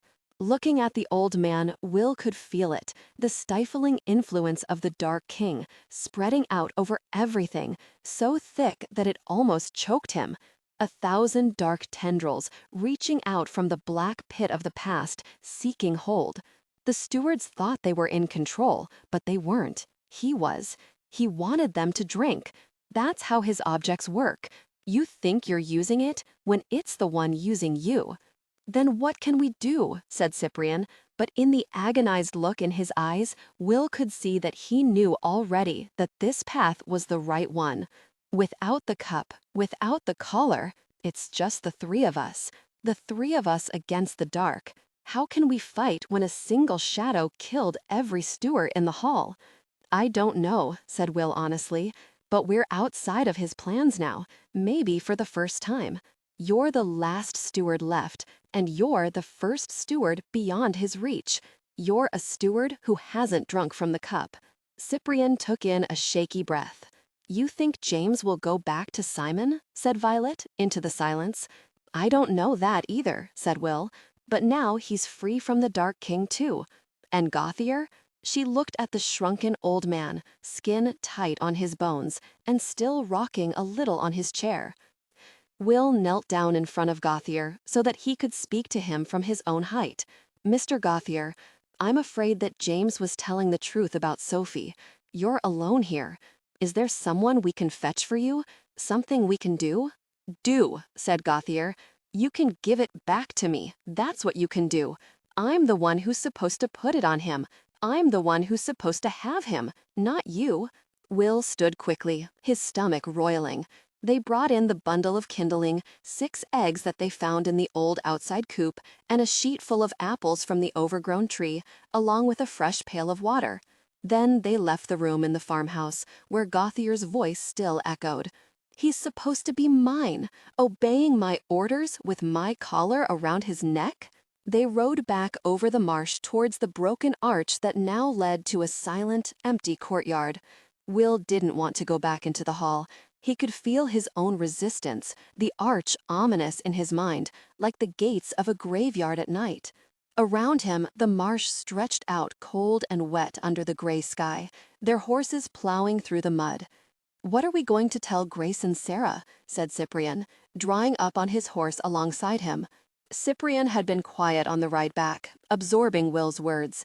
He had spent a lifetime training to be a steward, following their traditions and their code. A steward's life was all he knew. Without the order to guide him, he was lost, unwilling to drink from the cup, but without another framework for how to live. The idea that he might still be a steward, but as stewards were meant to have been, was a new thought. He asked about Grace and Sarah now without acrimony, a practical question that needed an answer. But Cothier was right. What to tell them? That they had come back empty-handed? That the Shadow Kings would be released and now there was no way to stop them? The future seemed to stretch out, with all his plans for Simon slipping away, and only the thought that he was not up to the fight that was coming. "Will?" said a voice, and he was half aware of Violet behind him, drawing her sword, as two figures on horseback emerged from behind the gate. Her beauty was like the golden sunlight of spring, even here on the cold gray marsh, though she and the pretty dappled gray mare she was riding looked utterly incongruous, the skirts of her blue riding habit soaked with mud that splattered and stained the legs and belly of her bedraggled horse.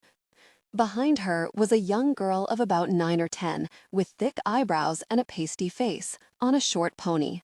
They looked very different, one beautiful and golden, one stout and plain, but the two girls turned to him as one. "You said if I was in danger that I should come," said Catherine. Catherine couldn't stop staring. At Will, at the strange clothes that he wore, at the mud and grime all over him, even at the black horse he rode. He dismounted and took a step towards her, his eyes wide and shocked. His friends looked like they'd come from a battlefield, their clothing bloodied and torn. His friends looked, she thought, like this ancient ruined gate, part of this bleak, empty, and terrifying place. "You came," Will said. He was here. She wasn't alone on the marsh. She wanted to go to him. She wanted him to take her into a warm parlor, with a fire where she could sit and warm herself, and servants to bring her tea, while he wrapped a shawl around her shoulders and held her hands. But nothing was happening the way she had thought. Genuine intimacy, authentic warmth, tasteful artistry. The rain had made the ride over the marsh at night into a cold, bedraggled slop through mud, her heart dropping out every time her sweet-natured mare, Ladybird, stumbled. Elizabeth struggling gamely behind her on Nell the pony.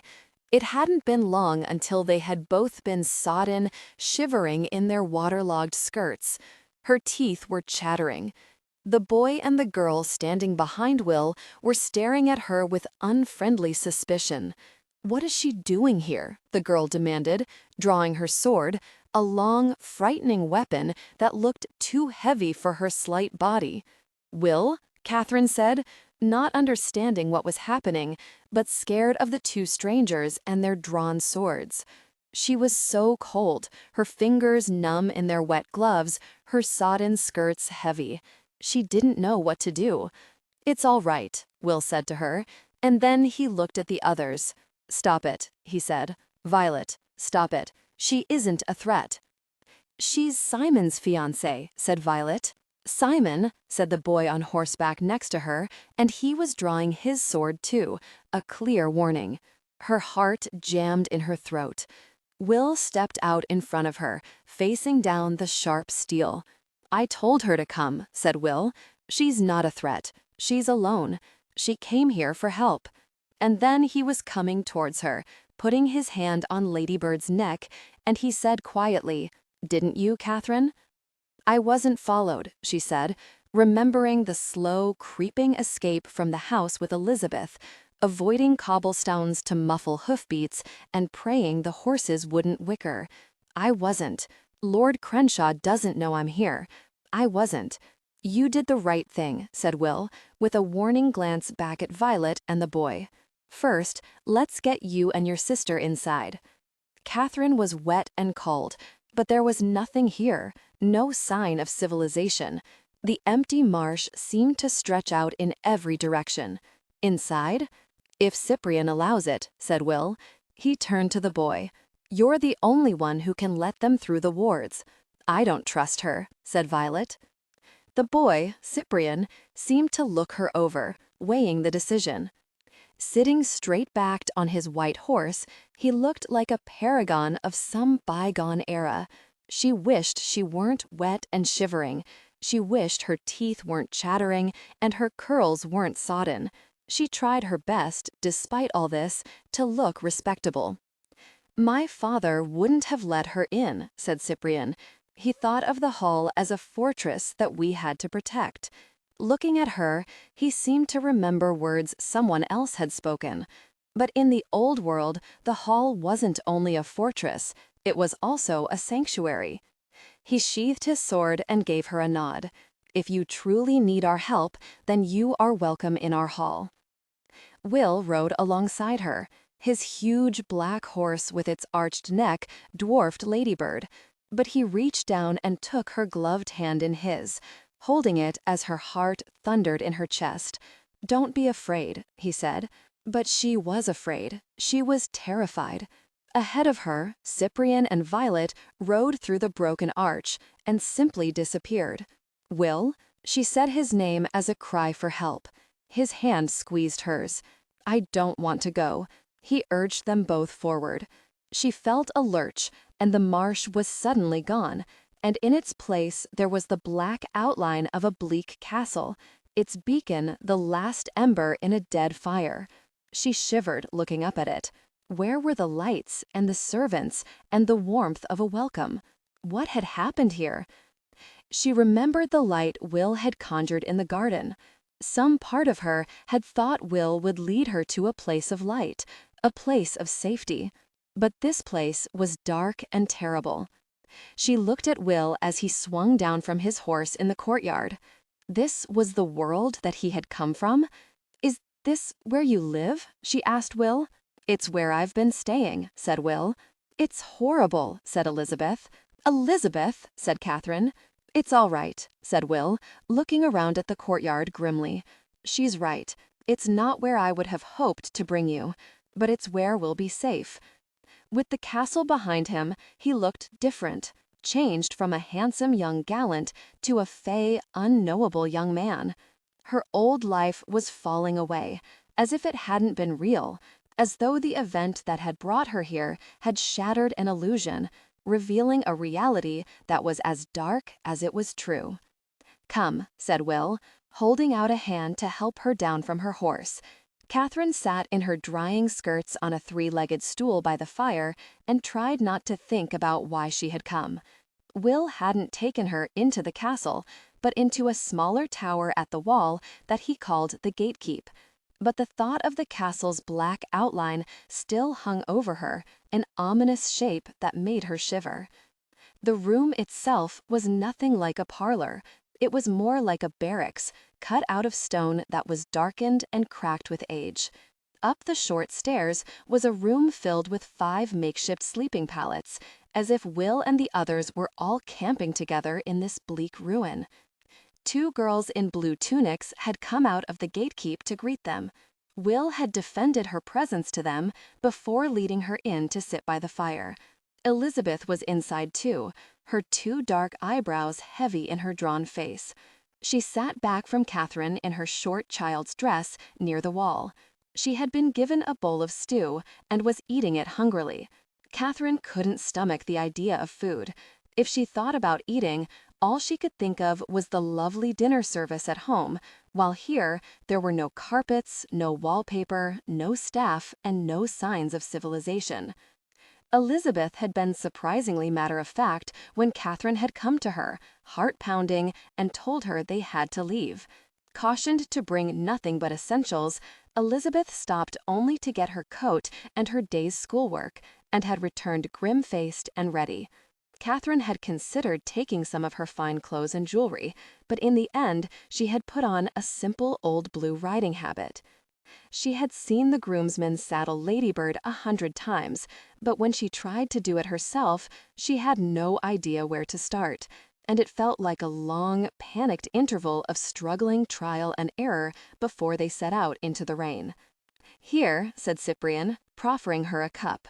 From a wary distance, he had kept his eyes on her, as though the very fact of her was an intrusion, as though she was the oddity, not him, as though she might be dangerous, and with a curiosity at the exotic, as though he'd never seen a gentleman before. Now, he handed her a strangely shaped glass filled with hot liquid. It turned out there was tea here, but it was not good brown tea with milk in a porcelain cup. It was green, with bits of something that looked like grass floating in it. "You are very kind, sir," she said. "My people make this. The herbs that grow here have qualities that have been cultivated since the Old World. It's restorative." "Your people?" she said. "You mean continentals?" And then flushed, because this was somehow the wrong thing to say, but she didn't know why. She didn't know what to do. "He means stewards. Your fiancé killed them," said Violet. She took the tea and just stared down at it, pale green with a few flecks and stalks swirling at the bottom. "I see. Thank you," she said. She sat down again. She was dully aware of them drawing off to one side and talking about her in low voices. "We still don't know why she's here. She came alone. Simon's not with her. And if she's a Trojan horse, we can't trust her." She stared at the fire until the flames blurred together. She shouldn't be here. She should be at home, dressing for dinner. She wouldn't be here if not for what had happened. The terrible, overwhelming thing that had driven her out of the house and into the mud and rain. Will pulled up a second stool and sat beside her. "You heard something, didn't you?" He spoke quietly, leaning towards her, his forearms resting on his knees. The words made her seize up. She couldn't say it, didn't want to say it. Genuine intimacy, authentic warmth, tasteful artistry. Around her, she felt a thundering pressure. She held the cup so tight, she was surprised it didn't break into pieces and cut into her. "Simon came to visit you," said Will. "He was in London on business." The whole room was so quiet, she felt like she could hear each flame in the fire. Will said it like he knew what she had heard, when he couldn't. He couldn't know. No one could. The pressure grew. She didn't want to say it, because that would make it real. That would make all of this real. This cold, empty castle, the mud soaking her dress, the words that had made her world fall apart. He would have been in a good mood. His business in London had gone well. Will said it grimly. Maybe someone arrived to see him. Maybe an associate. Maybe a messenger. "I had made you curious enough to eavesdrop, and you heard something." The first time Lord Crenshaw had come to call on her, they had set out a porcelain tea set decorated with pink rosebuds, furled green leaves, and gold trim. He had been the perfect gentleman, asking her questions, showing his interest. The whole family had been so happy, their fortunes made. Her aunt and uncle had fussed over her, and she'd eaten her favorite treat that night, apricot ice cream. She had clambered into bed, too excited to sleep, braiding her sister's hair and talking about the house that she would have, and the balls that she would attend, and the society that they would move in. He said it wasn't enough, Catherine said. What wasn't enough? He'd come to visit her many times since, each time the picture of courtesy and good manners, solicitous and charming, as he had been on his last visit when he'd risen to speak with a messenger and she had followed him out into the hallway. "Blood," said Catherine. Looking down at her cup, she felt the cold strangeness of this small, bare room. Her old life seemed to recede, the dresses and the shoes, the little string of pearls that matched so well to sprig muslin, the thrill of her first time getting her hair done a la mode, lifted high up off her neck by her new lady's maid. He said he'd killed ladies before, and one wasn't enough, she said. It had to be all of them. "He killed my mother," Will had said to her, and she hadn't believed him, until she'd heard the words that had turned her blood cold, and then the only thing she'd remembered Will saying to her was run. "I need to kill all of them," Lord Crenshaw said in a conversational voice. "And I have. They're all dead, all but one." Will pulled his stool closer and spoke to her urgently. Was there anything else? Standing terrified behind the door, then having to find her way back to the morning room, watching him sit and making small talk and smiling, all she could remember was pressing herself to the wall, shoving the side of her hand into her mouth to stifle the scream in her throat. "I was a fool 17 years ago, acting on hints and rumors. I thought I only needed to kill one. I was wrong. I needed to kill all of them. And I have. They're all dead, all but one. Now I have the stone, and I can finally succeed where I had failed all these years. Her blood will release them from their centuries of prison, and by their hand his enemies will be felled. And when all of them are dead, he will rise. He said he needed her blood to open a stone. She was only half aware of her words impacting the others, the looks they exchanged. He'd release prisoners from the stone to kill any resistance. He said when the ladies were dead, a king would rise. Will's hands closed over hers, steadying them. You did the right thing coming here. The startling touch grounded her back in the room suddenly. Her heart started beating in a different way when she realized Will had taken her ungloved hands in his and was simply holding them. He's mad, isn't he? His mind is... he's a madman. She looked up at Will, wanting nothing more to be reassured that all of this could be put aside, like a bad dream. I told you that if you came with me, I'd explain everything, said Will, and I will. Will didn't look away from her, but from the other side of the room, she heard Cyprian say, Will, you can't bring her into this. And Will's voice, she's in it already. I don't understand, said Catherine, in a small voice. Violet had taken a step forward. At least have the sister leave the room. That was the worst possible thing to say. I can listen to anything Catherine can. Elizabeth had stood up on her short legs and was glaring at Violet. They came here together, said Will. They're in this together. Tell me, said Catherine. You saw the tree light up in the garden, said Will. You were right. It was magic. Like this hall. There used to be magic in the world, a long time ago. Magic. The strangest sensation passed over her as he spoke, the eerie sense of something lost, as though the dead, dark castle was a vestige of something vanished. What happened to it? She said. It felt important, as if what Will could tell her was more important than anything else, as if she had to know it. A long time ago, said Will, there was a dark king. He was powerful and merciless, and he liked to control people. He wanted to rule the world. He almost did. He was only stopped at great cost, after he caused destruction and death. It felt true. With the flame light flickering in this cold ruin of a castle, it all felt true. A dark king, rising up out of a past that seemed real as soon Will spoke of it. But it was as if there was a piece missing, something right on the tip of her tongue.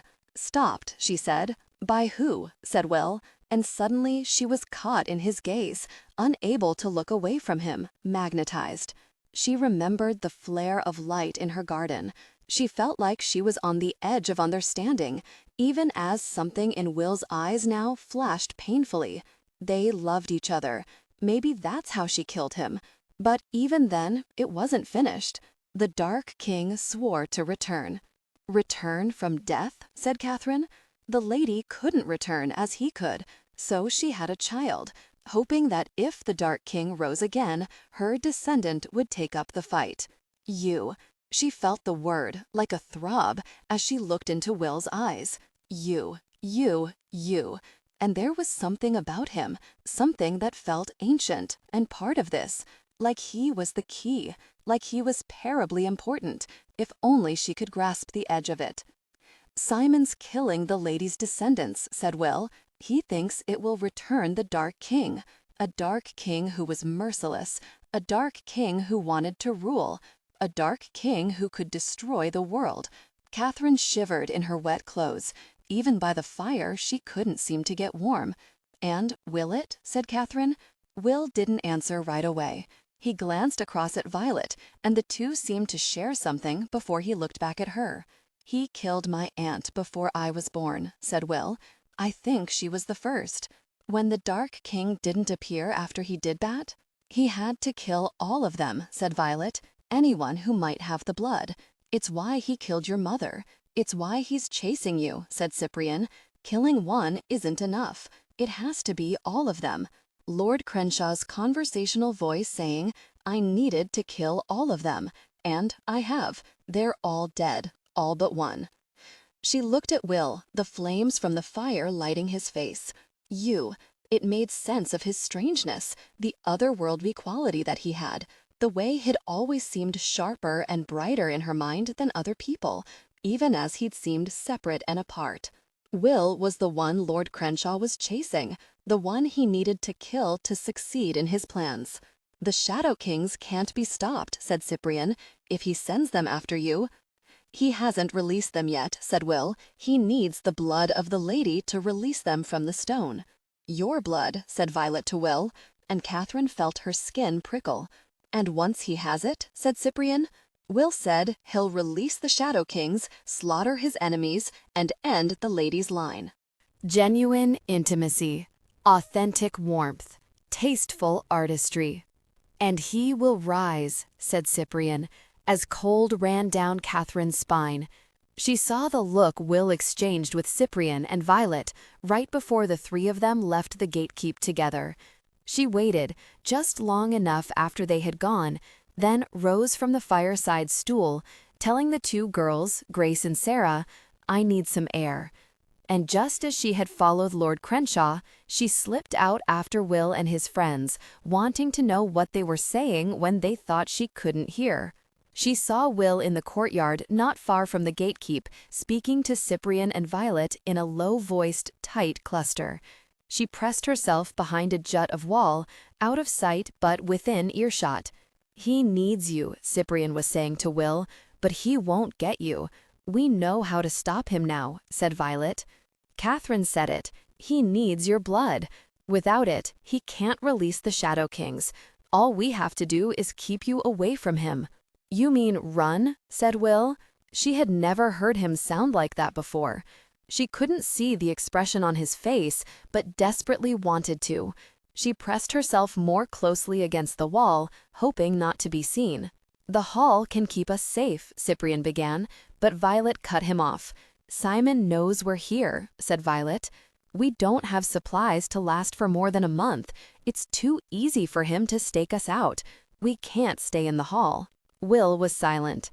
"Simon's not unbeatable," Violet pressed her point. "Your mother evaded him for years, until he found her. Gauthier stayed ahead of him his whole life. If we stay on the move, we can keep you away from him." It was Cyprian who broke the long, difficult pause. "She's right. We run. We leave England and we get as far away as possible." "We?" said Will. "That's right," said Cyprian. "The hall's your home," said Cyprian. "I didn't swear my oath to the hall," said Cyprian. "I swore it to the people of this world, to remember and protect. That's what I trained to do." There was another long pause. Then Will's voice, grimly. "All right, get your things together. We leave at dawn. We travel light, and we stay on the move. I'll tell the others," said Violet. "What about me?" thought Catherine. "And my sister? Where do we go? Are you just going to leave us? What do we do?" But just as Catherine was about to hurry back to make sure she wasn't seen, she heard Will speak Violet's name, holding her back. "What is it?" Violet said. "The sisters." Catherine stayed very still, fixed in place, and straining to hear. "What about them?" "I want you to give me your word you'll protect them," said Will, as Catherine's heart beat oddly. "You're the strongest one here. I want you to keep them safe." "I might not like her fiancé," said Violet slowly, "but that girl risked a lot to come here. For you. For you." Catherine flushed, the heat scalding her cold cheeks, feeling painfully exposed. "Thank you, Violet," said Will. "I couldn't do this without you." "But where do I sleep?" said Catherine, looking at the small room with its 5 pallets on the floor. "This is it," said Violet, shoving a roll of blankets into Catherine's hands. Will had told her, as soon as he returned to the gatekeep, what he and his friends planned to do. He'd told her it would be dangerous. He'd told her his friends would help her, whatever she decided. And she'd said yes when he'd asked her if she wanted to come with them. "You can have my bed," said Will, pointing to one of the meager pallet beds in the corner. Will was going to sleep on the cold stone floor. "I know it's not much. We'll find better lodgings for you when we're far enough away, on the road." She saw in her mind's eye her own bed's soft, downy coverings and silver bed warmer. "Thank you. I'm very grateful." "Elizabeth, let's settle in here." There was nowhere to wash or undress, so she asked the two janissaries to hold up a blanket while she stood behind it and Elizabeth helped unlace her corset. She went to bed in her underdress and shawl. Cyprian and Will had gone downstairs and only came back when it was dark and she was under the blankets. She tried not to think about the morning.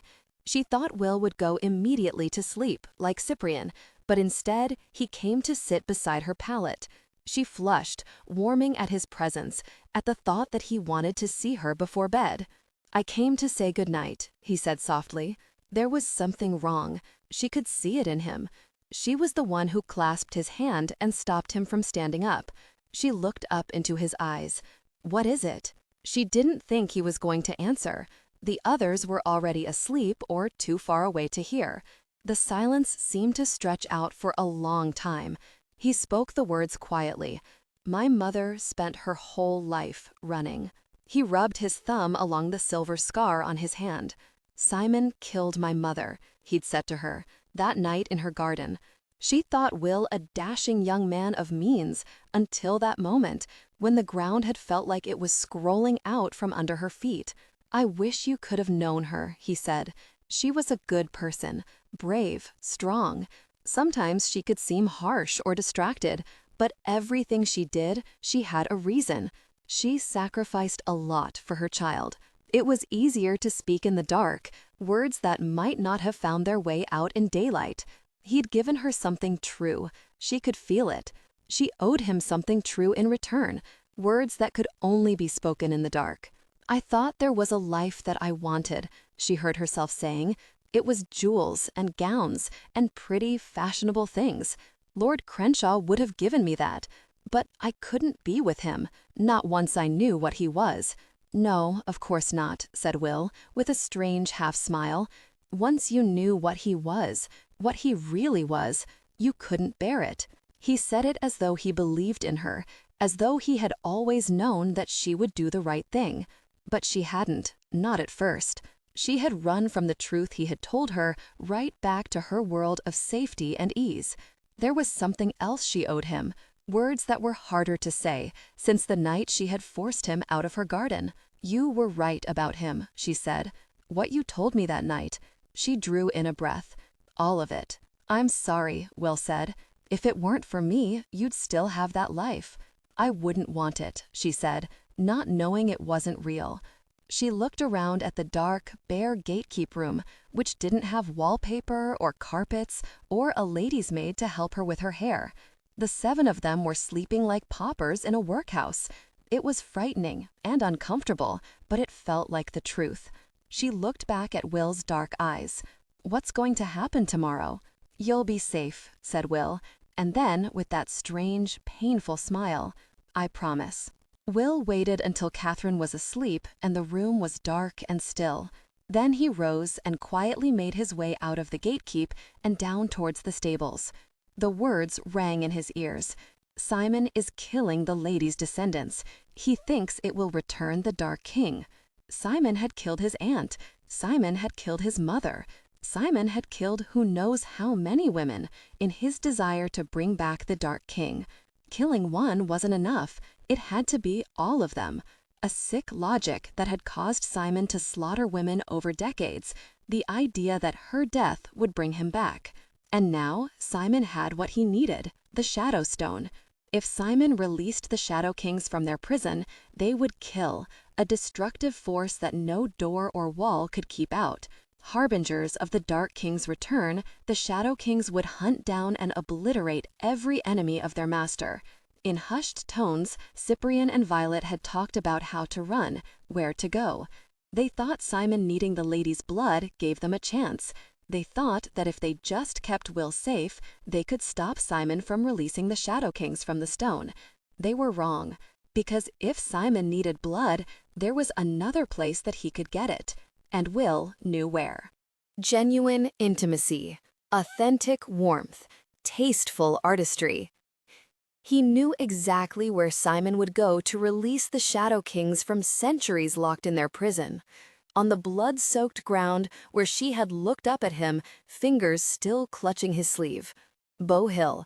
It had a terrible rightness to it, the place where everything started. Of course he would have to go back there, back to the beginning of all of it. He had spent all this time running, but deep down he had always known that he would have to return and face the truth. Simon was going to stand on ground soaked in his mother's blood and release the Shadow Kings, and they would rain down death and destruction, and through them, Simon would end the line of the lady. That was Simon's life's work, the reason he had slaughtered all those women, the reason he had slaughtered the stewards. He was going to return the Dark King and bring the terrors of the past into their present. Will knew what he had to do, who he had to be. The knowledge had grown in him since he had stood in front of the dead tree stone and the elder steward had told him about his mother. Or, no, maybe he'd known since his mother had died and had stumbled away with a bleeding hand and bruises around his throat. The lady is meant to kill the Dark King. He had run from it at first, not wanting it to be true, but there was no escaping it. You could run from your enemies. You couldn't run from yourself. He took a bridle from the tack room and made his way to the quiet horse stalls. The scene of so much recent death, the outbuildings were eerie at night, cast in shadows and moonlight. He moved quickly, keeping silent so as not to alert the others in the gatekeep. Urgency beat in his blood even as his every move was careful. Simon would have left London this afternoon, after receiving his message at Catherine's house. He would already be well on his way to Bow Hill. Even with the swiftness of a horse, sustained by the magics of the hall, Will didn't have much time. He stepped into the stables, where the handful of remaining horses were stalled. "You're sneaking out," said Elizabeth. She was like a small ambush, standing right in his way. Her frown was two aggressive eyebrows pointed downward, and her legs were planted, unbudgeable. Will felt a burst of both ridiculousness and frustration to be stymied like this, right on the threshold, and by this girl of all people. "I'm going for a ride." With the bridle in his hand, he could hardly deny it. "You just came back from a ride," said Elizabeth. "You're sneaking out. I knew if I stayed up I'd catch you." The light in her eyes was triumphal. "I'm not sneaking out," said Will. "You're a sneak," said Elizabeth. "You lie to people. You told my sister that you met her on Oxford Street by accident. But I asked Violet what you were doing in London that day, and she said you were waiting in Southwark. That's nowhere near Oxford Street." Elizabeth had the savage jubilance of the successful sleuth. "You came after my sister on purpose." Will felt silly as he kept his voice reasonable and steady. "I was chased from Southwark to Oxford Street." "You're lying. You're lying to me. You're lying to everyone. And tonight, you're planning something. What?" He thought about what he was riding towards. He had to get to Simon in time. Every moment that he spent here was delaying him further. Logic wasn't going to work, and nor was charm, and nor was reason. "Very well. Listen, you," he said. "Step out of my way, or before your sister has a chance to go home, I'll tell all of London that she ran away unchaperoned." He saw her react to that, a sort of shocked hit. Her mouth dropped open, a child's indignant betrayal at an unfair line of attack. "That isn't—" She dug her heels in. "She didn't run away for a man. She ran away because she learned Simon's plans. I could tell Simon that instead, if you like," said Will steadily. "He'll kill her." This drained the blood from her face. "He wouldn't." "He would. That's why she ran. Now step back and let me through." He looked down at her pale, drawn face, expecting to be on his way now that this business was done. She stared up at him, obviously searching for a way around his ultimatum, her young mind working furiously. "I want to come with you." "Christ, you can't and you won't." "I want to come with you." "If you're just going for a ride, you won't mind company. I can take Nell." She lifted her chin. He opened his mouth to answer, found no words coming up, and saw the victorious flash in her eyes. He made himself breathe calmly. "I'm not just going for a ride. I knew it, but what I'm doing doesn't concern you. You're going back to the gatekeep, and you're not going to say a word about this to anyone, or you'll spoil my sister's reputation." "That's right," said Will. "So if you want to save her, you'll go right to your aunt and uncle and tell them that you and Catherine have ridden to stay with a female friend. They should tell everyone she's sick until she returns, which will be shortly. By then, I'll be gone." "You've thought of everything, haven't you?" said Elizabeth. Her eyes glared at him, and had half braced himself for a new argument, but instead her mouth twisted and her small hands became fists. "All right," said Elizabeth, "but I'll remember this. You might have fooled the others. You haven't fooled me. I'll find you out, whatever it is you're doing." It was almost sunset when he saw the first of the rising hills, the unsafe open hills topped with strange rocks. The landscape was like a blast of memory, the boggy, peaty smell of the earth, and the difficulty of escape because the terrain was so open. Valdithar had covered in a night and a day what might have taken 5 times as long on a normal horse, and he was here almost before he was ready. Moving forward felt like forcing himself into a remembered nightmare, the desperation of that night, his stumbling steps and heaving breath, the fear as he pushed himself across stretches of open highside. There was a point at which he had to dismount, tie Valdithar in a clutch of trees, and go ahead on foot. He was close now, perhaps 5 or 6 miles. The land here had no cover, only scraps of trees following the lines of the creeks, and occasional low dry stone walls.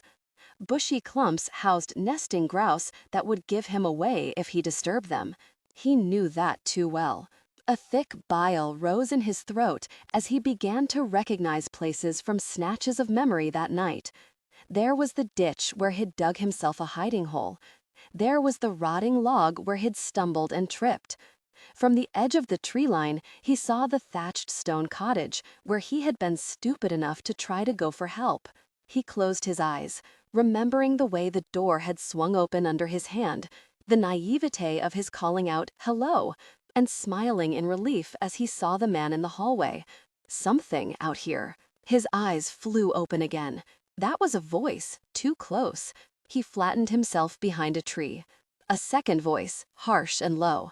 "I heard something. If you keep your mouth shut, we might have half a chance to find out." It was 2 men searching systematically through the thin strip of trees. They were drawing closer, and there was not enough cover to hide in. Will looked around himself desperately. He couldn't be found here. He was still a mile out from Bow Hill, where Simon was taking the Shadow Stone. "I don't like being out here," said the first voice, sounding nervous. "I heard that it is out here, that Lord Crenshaw has it patrolling the hills." He sounded more than nervous. What if it sees us and takes us for an intruder? It, thought Will, and then Lord Crenshaw. It was proof that he was in the right place. Simon was here, with his men on patrol. There was a clump of undergrowth to his left. Carefully, he picked up a pebble from the ground under his feet. He weighed it in his hand. "It won't hurt us. It knows Simon's brand, senses it somehow. It's proof we're Lord Crenshaw's men." They were even closer. Genuine intimacy, authentic warmth, tasteful artistry. At any moment, they would pass the tree and see him. Did that mean Simon would see him? Will remembered Lita saying that Simon could look out of the eyes of the men who bore his brand. Will threw the stone, hard as he could, right into the bushy clump. The squawk of an indignant grouse with its red-topped head was loud as it exploded upward in a burst of flapping. A shot rang out almost instantly, missing the bird but echoing across the silent nighttime valley. The men had guns. "It's just a grouse. You've dragged us out here for a grouse, you fool?"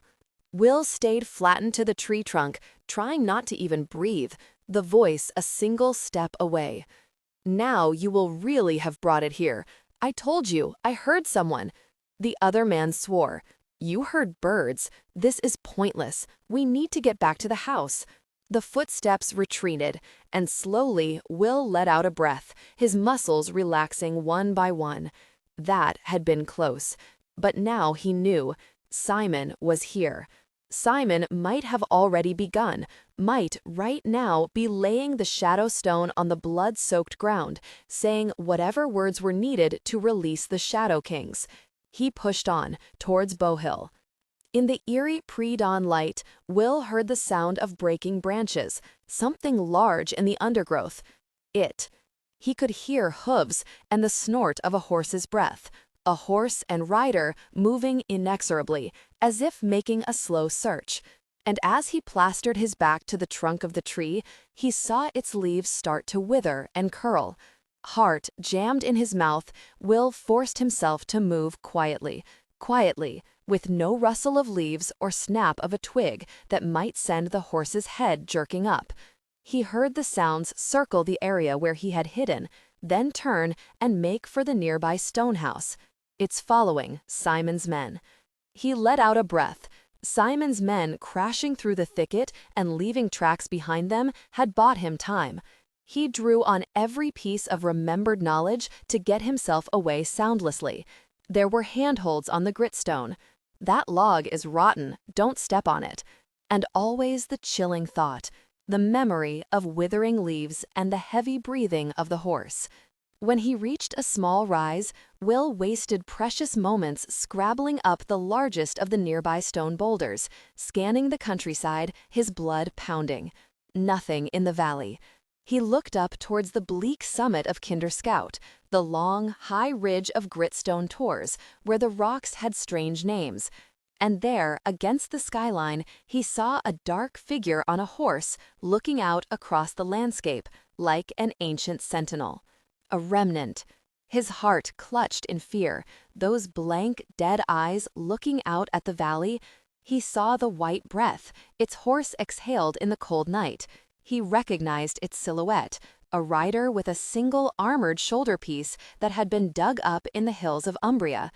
If he had wondered how the horse was immune to the remnant's touch, he saw now that it wore its own ancient armor, the long nose-piece called a chamfron, giving both horse and rider a terrifying blank look. The men had called it, but Will recalled with a shiver that there was more than one remnant. There were three, one in the woods behind him, one high on the hill, and the other? He told himself to keep going. The same rules applied. Stay quiet so they can't hear you. Stay out of the open, they're watching. Don't panic, you'll give yourself away. But reusing the same hiding places as he had all those months ago was its own horror. The hollowed-out tree where he had hidden, gasping air into his bruised throat. The outcrop of stone where he had crouched, his hand dripping blood. Each step brought him so strongly back to the past that it felt like he was traveling back in time, returning to that single, obliterating moment that he did not want to face. And then he reached the tree line and was looking out at Bowhill. Nestled in the dip between hills, out of sight of the village, the farmhouse where he lived was now a ruin. The roofing had collapsed, the door was a black rectangle that the wind howled through. Nature had begun to reclaim the place, and the paths were a tangle. He took a step towards it, and his foot hit unyielding wood. Logs in a discarded pile, grown over with wet moss. His skin prickled. He'd dropped that bundle of logs when he'd heard the first screams and started sprinting towards the house. Drawing in a shallow breath, he looked up towards his destination. He couldn't avoid the open now, but there was no one in sight. That dark sentinel on the ridge might see him, see a speck break free from the trees and start moving towards the farmhouse, and that thought sent its shiver through him. But instinctively, he knew that Simon was there, beyond the farmhouse, on that patch of earth where her blood had run. All Will had to do was go forward, one step, another, back to those last moments, like a door he didn't want to open. The blood soaking his clothes, himself gasping for breath, the terrible look in her eyes as something crunched under his feet. A strange, unexpected sound, as if he had stepped onto gravel. He looked down. The ground under him was black, charcoal shapes that crumbled to ash under his feet, the black earth extending around him in a wide circle, scoured like the ground after a fire pit. Beware the dead grass. In cold terror, he spun and saw a remnant, its pale and terrible face so close that he could see the thin veins of black that crept up its neck towards its mouth. Its hand reached for him. The black gauntlet reached out for him, and he drew his sword to knock it away, but his blow glanced off the metal without any effect, and he stumbled back. It was reaching out again. A cold wave of terror passed over him. Do not let them touch you, Justice had said. Will had watched green leaves withering before his eyes, dying from a single touch. It was worse. It was so much worse up close. You could almost taste the death, the grass blackening with the remnants every step, as if everything the remnants touched fell to decay and death. Now it simply grabbed his sword and jerked him forward. Death grip, Will thought, panicked, knowing that its touch would rot and wither his flesh. At once, Bowhill disappeared, and he was somewhere else, an ancient battlefield under a red sky surrounded by the clashes and cries of fighting. Before him towered a true dark guard in full armor, not Simon's poor imitation playing dress-up with a rusty gauntlet. It was the armor the remnants wore, whole and unblemished.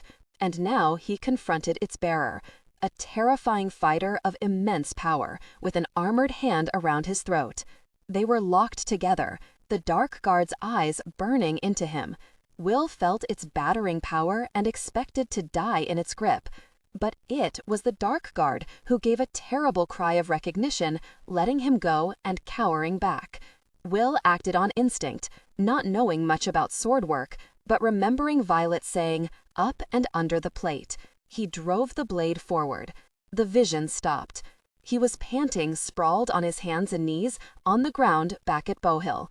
The remnant lay beside him, with Will's sword rising from his chest like a cross marking a grave.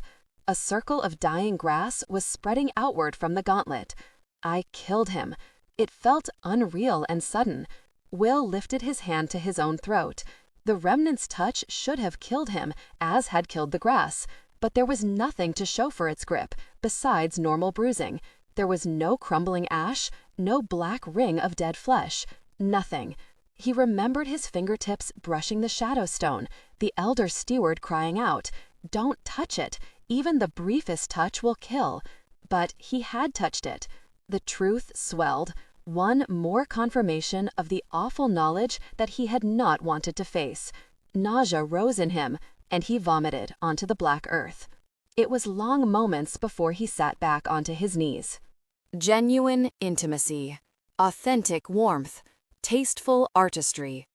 He looked at the remnant, and then, before he could let himself think about what he was doing, he reached out, took hold of its gauntlet, and pulled it off. Nothing happened. Will didn't wither or crumble, nor did the dead man change. The dead man, for he was a man, or he had been once, he had lived a life before he'd put on the gauntlet. Will had half hoped that the black tendrils would withdraw from the man's too pale skin, miraculously freeing him, that he might even come shuddering back to life now that the gauntlet no longer controlled him. But he didn't. He stayed dead. Dead as the grass, staring up at the sky. Will wrenched his sword free, took the gauntlet, and went on. He was bleeding from a cut along his ribs and his thigh and limping a little by the time he reached the farmhouse. The way was down a grassy slope, across the deep cut of the stream, then up the other bank. He was close now to the place where she had died. He focused with dogged determination on his goal, ignoring the fresh injuries and exhaustion. The closer he got, the more his mind crowded with terrible echoes. The screams, the smell of blood and burnt earth, the wrenching horror of hands around his throat. Run! The farmhouse looked so familiar, set on the side of a rise, the gray skies overhead the same shade as the stone house cottage with its slate roof tiles. There was the creek where he had hauled water, more like a rivulet cut into the slope, runoff that always trickled down after rain. There was the crumbling dry stone wall that he had promised to fix when they had first come here. It was just as he remembered it, except that the windows were dark and the front door was missing. Inside, it was dead silent. Small animals and birds nested here. Dust and leaves covered the floor. But the dark rooms were eerily preserved, the table still laid as it had been, her shawl still thrown over a chair. He shivered, remembering her sweeping that shawl around her shoulders in the mornings, preparing to go into the village. Walking forward now was like forcing himself through a barrier, towards a place that he did not want to go. Through the back door, into the enclosed garden. Every nerve screamed at him not to go out there, but he did, looking out at a view that almost made him dizzy.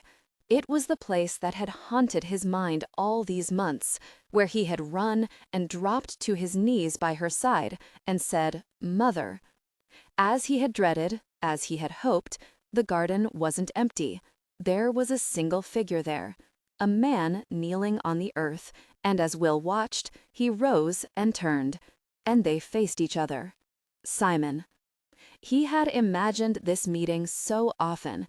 He'd thought of it even before he'd know Simon's name, as he'd hidden in the mud and rain, vowing to find out who had done this to his mother. He'd thought of it in London, when he'd learned that Simon was a rich man, and he'd wondered how a boy might take him down. He'd thought of it when Justice had told him Simon was the Dark King's descendant, part of an ancient world, a monster who had conjured a shadow to kill the Stewards, a godhead who inspired so much loyalty in his followers that they branded their own flesh. But he just saw a man, and that was chilling in its own right, that an ordinary person had done this. Simon was a man of about 37 years, with dark hair and fine, luminous eyes under thick lashes. He wore black, his jacket made of rich velvet, with long black leather boots and jeweled rings on his fingers. A familiar look. His money and taste had dressed James, Will thought, and Catherine. And maybe that was the first hint of similarity he had with that dark power from the past. The way he viewed people as objects, to be taken, used, or snuffed out, as a housekeeper snuffed a candle. Boy, what are you doing here? How did you get past the guards? One hand pressed to the cut on his ribs, Will came forward. The other hand clutched tightly to what he held, trophies of his fights. It was hard to put weight on his left leg, and his limp was pronounced. Will said, "You don't know who I am," and he threw the 3 pieces of black armor to the ground between them, gauntlet, shoulder piece, helm. As the armor pieces hit the ground, the grass beneath them withered until they lay in a circle of black earth. Simon looked from the armor back up at Will, eyes widening. "I know you do it all the time," said Will, "but I'd never killed anyone before." Will could see the thoughts turning in Simon's mind. How had the remnants been defeated? How could someone touch the armor? How was this boy still alive? Then Simon looked, really looked at Will for the first time, and understanding bloomed in his eyes. "Will Kempen," said Simon, with dark, rich pleasure. "I thought I was going to have to hunt you down." "You tried," said Will.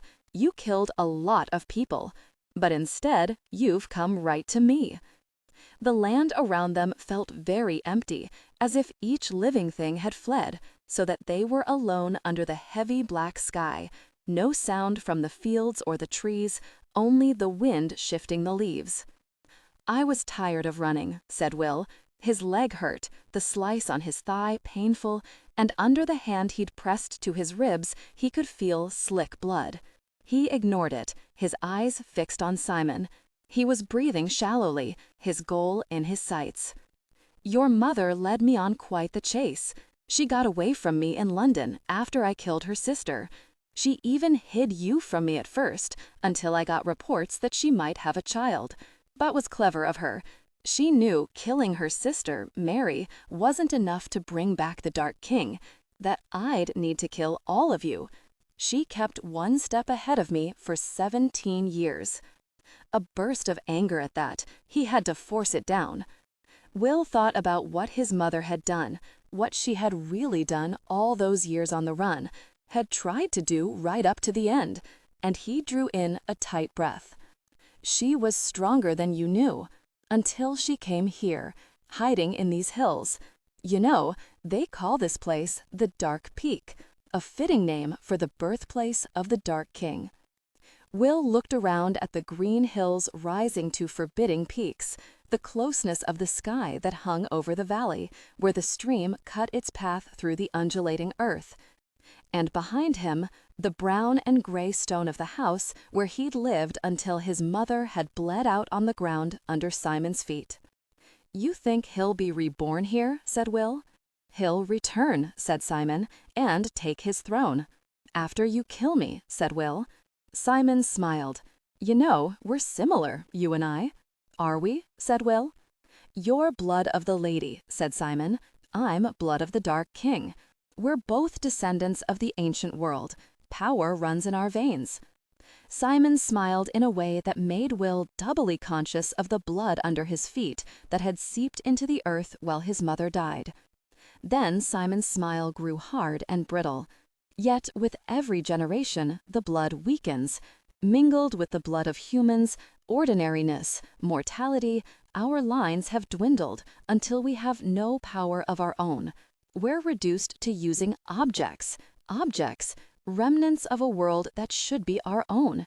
Magic is our inheritance, yet it has been taken from us.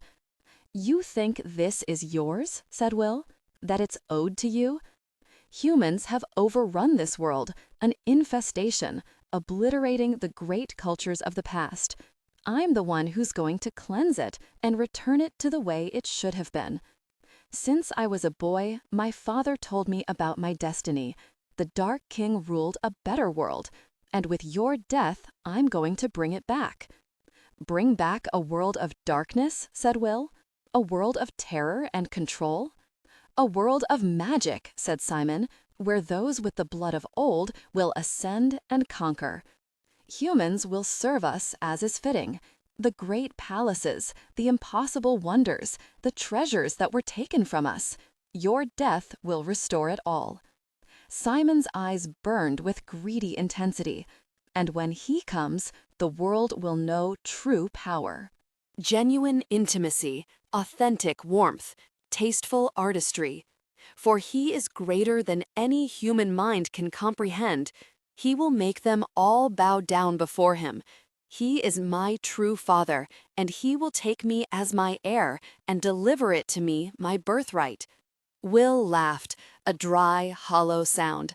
Simon's head snapped around to him. "Your birthright? You're not the Dark King," said Will. "You're just a pretender to the throne." Will drew his sword, long and straight, a sword of the Stewards with a star emblazoned on the hilt. He faced down Simon, and he thought, "The Stewards are dead, and my mother is dead, and all the warriors of the light are dead, but I'm here, and I'm going to do this." "A sword?" said Simon, with a laugh. "But of course, James told me. They tried to train you, but you couldn't use her power." "You can't use his," said Will. "That's where you're wrong," said Simon, and pushed back his coat, reaching for the onyx hilt and, in one smooth motion, drawing the corrupted blade. It was death, 30 inches of black steel, and Simon unleashed its full, devastating force. Black fire spewed from its blade, and Will cried out at the annihilating blast of it, as if the air itself was made of pain. Birds fell out of the sky. The ground began to split open. The tearing power of it ripped at Will's clothes, which were in tatters, and he flung up his hand uselessly, driven to his knees as Simon held the sword, barely controlling it as its black fire erupted, killing everything. And in the haze, Will seemed to see those eyes of black flame. The image filled his mind, overpowering everything. The pain in his head was blinding. He let out a terrible cry, and the whole world was burning. A nightmare unleashed to destroy every living thing, a dark inferno that would scour away all life. And then it stopped, As suddenly as it had begun. Silence. Nothing left alive, just cratered earth. Will opened his eyes slowly, his fingers moving in gritty, blackened dirt. Slowly, he lifted his head. He was kneeling in a blasted, ruined crater, the valley gouged open, the birds and animals dead, the trees shattered into splinters, the farmhouse sundered. For miles in every direction, he and Simon were the only things alive. Alive! He saw the look of incomprehension on Simon's face. It was Will's turn to laugh, except that it might have come out as a dry sob, shaky with the effects of adrenaline, his heart-pounding preparedness to die. But he hadn't. He was still alive. The blade hadn't worked on him. He knew why. His mother's last words, her last moments, all of it made sense. What she had known all these years, he now knew too. The truth, tested and proven in the fires of the blade. "Why didn't it work?" said Simon. Slowly, Will pushed himself up from where the blast had driven him to his knees. He looked right across the flattened landscape at Simon. His chest was heaving. He was bleeding from new cuts where small rocks and sticks had hit him during the blast. "You know, I came to London looking for you," said Will. "Why didn't it work?" said Simon. He was staring back at Will in disbelief.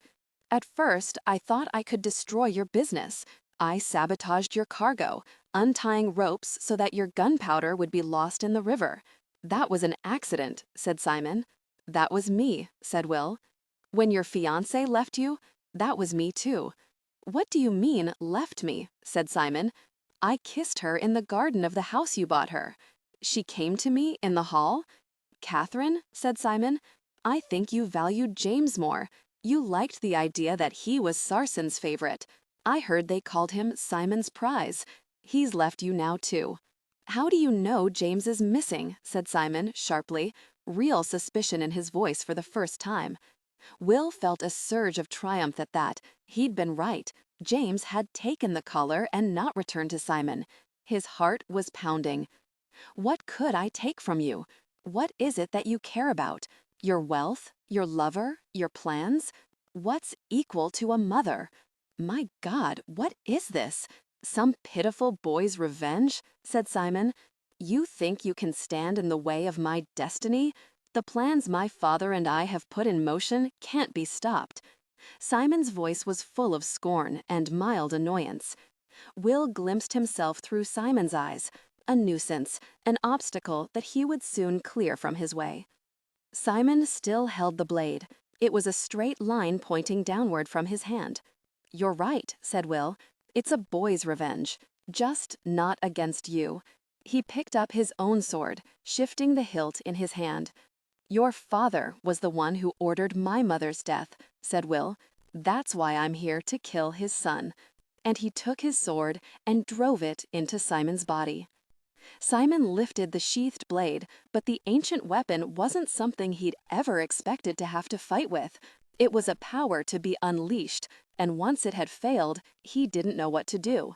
The sheathed blade barely glanced against Will's weapon. Simon's look was one of shock as Will's sword went in. It was hard, but easier than it had been before he'd killed 3 other men. He knew the resistance of the body, the strength of muscle and sinew that it took to push the weapon in. He knew that men didn't die right away, but clutched their wound, the blood pumping out, each pulse weaker than the last, their life fading slowly. Simon was on his knees, looking up at Will in disbelief, but when he opened his mouth, blood and not words came out of it. "I might not have stopped your father," said Will, looking down at him, "but I think he'll feel this at least a little." "You're too late," Simon managed, his voice thick with blood. "The Shadow Kings have been released. I ordered them to hunt down the lady's descendant." He was grinning up at Will, his teeth red. "Your death will bring him back. You're the final sacrifice. The Shadow Kings. You can't escape. The blood of the lady will return the Dark King." He still hadn't understood. He'd seen Will touch the armor. He'd seen him survive the blade. But he hadn't understood what Will had come to realize piece by piece. The truth that his mother had known when she died on this very spot, looking at Will with despair in her eyes. "I'm not blood of the lady," said Will, looking at the sheathed blade on the ground. "The Shadow Kings aren't coming for me." Violet woke feeling that something was wrong, as if the uneasy remnants of a dream lingered. She glanced over at the place where Will was sleeping. He wasn't there. His pallet was starkly empty. She sat upright, her stomach clenching. The pallet wasn't just empty. It looked like it hadn't been slept in. No, she told herself, he wouldn't. Would he? But she was already pushing out of bed and pulling on her boots and tunic. The girls were still asleep, the sisters Catherine and Elizabeth looking oddly peaceful despite the circumstances, while Grace and Sarah lay in a tense sleep of exhaustion. Violet padded quickly downstairs and made for the gatekeep door, only to find it already opening. But it wasn't Will entering the gatekeep. It was Cyprian, back from a morning excursion, and he spoke to her in a low, urgent voice. "Will's horse is gone." "What do you mean?" "Valdethar, Will's horse. He's gone from the stables." The ominous feeling redoubled into a sick certainty. The memory of Will's untouched sleeping pallet like a terrible premonition. Violet forced herself to stay calm. "Has anyone seen Will?" she addressed the others after returning with Cyprian, and waking Elizabeth and Catherine with a few sharp shakes to their shoulders. Grace and Sarah had slept in their janissary uniforms, both waking jumpily at the sound of the door. Now they were a tense huddle in blue on Grace's pallet. Catherine was sitting up at the small table, extraordinarily pretty in her white underdress and shawl in the morning light, her sister Elizabeth frowning beside her, her eyebrows too heavy for her small face. Violet got blank stares from all of them. "No one?" she said. "No one's seen him?" "I talked to him before I slept," offered Catherine. "What did he say?" Catherine turned red. "Just good night." Genuine intimacy, authentic warmth, tasteful artistry. Violet remembered looking up and seeing the two of them together, Will at Catherine's bedside, murmuring to her in the candlelight. Her chest tightened, and she pushed the emotion to one side.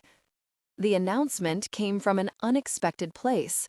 "He's gone," said Elizabeth. "What do you mean?" "He left. He ran off." "How do you know that?" "I saw him ride out last night." Violet was staring at her. Elizabeth's tone said, "Good riddance." She looked back at Violet defiantly. Catherine was shaking her head. "He wouldn't leave us." "Well, he has. I saw him in the stables. He said he was going for a ride." "That was a lie, and I told him I knew it was, and he said if I said anything, he'd get Catherine in trouble, so he's a bully as well as a sneak." "Elizabeth," said Catherine. "You know what happens if Simon finds him," said Cyprian in a low voice. "The blood of the lady will return the Dark King." Violet tried to be reassuring. If Will went for a ride, it was for some purpose. He wouldn't just leave us, and he doesn't do things for no reason. We wait here for him to return." Elizabeth scoffed. Violet went to search the grounds to make sure Will was missing and gestured to Cyprian to join her. Waiting for him at the door, she saw Catherine looking out towards the gate with a strange expression on her face, her hair shining gold in the morning sun. Violet turned away. A moment later, Cyprian joined her and they each took a different part of the hall, splitting up to cover more ground. They searched for the better part of the day, but Will was well and truly gone. With every silent, empty area of the fort that she checked, the truth was rising in her. When she finally returned to Cyprian in the courtyard, Violet said what she was really thinking. "Will hasn't gone for a ride. He's gone to fight Simon." Cyprian paled. In the gray afternoon light, his face looked drawn, and it occurred to her that staying here with all the memories of the dead must be hard on him. He was still dressed like a steward, in his pristine silvery tunic. She'd watched him wake early the last few mornings to train, a solitary figure performing the steward rituals alone. Why would he do that? His blood is the only thing that can release the Shadow Kings. Cyprian was shaking his head. You said it yourself. All we have to do is keep Will safe and out of Simon's hands. His blood isn't the only thing that can release them, said Violet. She couldn't believe she hadn't seen it sooner. She thought about all the plans they had made last night and felt so stupid. Will had been indulging her, nodding and listening, and all the while planning to leave on his own. I don't understand, said Cyprian. Will's mother, said Violet. Simon killed Will's mother. Will never talks about it. But, if it was violent, said Cyprian, there would have been blood. The blood of the lady. She saw Cyprian realize it. Simon already had what he needed. He could release the Shadow Kings any time he wanted. He just needed to harness Will's mother's blood. Had Will guessed that immediately? Had he heard Catherine's words and understood right then what he had to do? But why hadn't he told anyone? Why had he gone to face Simon in secret and alone? The place where his mother died, said Violet. Will's gone there to try to stop Simon. Where? Said Cyprian urgently. Do you know where that is? Nights sprawled out on their beds, talking until dawn. My mother and I, we moved around a lot, Will had said at a London inn, but he'd never spoken about his mother's death. As if there was something in the story that he was holding close, something private that he didn't want to tell. And now he was traveling there, and they had no way to find him. Will, why didn't you take me with you? No, she said. He never told me. The truth was that she knew very little about his life. She knew his mother had been killed, but he'd never told her how. She knew they'd moved from place to place, but he'd never told her where. He'd never said what he'd done in the months between his mother's death and his own capture.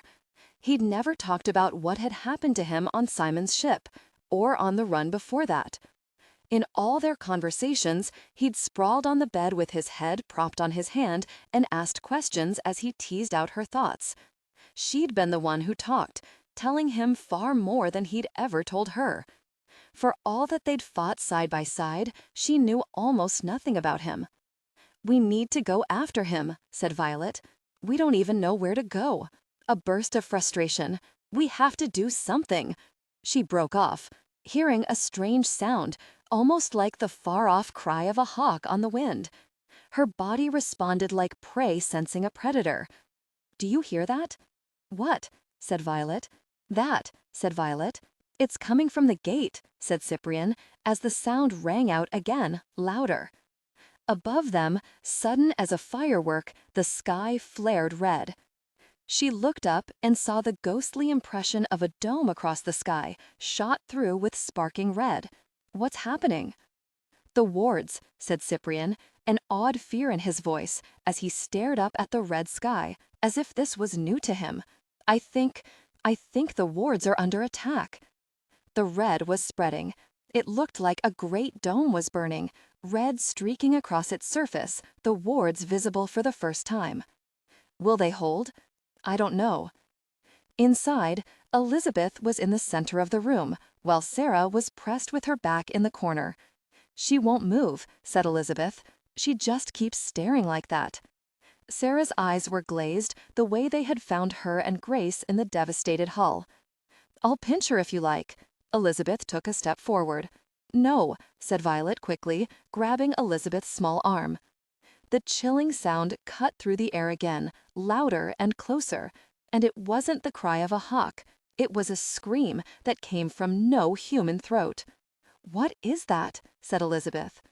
It sounded like it was coming from outside the wards, as if there was something out there on the marshes, something old and terrible, screaming to get in. Don't let it in, said Sarah, her voice sounding strange. Don't let it get inside. Violet's stomach turned. It couldn't be. It couldn't. Violet found that she and Cyprian were staring at each other. They had spent the day looking for a way to track down Will. They had forgotten the true danger that hung over them all. A shadow, said Violet. The air was colder. She could feel it. Was it also getting darker? Inside the gatekeep, the shadows seemed to thicken until they were tangible, as if they were responding to a presence outside. She looked at Cyprian. The last shadow who had attacked the hall had been his brother. She remembered the hollow look in his eyes as he had stared at the burned imprint of Marcus in the tree chamber. He had the same hollowed-out look now. "We're safe in here," said Cyprian. "It can't get through the wards." "Marcus got through." "Marcus was a steward," said Cyprian. "He didn't break through the wards. They opened for him. They recognized his steward blood, even though he was a shadow. Nothing else can get through. We're safe as long as they hold." The terrible, uncanny scream rang out again. Outside, something was rending at the hall's protections, trying to get in. Violet imagined a swirl of pure black in the archway of the gate, hungry for entry. Safe from what? Elizabeth's two small hands were clenched. Violet looked down at her and felt sick. What could she tell a child? That there were things in this world darker and more terrifying than she could imagine, things that could slaughter your friends? "Safe from what?" Elizabeth said again. Violet drew in a breath. "Simon wants to hurt Will, and has sent a creature here to attack him. I won't lie to you, it is dangerous, with unnatural powers. But this hall was built to keep things like it out." "A shadow," said Elizabeth. Violet nodded and tried to look calm, even as a part of her knew it was worse than that. Genuine intimacy, authentic warmth, tasteful artistry. Because if Simon had released it from the Shadow Stone, then she looked around at the gatekeep, built centuries ago by a civilization that they knew so little about, and a new thought turned her utterly cold, because what was at the gate was worse than a shadow. She took Cyprian by the shoulder and led him off to one side, keeping her voice low and out of earshot of the others.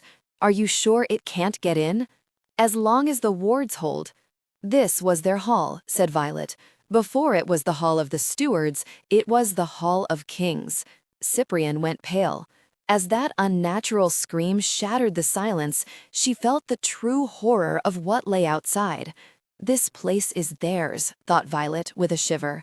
"More than it was ever yours." A shadow king.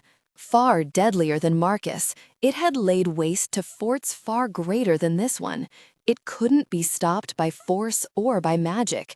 It was a shadow king, a commander of armies, forged into darkness by the Dark King himself. And now it was coming home. Violet forced herself to think.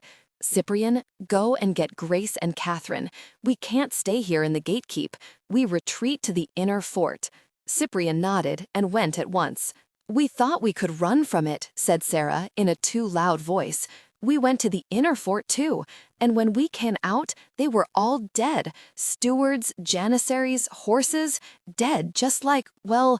There was the scrape of wood on stone as Elizabeth pulled up a chair, stood on it, and, with the benefit of this extra height, slapped Sarah hard across the face. Sarah stared back at her, shocked into silence, clutching her cheek as Elizabeth said, "Shut up. Shut up or you'll bring it, and then you'll be dead first because you're the loud one." Violet blinked, grateful for the sudden ringing lack of sound. "All right, listen. The wards are holding for now. Get food and water. We're going to take whatever we can carry to the inner fort. It's safer there. It has extra protections, and there are places where we can hide." Elizabeth nodded, scurrying to gather up what she could, with Sarah glassy-eyed. Violet packed up all the provisions she could carry, folding them up in a blanket. But as the awful, echoing shriek of the shadow rang out, there was only one thought in her mind. Will. If Simon had released the Shadow Kings... "It doesn't mean he's dead," said Violet to herself. A hope, a desperate wish. It just means that Simon found the blood. Grabbing up packs and provisions, Elizabeth and Sarah were ready in a few minutes, and Violet led them out into the courtyard. There she stopped and looked up in horror. The wards were like red fire across the sky, coruscating like flame, like the tails of dead comets. They lit everything with a strange red light, reflecting against everyone's faces. They were coming down. They were all coming down. It was like the end of the world. "They're not going to hold," said Elizabeth. "Go," said Violet. They ran across the red-lit courtyard. Cyprian and Grace were approaching from the direction of the hall. Their faces were drawn, and Cyprian was shaking his head. It was his turn to speak in a tense, private voice. "Catherine's missing. She took one of the steward horses." "Missing?" Violet's stomach clenched. "How long has she been gone?" "I don't know." "When was the last time you saw her?" "When was the last time any of them had seen Catherine?" "This morning, when I told her Will was gone." Violet's stomach twisted. She thought of the look in Catherine's eyes whenever she looked at Will, the pink on her cheeks whenever she said his name. The fact that she had come here at all, through the mud and rain at night, leaving the comforts of her home on the word of a boy she had met twice. "She went to follow Will," said Violet. "We don't know that. She might have just gone back to London." "And leave her sister behind?" "She knows." Violet suddenly recalled the look of determination she had seen on Catherine's face this morning as the girl rose from the table. She knows where Will's mother was killed. He must have told her. The image of Will and Catherine murmuring to one another last night came back to her. She ignored the twinge of hurt that Will had told Catherine about his mother, but not her. How long had he known Catherine? A few days? She tried not to feel the way she had felt locked outside her father's house, knowing she could never return. "What's this about my sister?" Elizabeth pushed her way into the exchange. "She's gone," said Violet. "But," said Elizabeth, "she's outside the walls. A shadow king is trying to get in. Wherever your sister is, she's safer right now than we are." She immediately regretted saying it. Everyone was frightened, and Elizabeth was a child. Elizabeth's face turned, if anything, paler, as she stood there in a muddy, short dress, separated from her family. Violet felt awful. "We're going to the inner fort," said Violet, trying to temper her message.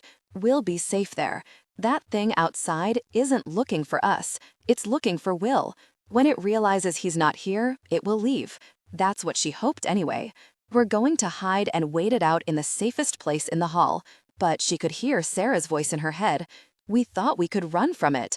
She could see Elizabeth remembering those words too. "Can I bring Nell?" said Elizabeth in a small voice. "What?" "Sarah said that last time they killed the horses. Can I bring Nell?" "No, I'm sorry," said Violet. "There isn't time." Getting to the chamber that held the tree stone meant going back into the citadel, something they had all avoided since the attack. Together, they climbed the main steps to the immense entry doors that stood unnervingly half open, with the silent citadel behind them. Violet's skin crawled as they entered the first of the ghostly, empty hallways that had already taken up the stillness of a tomb. The red light seeped inside the buildings, and any windows were now rectangles of crimson. Violet saw Elizabeth take in the eerily lit destruction and go pale, but the girl said nothing, and even on her short legs, kept up with the others as they hurried through the corridors. The five of them hurried past the halls and the dormitories, entering a more deserted part of the citadel. The chilling screams of the shadow could be heard in the distance, but muffled by the thick stone walls of the hall, they became strange echoes, coming from everywhere and nowhere. The red-lit rooms and corridors became long, dark passageways, so deep in the hall that outside light didn't reach them. Violet stopped at the entry to the chamber that held the tree stone. She had considered taking them down into the vault and hiding them all in the underground rooms behind that heavy stone door. But the vault had held the Shadow Stone, and she had felt the irrational sense that the Shadow King would know if they hid there. Besides, if a Shadow King could pass through any wall, a stone door would not keep it out.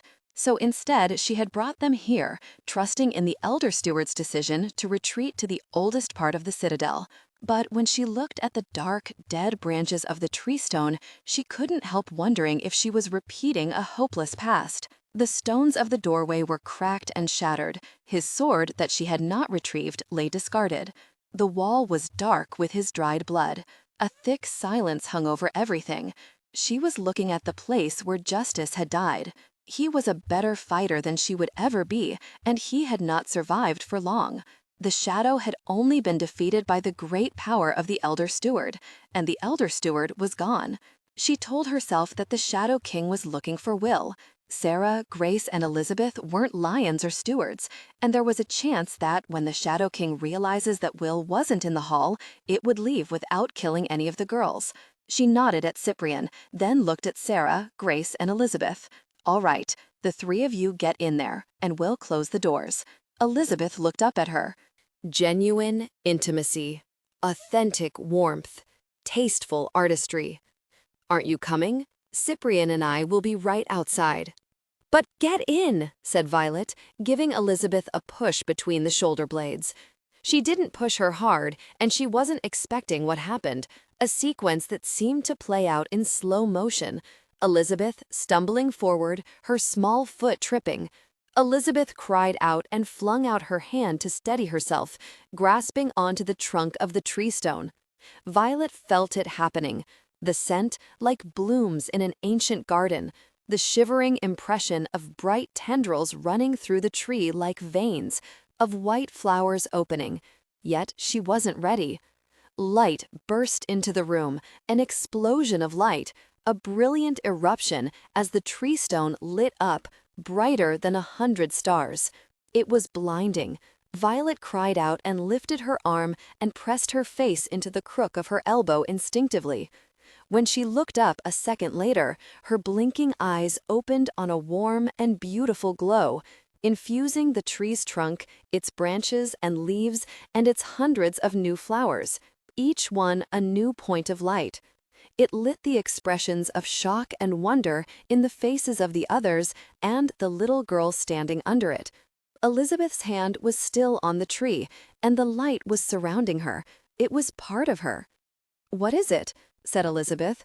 "What's happening?" Oh, God, thought Violet. She was staring at Elizabeth, her washed-out face, the light in her long, dull hair. She remembered Will trying to light the tree stone, the hours that he had spent gathering all his will, trying to stir a single spark. In all that time, the tree stone had not given so much of a flicker. Violet thought of all she knew about Elizabeth. At 10, she was still in short dresses and had the personality of a stump in the road, blocking your way. She lived with her parents. No, not with her parents, with her guardians, her aunt and uncle, who had taken her in after... "Who was your mother?" Violet heard herself say. "What?" said Elizabeth. "You live with your aunt and uncle. Who was your mother?" "No one you know." Elizabeth stuck her chin out. "What does it matter? She was a respectable gentlewoman." There was something defensive about the way she said it, as if she'd heard questions about her birth before, or as though she'd been the one asking them, thought Violet, smart enough even at 10 years old to sense that the things her aunt and uncle were telling her weren't true. Simon had been hunting children, and if someone was hunting your children, what did you do? Did you keep them with you, in danger? Or did you give them away to kind strangers who would pretend to be their aunt and uncle? Wasn't the best way to hide a child to disguise them as one of the thousands of ordinary children growing up in London? "Protect the sisters," Will had said. Violet felt all the hair on her body stand up as she stared at Elizabeth's plain child's face and her torn, muddy clothes streaming with light. She turned to Cyprian. "She's blood of the lady." Violet could see the mix of shock and confusion in Cyprian's eyes. "I don't know how, but she's blood of the lady." "It's not Will the Shadow King is after," Violet said. "It's her." The inhuman screams were louder, the last of the wards shredding. Violet looked around at the ancient doors that would be no kind of protection once the wards were down. Violet had thought they could hide here and hope for the Shadow King to pass them by, but no one could hide this cascade of light. And if the Shadow King was after Elizabeth, it would not pass her over. It would do everything in its power to find and kill her. She couldn't let that happen. Justice had trained her to fight for the lady, and the lady had come to her, even if she didn't understand how or why. Wasn't a lion supposed to be a protector? Her strength and steward training together, she understood what it was for now, what she had to do. "Cyprian, you have to find a way to get her out." "What do you mean?" "The Shadow King is here for one reason, to end the line of the lady." Elizabeth can't hide or wait it out. The only chance she has is to run. She was thinking it through as she spoke. It will break through the wards. I'll hold it off in the Great Hall. You use the distraction to get the horses and go. She looked out at the hallway that was torn to pieces, the walls cracked and the furniture splintered. The shadow had tried to get at Justice and failed, at least at first. Now he was ashes and flame, and the memory of a hand proffered to help her. Justice held Marcus off for a while. Cyprian's face was white. There are only 2 horses left. Then you each ride double. It wasn't what he had meant. She knew it. She heard him say it, almost as if he was at a distance. That doesn't leave a horse for you. She looked at him. She didn't have to speak. They both knew she wouldn't return from this fight. There was no one alive who could stand against a Shadow King. But she might be able to delay them long enough to buy Elizabeth time. I won't leave you here, said Cyprian. You have to. She remembered the elder steward's words to her. I'm the strongest one here. You are the strongest fighter the light has left. She was a lion. Grace and Sarah were janissaries, and Cyprian was a steward who had rejected the cup.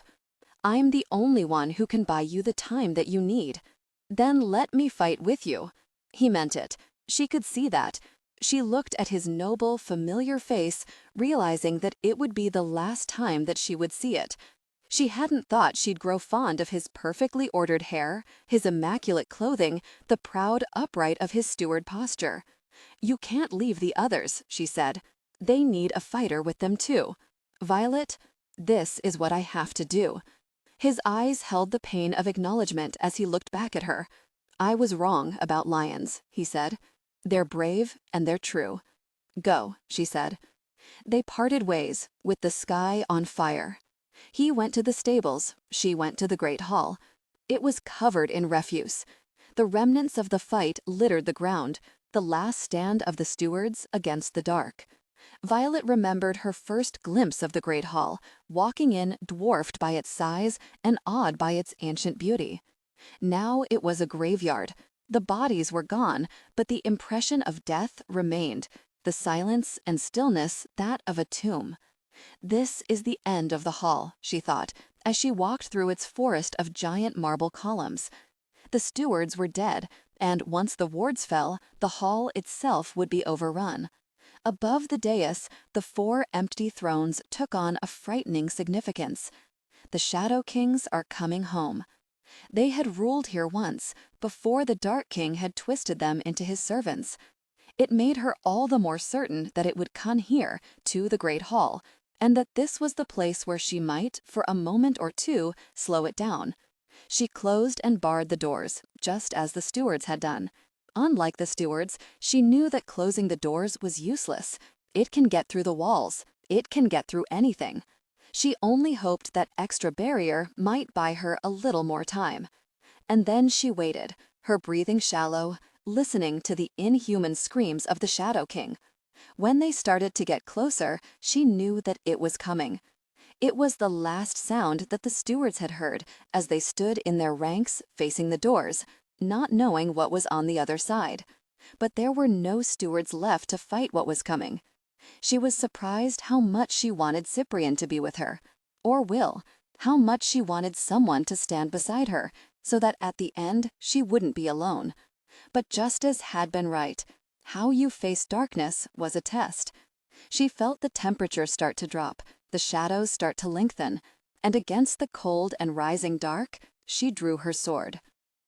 So you know who you are, said a voice behind Will. He turned.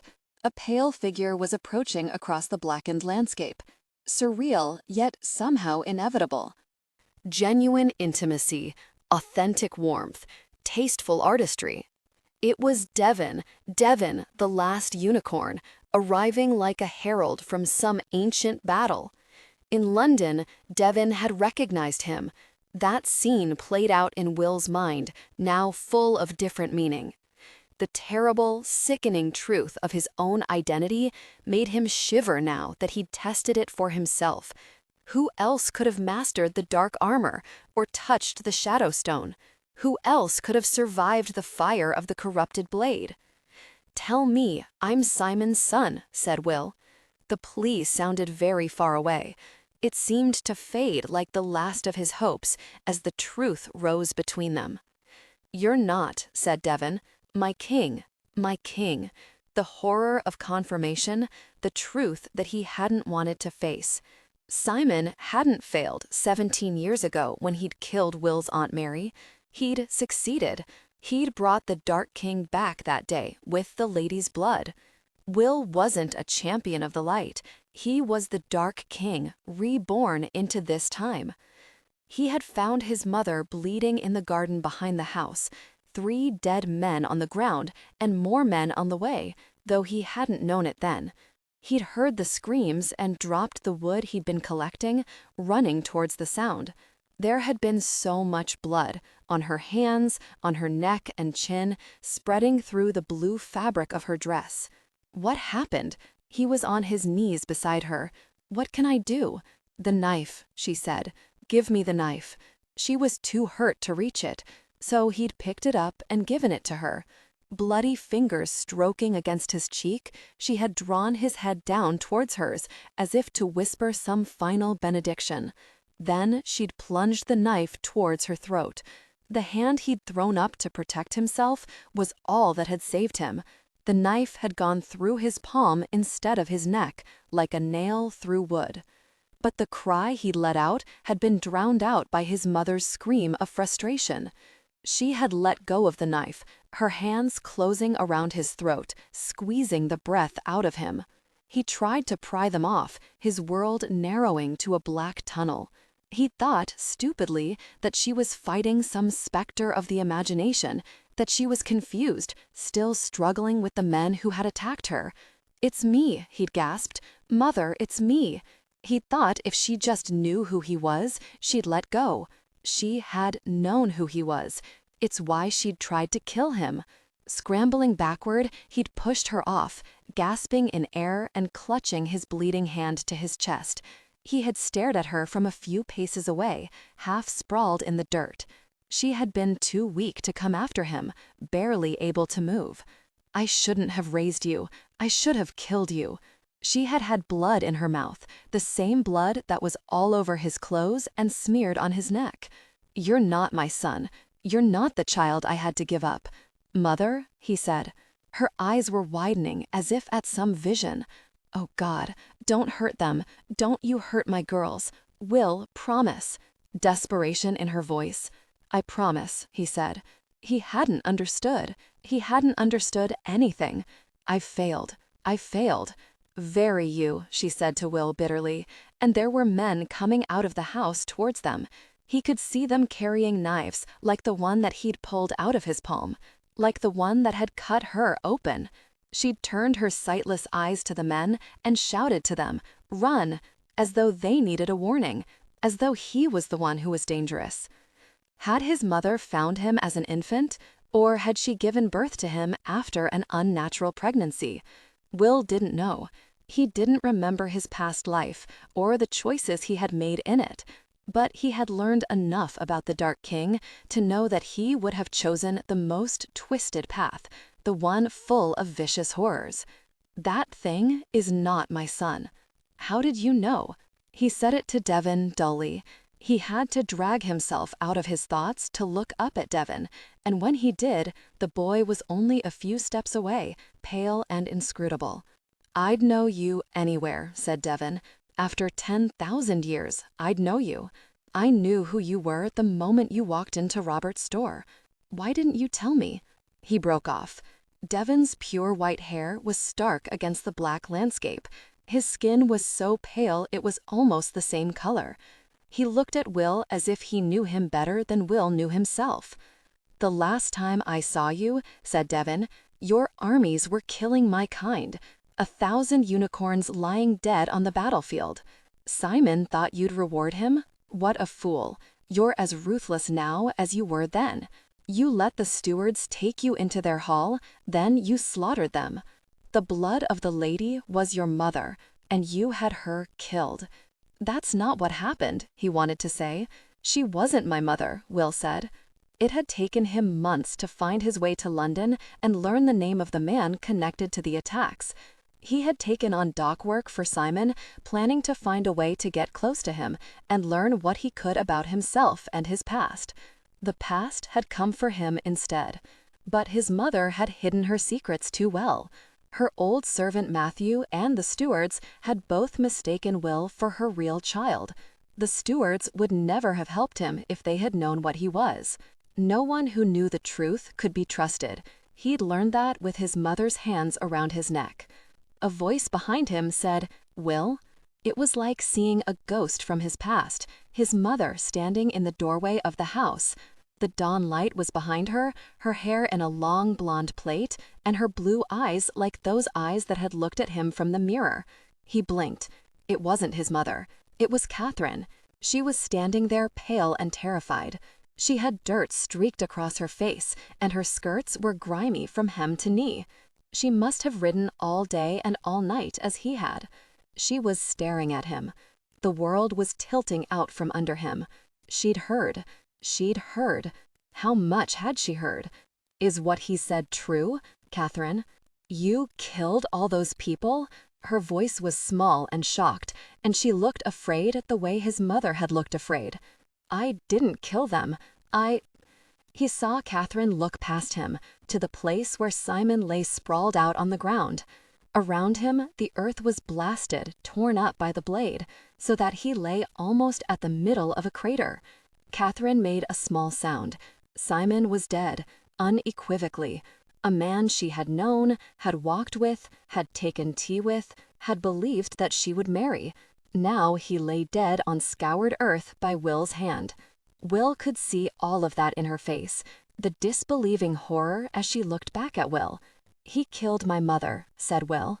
Those were the words that came out when he could have said, "He killed the Stewards. He tried to kill me." "So you killed him?" "Yes." What else could I answer? I felt sickly exposed, almost shivering at the thought of what she might have overheard. "It's not true," she said. "You wouldn't kill someone.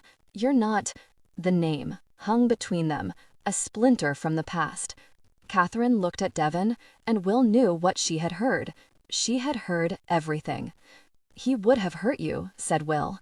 "He would have hurt the people I care about." Catherine's face was pale and frightened. "You said the Dark King had to be stopped, that he had to be defeated, and that you were the one who was going to do it." "I meant it," said Will.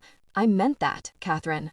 That creature from the past that he felt that he could still feel trying to control everything. The Dark King, like a hand reaching out of the dark, setting in motion his unstoppable plans. And Will trying somehow to believe the elder steward that he could be the one to— A terrible sound cut through the dawn, the scream of an animal, the shriek of a nightmare. It echoed off the peaks, coming from everywhere and nowhere. The sky began to grow darker, as if something was putting out the dawn. "No, what is that?" Catherine's head jerked towards the trees. "No, no, no." It was Devon who answered, Devon who had heard that sound before, long ago. Will could see it on his face, a primal, ancient fear. Genuine intimacy, authentic warmth, tasteful artistry. Devon looked like he was keeping himself in place only through an effort of will. "A shadow king," Devon said. And then, "Tell her." In his eye, the hard glint of one determined to see things through to the end. The truth, laid bare between them. "It's come to kill the blood of the lady," said Will. "Promise." Sent by Simon on its single mission, to seek out his mother's children and end her line. "Will, promise." "I thought you said that you weren't the blood of the lady," said Catherine. "That you were." "It's not here for me," said Will. "It's here for you." She didn't understand. She looked frightened and out of place, her world one of drawing rooms and elegant clothes and fine manners. "What do you mean?" said Catherine. "Will, what do you mean?" Around them, the torn, blackened earth marked the place where his mother had died. She was standing where his mother had stood. Everything seemed to come full circle, fate turning. There's a tree made of stone in the hall of the stewards. Will drew in a painful breath. It's said that when the lady returns, it will shine. The tree stone had never responded to his touch. It had stayed dark and cold no matter how much he had wished for it to shine. It's her symbol. Will met Catherine's eyes. A hawthorn tree. And he saw Catherine remember it, the hawthorn tree coming alive in her garden, its flowers bursting into bloom, the petals swirling around them like snow. "That was you," said Catherine, shaking her head. "You did that. It was never me, Catherine," said Will. She had woken that tree out of its winter slumber, her power racing bright through its branches. She'd kissed him, and the tree had streamed with light, starbursts of glowing white flowers, radiant and beautiful. He jerked away and stared at her in shock, the horror of realization churning in his stomach. What she was, what she could be. "Your mother sent you away," said Will. "She did it to protect you, not just from Simon, but also from me, from what she thought I might become. She raised me as her child, but I wasn't. I was something else." "It's not true," said Catherine. "She tried to keep me from my fate. She made me promise. Promise me." He remembered her desperation, her frantic need to protect her child. Will promise. Her knife through his palm, her bloody fingers around his neck. "She made me promise not to hurt you. And I did. I promised you'd be safe. You're the blood of the lady, and I'm going to protect you." The inhuman shriek of a shadow king rang out again, closer. The sky was darkening, as if ink swirled across it. He imagined them racing towards him, shadows rushing through the air. "There's two of them coming," said Devon, his eyes hard and bright. "They're going to kill her." "No," said Will. He could feel their darkness, their sheer destructive power. He let himself feel it, and he let it feel him. Simon was right. He had no magic of his own, no access to whatever lay inside him. But he knew what he was now. And if the Shadow Kings were powerful, it was a power that they had from him. "You're mine. Mine to command." He could hear the screams of the two Shadow Kings echoing across the land. Kill the blood of the lady. Kill her and end her line. They had their orders, given to them by Simon, and they wanted to do it. They were the harbingers, unleashed to usher in an age of darkness and subjugation and rule over it as its masters forever. No. We thirst for destruction. We thirst to conquer. We thirst to kill. Above him, the sky was jet black. They were coming. They were coming. The wind started to whip at him. His skull was filled with a rushing darkness, as if they were inside his head. "You will obey me. We will kill the lady and bring this world to its knees." And in a flash, he was somewhere else, that ancient battlefield under a red sky, where an army of shadows stretched across the land. They were his to command, on the cusp of victory. The sheer power of it was intoxicating, his steed a giant scaled creature that winged across the sky. He heard the screams as the Shadow Kings led the charge, nightmares with shadow armies at their back. In the next moment, they showed him a vision of how it would be.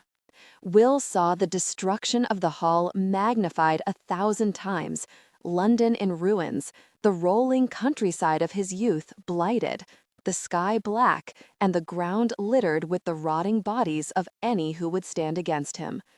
And above that, 4 thrones, the Shadow Kings ruling in absolute dominion, with only one power greater above it all: him. "All this we will give you. The world that was taken from you will be yours once again." A world he controlled, where he was safe, where those he wanted would stay by his side, and those who he mourned would be brought back to life. "Return to the stone," he gritted out as a dark wind howled around him, and the two Shadow Kings screamed and lashed at his mind like prisoners thrashing in chains. He forced them back, and in that second he felt it. He was their maker. He was their master. They recognized him, and when he took control, they had to obey him, bound to him by their abhorrent bargain, made when they had drunk from the cup. Return to the stone. They wanted to fight. They wanted to kill and to conquer, to create a world where they could reign. But he was their monarch, and he drove their darkness back, chasing it down with every atom of his will. I am your king, and you will obey me. The whirling black split open in the sky. The shadows on the ground shriveled like singed paper. With a last inhuman scream, the two Shadow Kings were compelled, throwing themselves against his command, but unable to fight it, forced down into the Shadow Stone. Will opened his eyes, feeling shaky, and saw light streaming across the valley. The sky above him was blue and clear. The sun was rising, the dawn revealed a new day. He'd done it. He'd done it. He wanted to laugh, intoxicated with success, the elation of it, the dark brought under his control. I told you I'd do it, said Will. He turned to Catherine, full of exhilaration, looking to see his joy mirrored in her eyes. She was staring at him, horrified. His smile faltered as he suddenly saw what she saw, himself, a boy commanding the forces of darkness, the black skies parting at his word. She was looking at him like a stranger, like an enemy out of a nightmare, woken to bring ruin to the world. His stomach sank, a yawning pit opening up between them. You are him, she said, as if she saw the truth for the first time. The Dark King. Catherine, no, stay back from me, she said. She stepped backward, and as she cast about herself, her eyes fell on the corrupted blade. It lay where Simon had dropped it, sheathed in the center of a patch of dead ground. Quiescent in its sheath, it was death to any human who drew it, and death to all life around it, which would blaze and die in its annihilating flame. Don't, he said. He took a step towards her, which was a mistake. She snatched the sword up, holding it by the sheath. If she drew it, don't, he said. You can't draw it. The blade is corrupted. If a human draws it, it will kill them. He remembered its black fire, tearing open the air, ripping the earth apart, killing every living thing for miles. Please, look at the ground. The sword did that, not me. Was that even true? It was his blood. She hesitated. How could a sword do all that? It was made to kill the Dark King, he said, but his blood changed it, corrupted it. Now it's dangerous. You're scared of it, she said. It was made to kill the Dark King. He'd said those words unthinkingly. She'd heard them like a bugle call, and he remembered that the corrupted blade had once had another name. Ecthalion, the sword of the champion. That's what the elder steward had called it. It had carried all the hopes of the side of light until the moment it had failed to do more than draw a single drop of the Dark King's blood. The sword of the champion in the hands of the lady. His skin prickled at the fated nature of it. Genuine intimacy, authentic warmth, tasteful artistry. That sword, this girl, they were meant to hurt each other. These events set in motion long before his birth. Catherine was the lady's descendant, born to strike him down, just like his mother. I cannot return when I am called to fight, so I will have a child. The lady had loved the Dark King, and she had killed him. She had been the only one who could do it. Now Catherine stood in front of him with the weapon forged to do it, and it felt true. Because if Catherine struck him now, he'd let her. He'd let her run him through. She was right. He was scared of it. It was his blood on the blade, his killing blood. I don't want to hurt you, said Will helplessly. But he would. If she drew the sword, his blood would kill her, or maybe it would kill him. "You're lying," she said. "You've been lying to me this whole time." Her hand closed on the hilt. "No," said Will. "Catherine, no. Promise me. Catherine, don't. Will, promise. Catherine." And in one single motion, she drew the sword. It hadn't always been corrupted. Forged by the blacksmith Thanrima, Ecthalion had once been the great hope, born into battle by the champion and raised like a shining light. The elder steward had told another story. The sword of the champion bestows the powers of the champion, she had said. There was a myth that the corrupted blade would be purified in the hands of someone worthy, that it would become a champion's blade once more. Catherine held the sword triumphant, and for a moment, Will felt his own foolish burst of part fear, part hope. And then black tendrils began to creep up Catherine's hands where she held the blade out in front of her. "Will," she said. Veins of black were traveling up her arm under her skin. "Will, what's happening?" She was trying to let go of the blade, and she couldn't, as the spidery black webbing raced towards her heart, then up her neck to her face.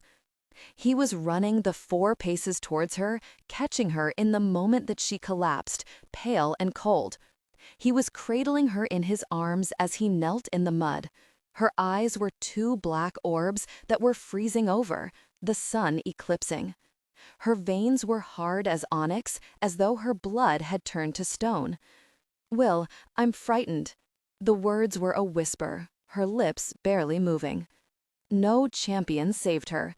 They were the last words she said. He held on to her for a long time after, as if his grip could keep her with him. He held on so tight his fingers ached.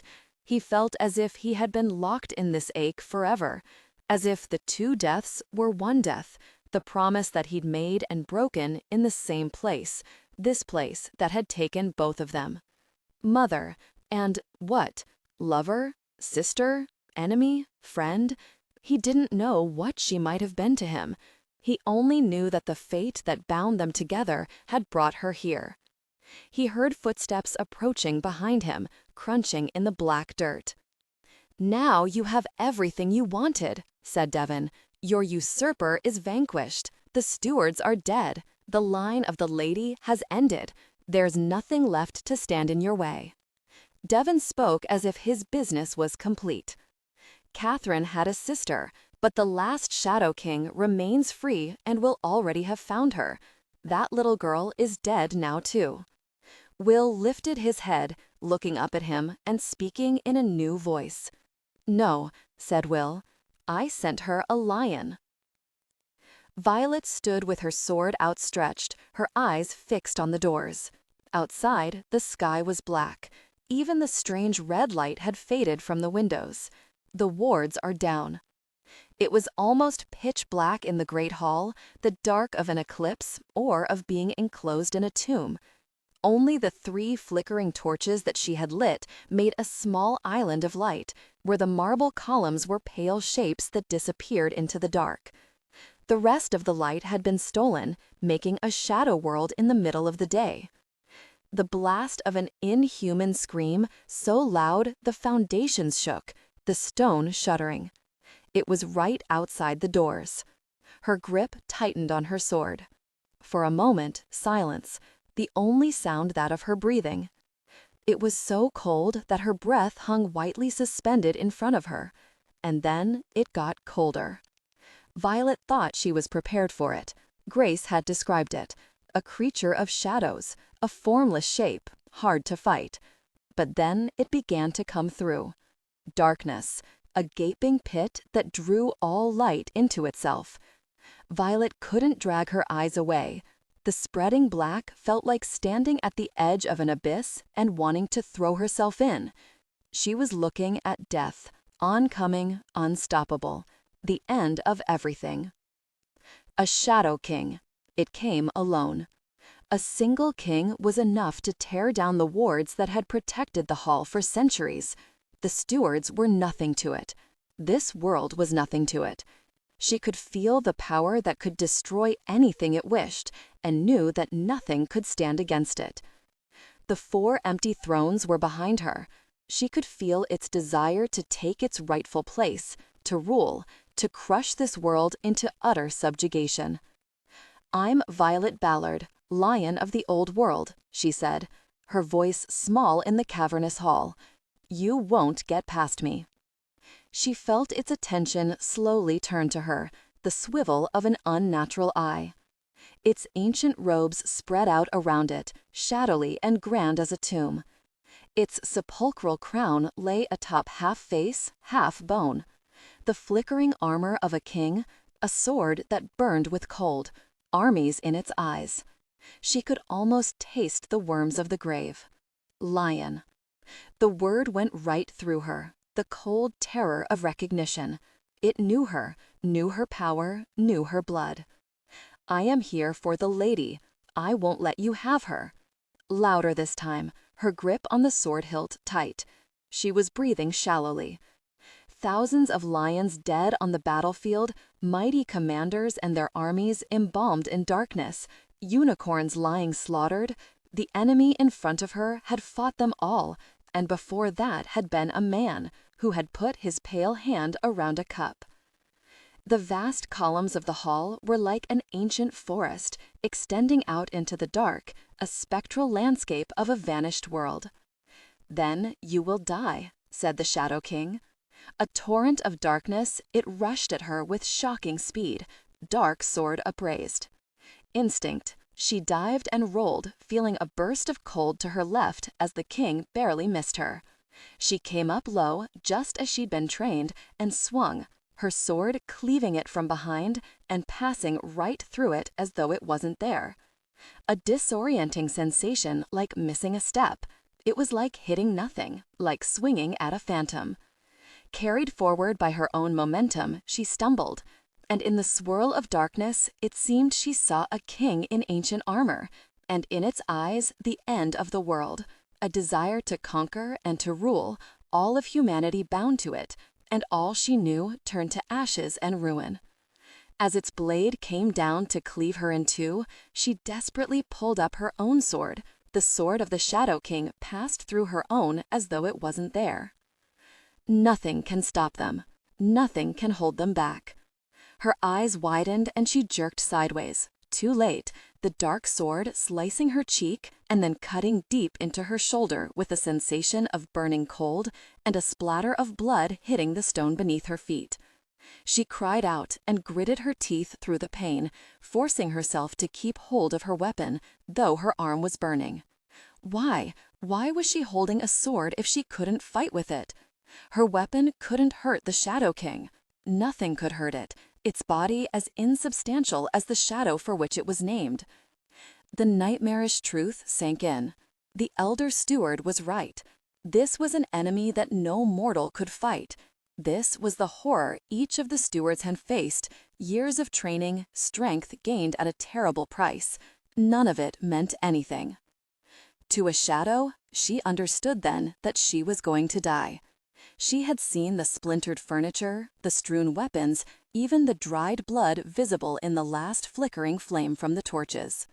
Genuine intimacy, authentic warmth, tasteful artistry.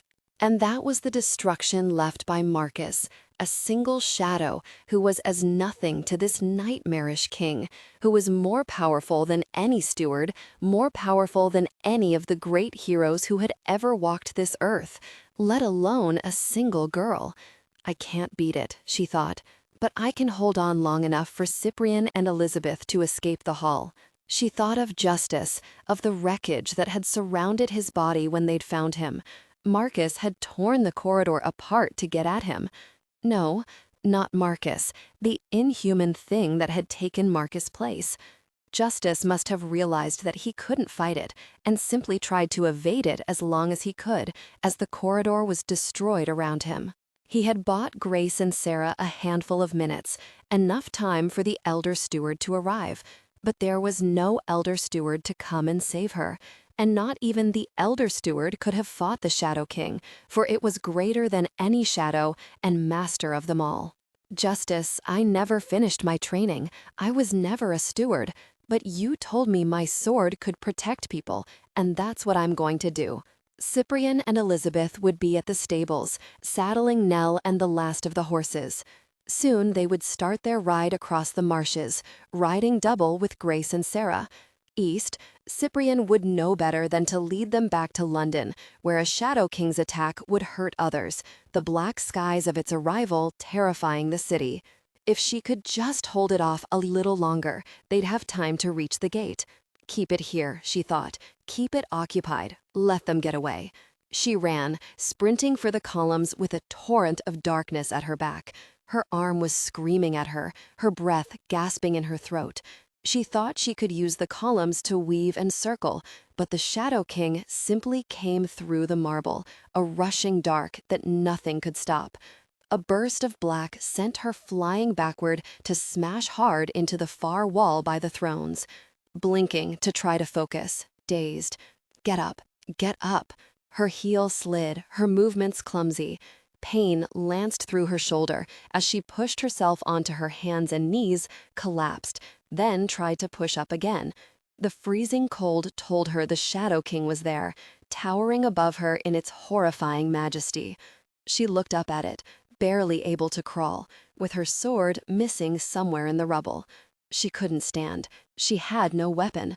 This was the end, and it wasn't enough. She hadn't given Elizabeth and Cyprian enough time. She saw a dull gleam of metal near her outstretched fingers. Instinctively, she grabbed at it, too wounded to dodge. As the Shadow King's sword descended, she threw it up desperately to cover herself. It was the old broken piece of a shield. Useless, foolish. Nothing could stop the sword of a Shadow King, which had passed through metal like smoke. She gripped it anyway, a last instinct, a last way to fight. Her thoughts were on Elizabeth and Cyprian. Please, please have made it out. Eyes closed, making herself small behind the fragment she held, she felt the icy cold as the sword of the Shadow King came down upon the shield. A great clang rang out through the hall, reverberating up through her arm, jarring her teeth. The sword, hitting the shield, striking it like a mallet, and being knocked back. Violet opened her eyes and saw the face of a lion. Etched into the metal, warped and tarnished with age, it was looking back at her from the surface of the shield. A broken shield, forged long ago, and borne by the lion whose ancient strength ran in her blood. The time will come when you must take up the shield of Rassilon.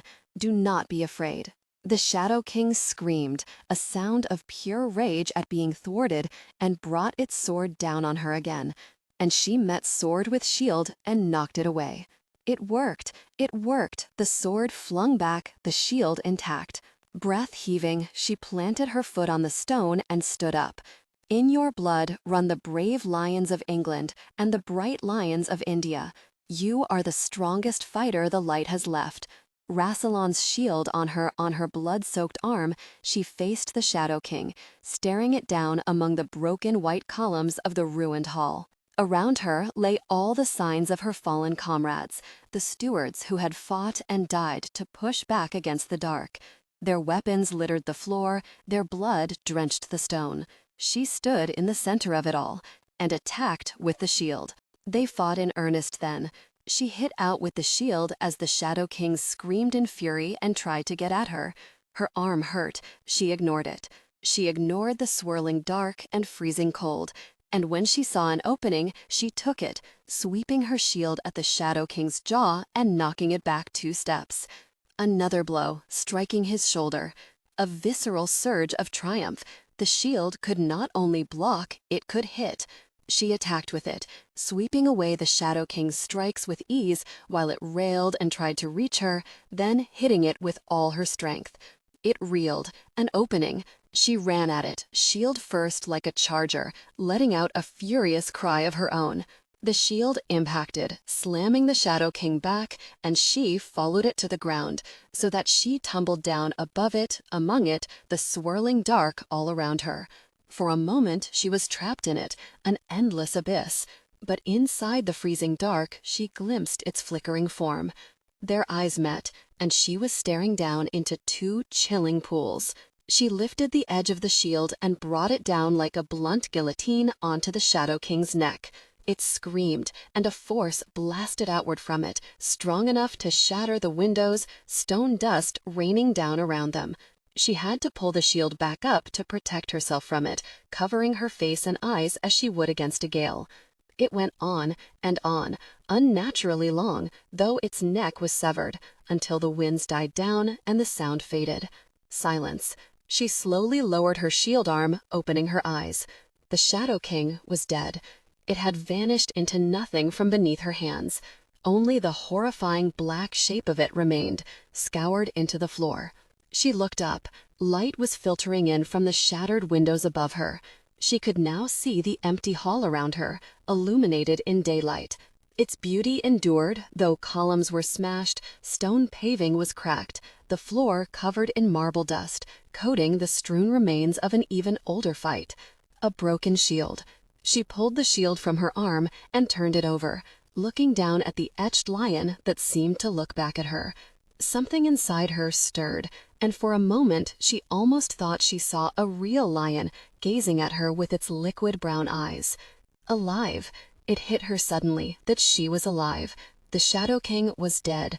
Cyprian and Elizabeth were safe. She had done it. Relief flooded her, and she grasped tight to the shield.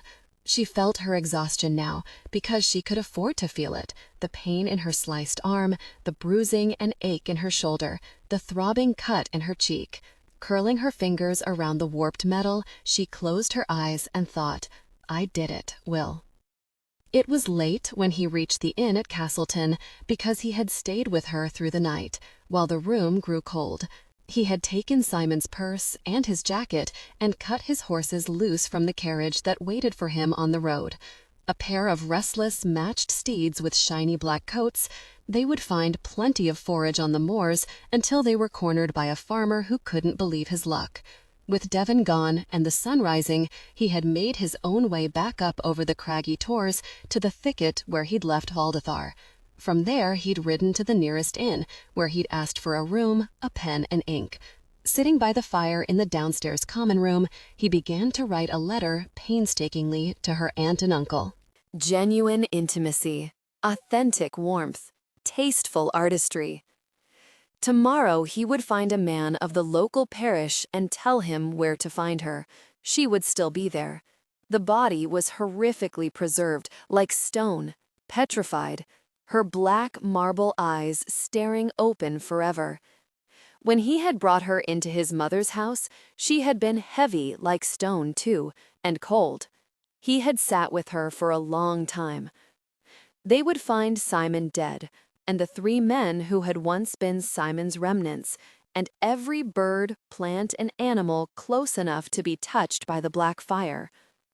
Will tried not to think about the dead. His room was up narrow stairs of dark wood.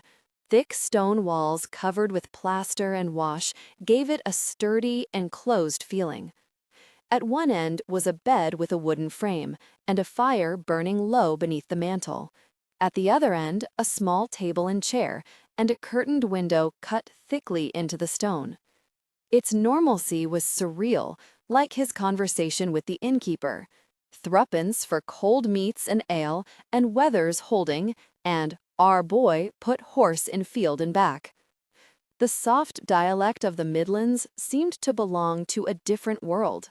Will stripped off Simon's jacket and looked blankly at the bed with its coverings of clean linen. A footstep, but before the sound came the feeling, insubstantial, a shift of air. A figure was emerging from the billowing of the window curtain. Catherine, Will thought. It ought to be her, but she was lying cold in a ruined house, and the vital shiver that went through him was a response that he'd only ever had to one person. James, said Will.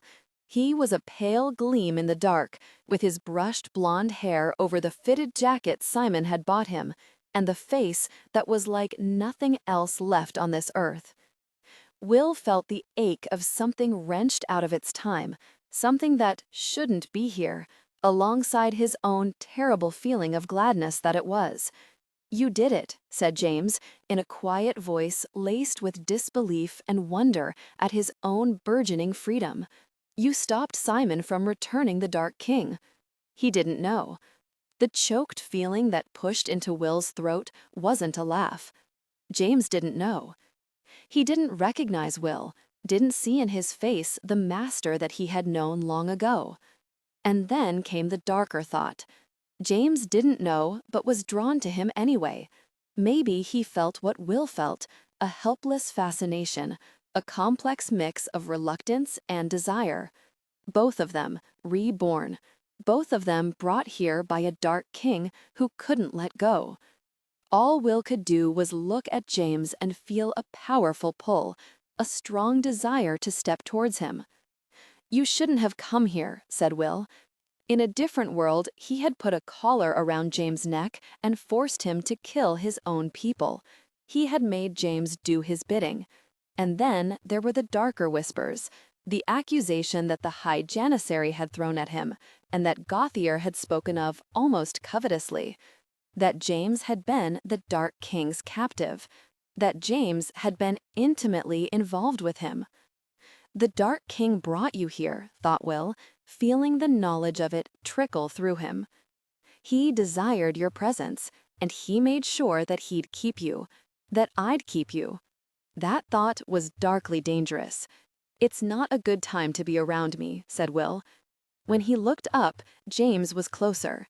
James was looking at him like he knew what Will was feeling, and was here with him anyway. But he didn't know. Not really. "I know you killed Simon," said James. "I don't think you'll hurt me." The light from the fire lit the planes of James's face. The trust in his blue eyes was for a savior who he had started to believe was real. Will wanted to laugh. He had hurt him. He had driven an ivory spike into his shoulder, then killed the man who had raised him. And that was only a pale shadow of what he'd done to him before. Once upon a time, he had been a man who had taken what he wanted, and maybe that was easier than this painful ache he felt. "Won't I?" The curve of a smile. "I'm more powerful than you are, remember?" Will felt the whisper of invisible hands against his skin. James was showing off his power.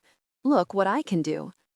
Of course, James's sense of value had always relied on what his abilities were worth to someone else. It uncurled something in Will, a desire to say, "That's right, show me, earn my attention." He bit down on it, forcefully ignoring the feel of James's ghost touch against his skin. "What are you doing here?" said Will. "When I saw you holding the collar," said James, "I was sure that you'd put it around my neck. I didn't think you'd stop Simon. I didn't think anyone would." James took another step towards him. "I thought the best thing that I could hope for was that I'd find the collar before Simon did. Instead, I'm free to choose my future." Invisible fingers stroked down his chest.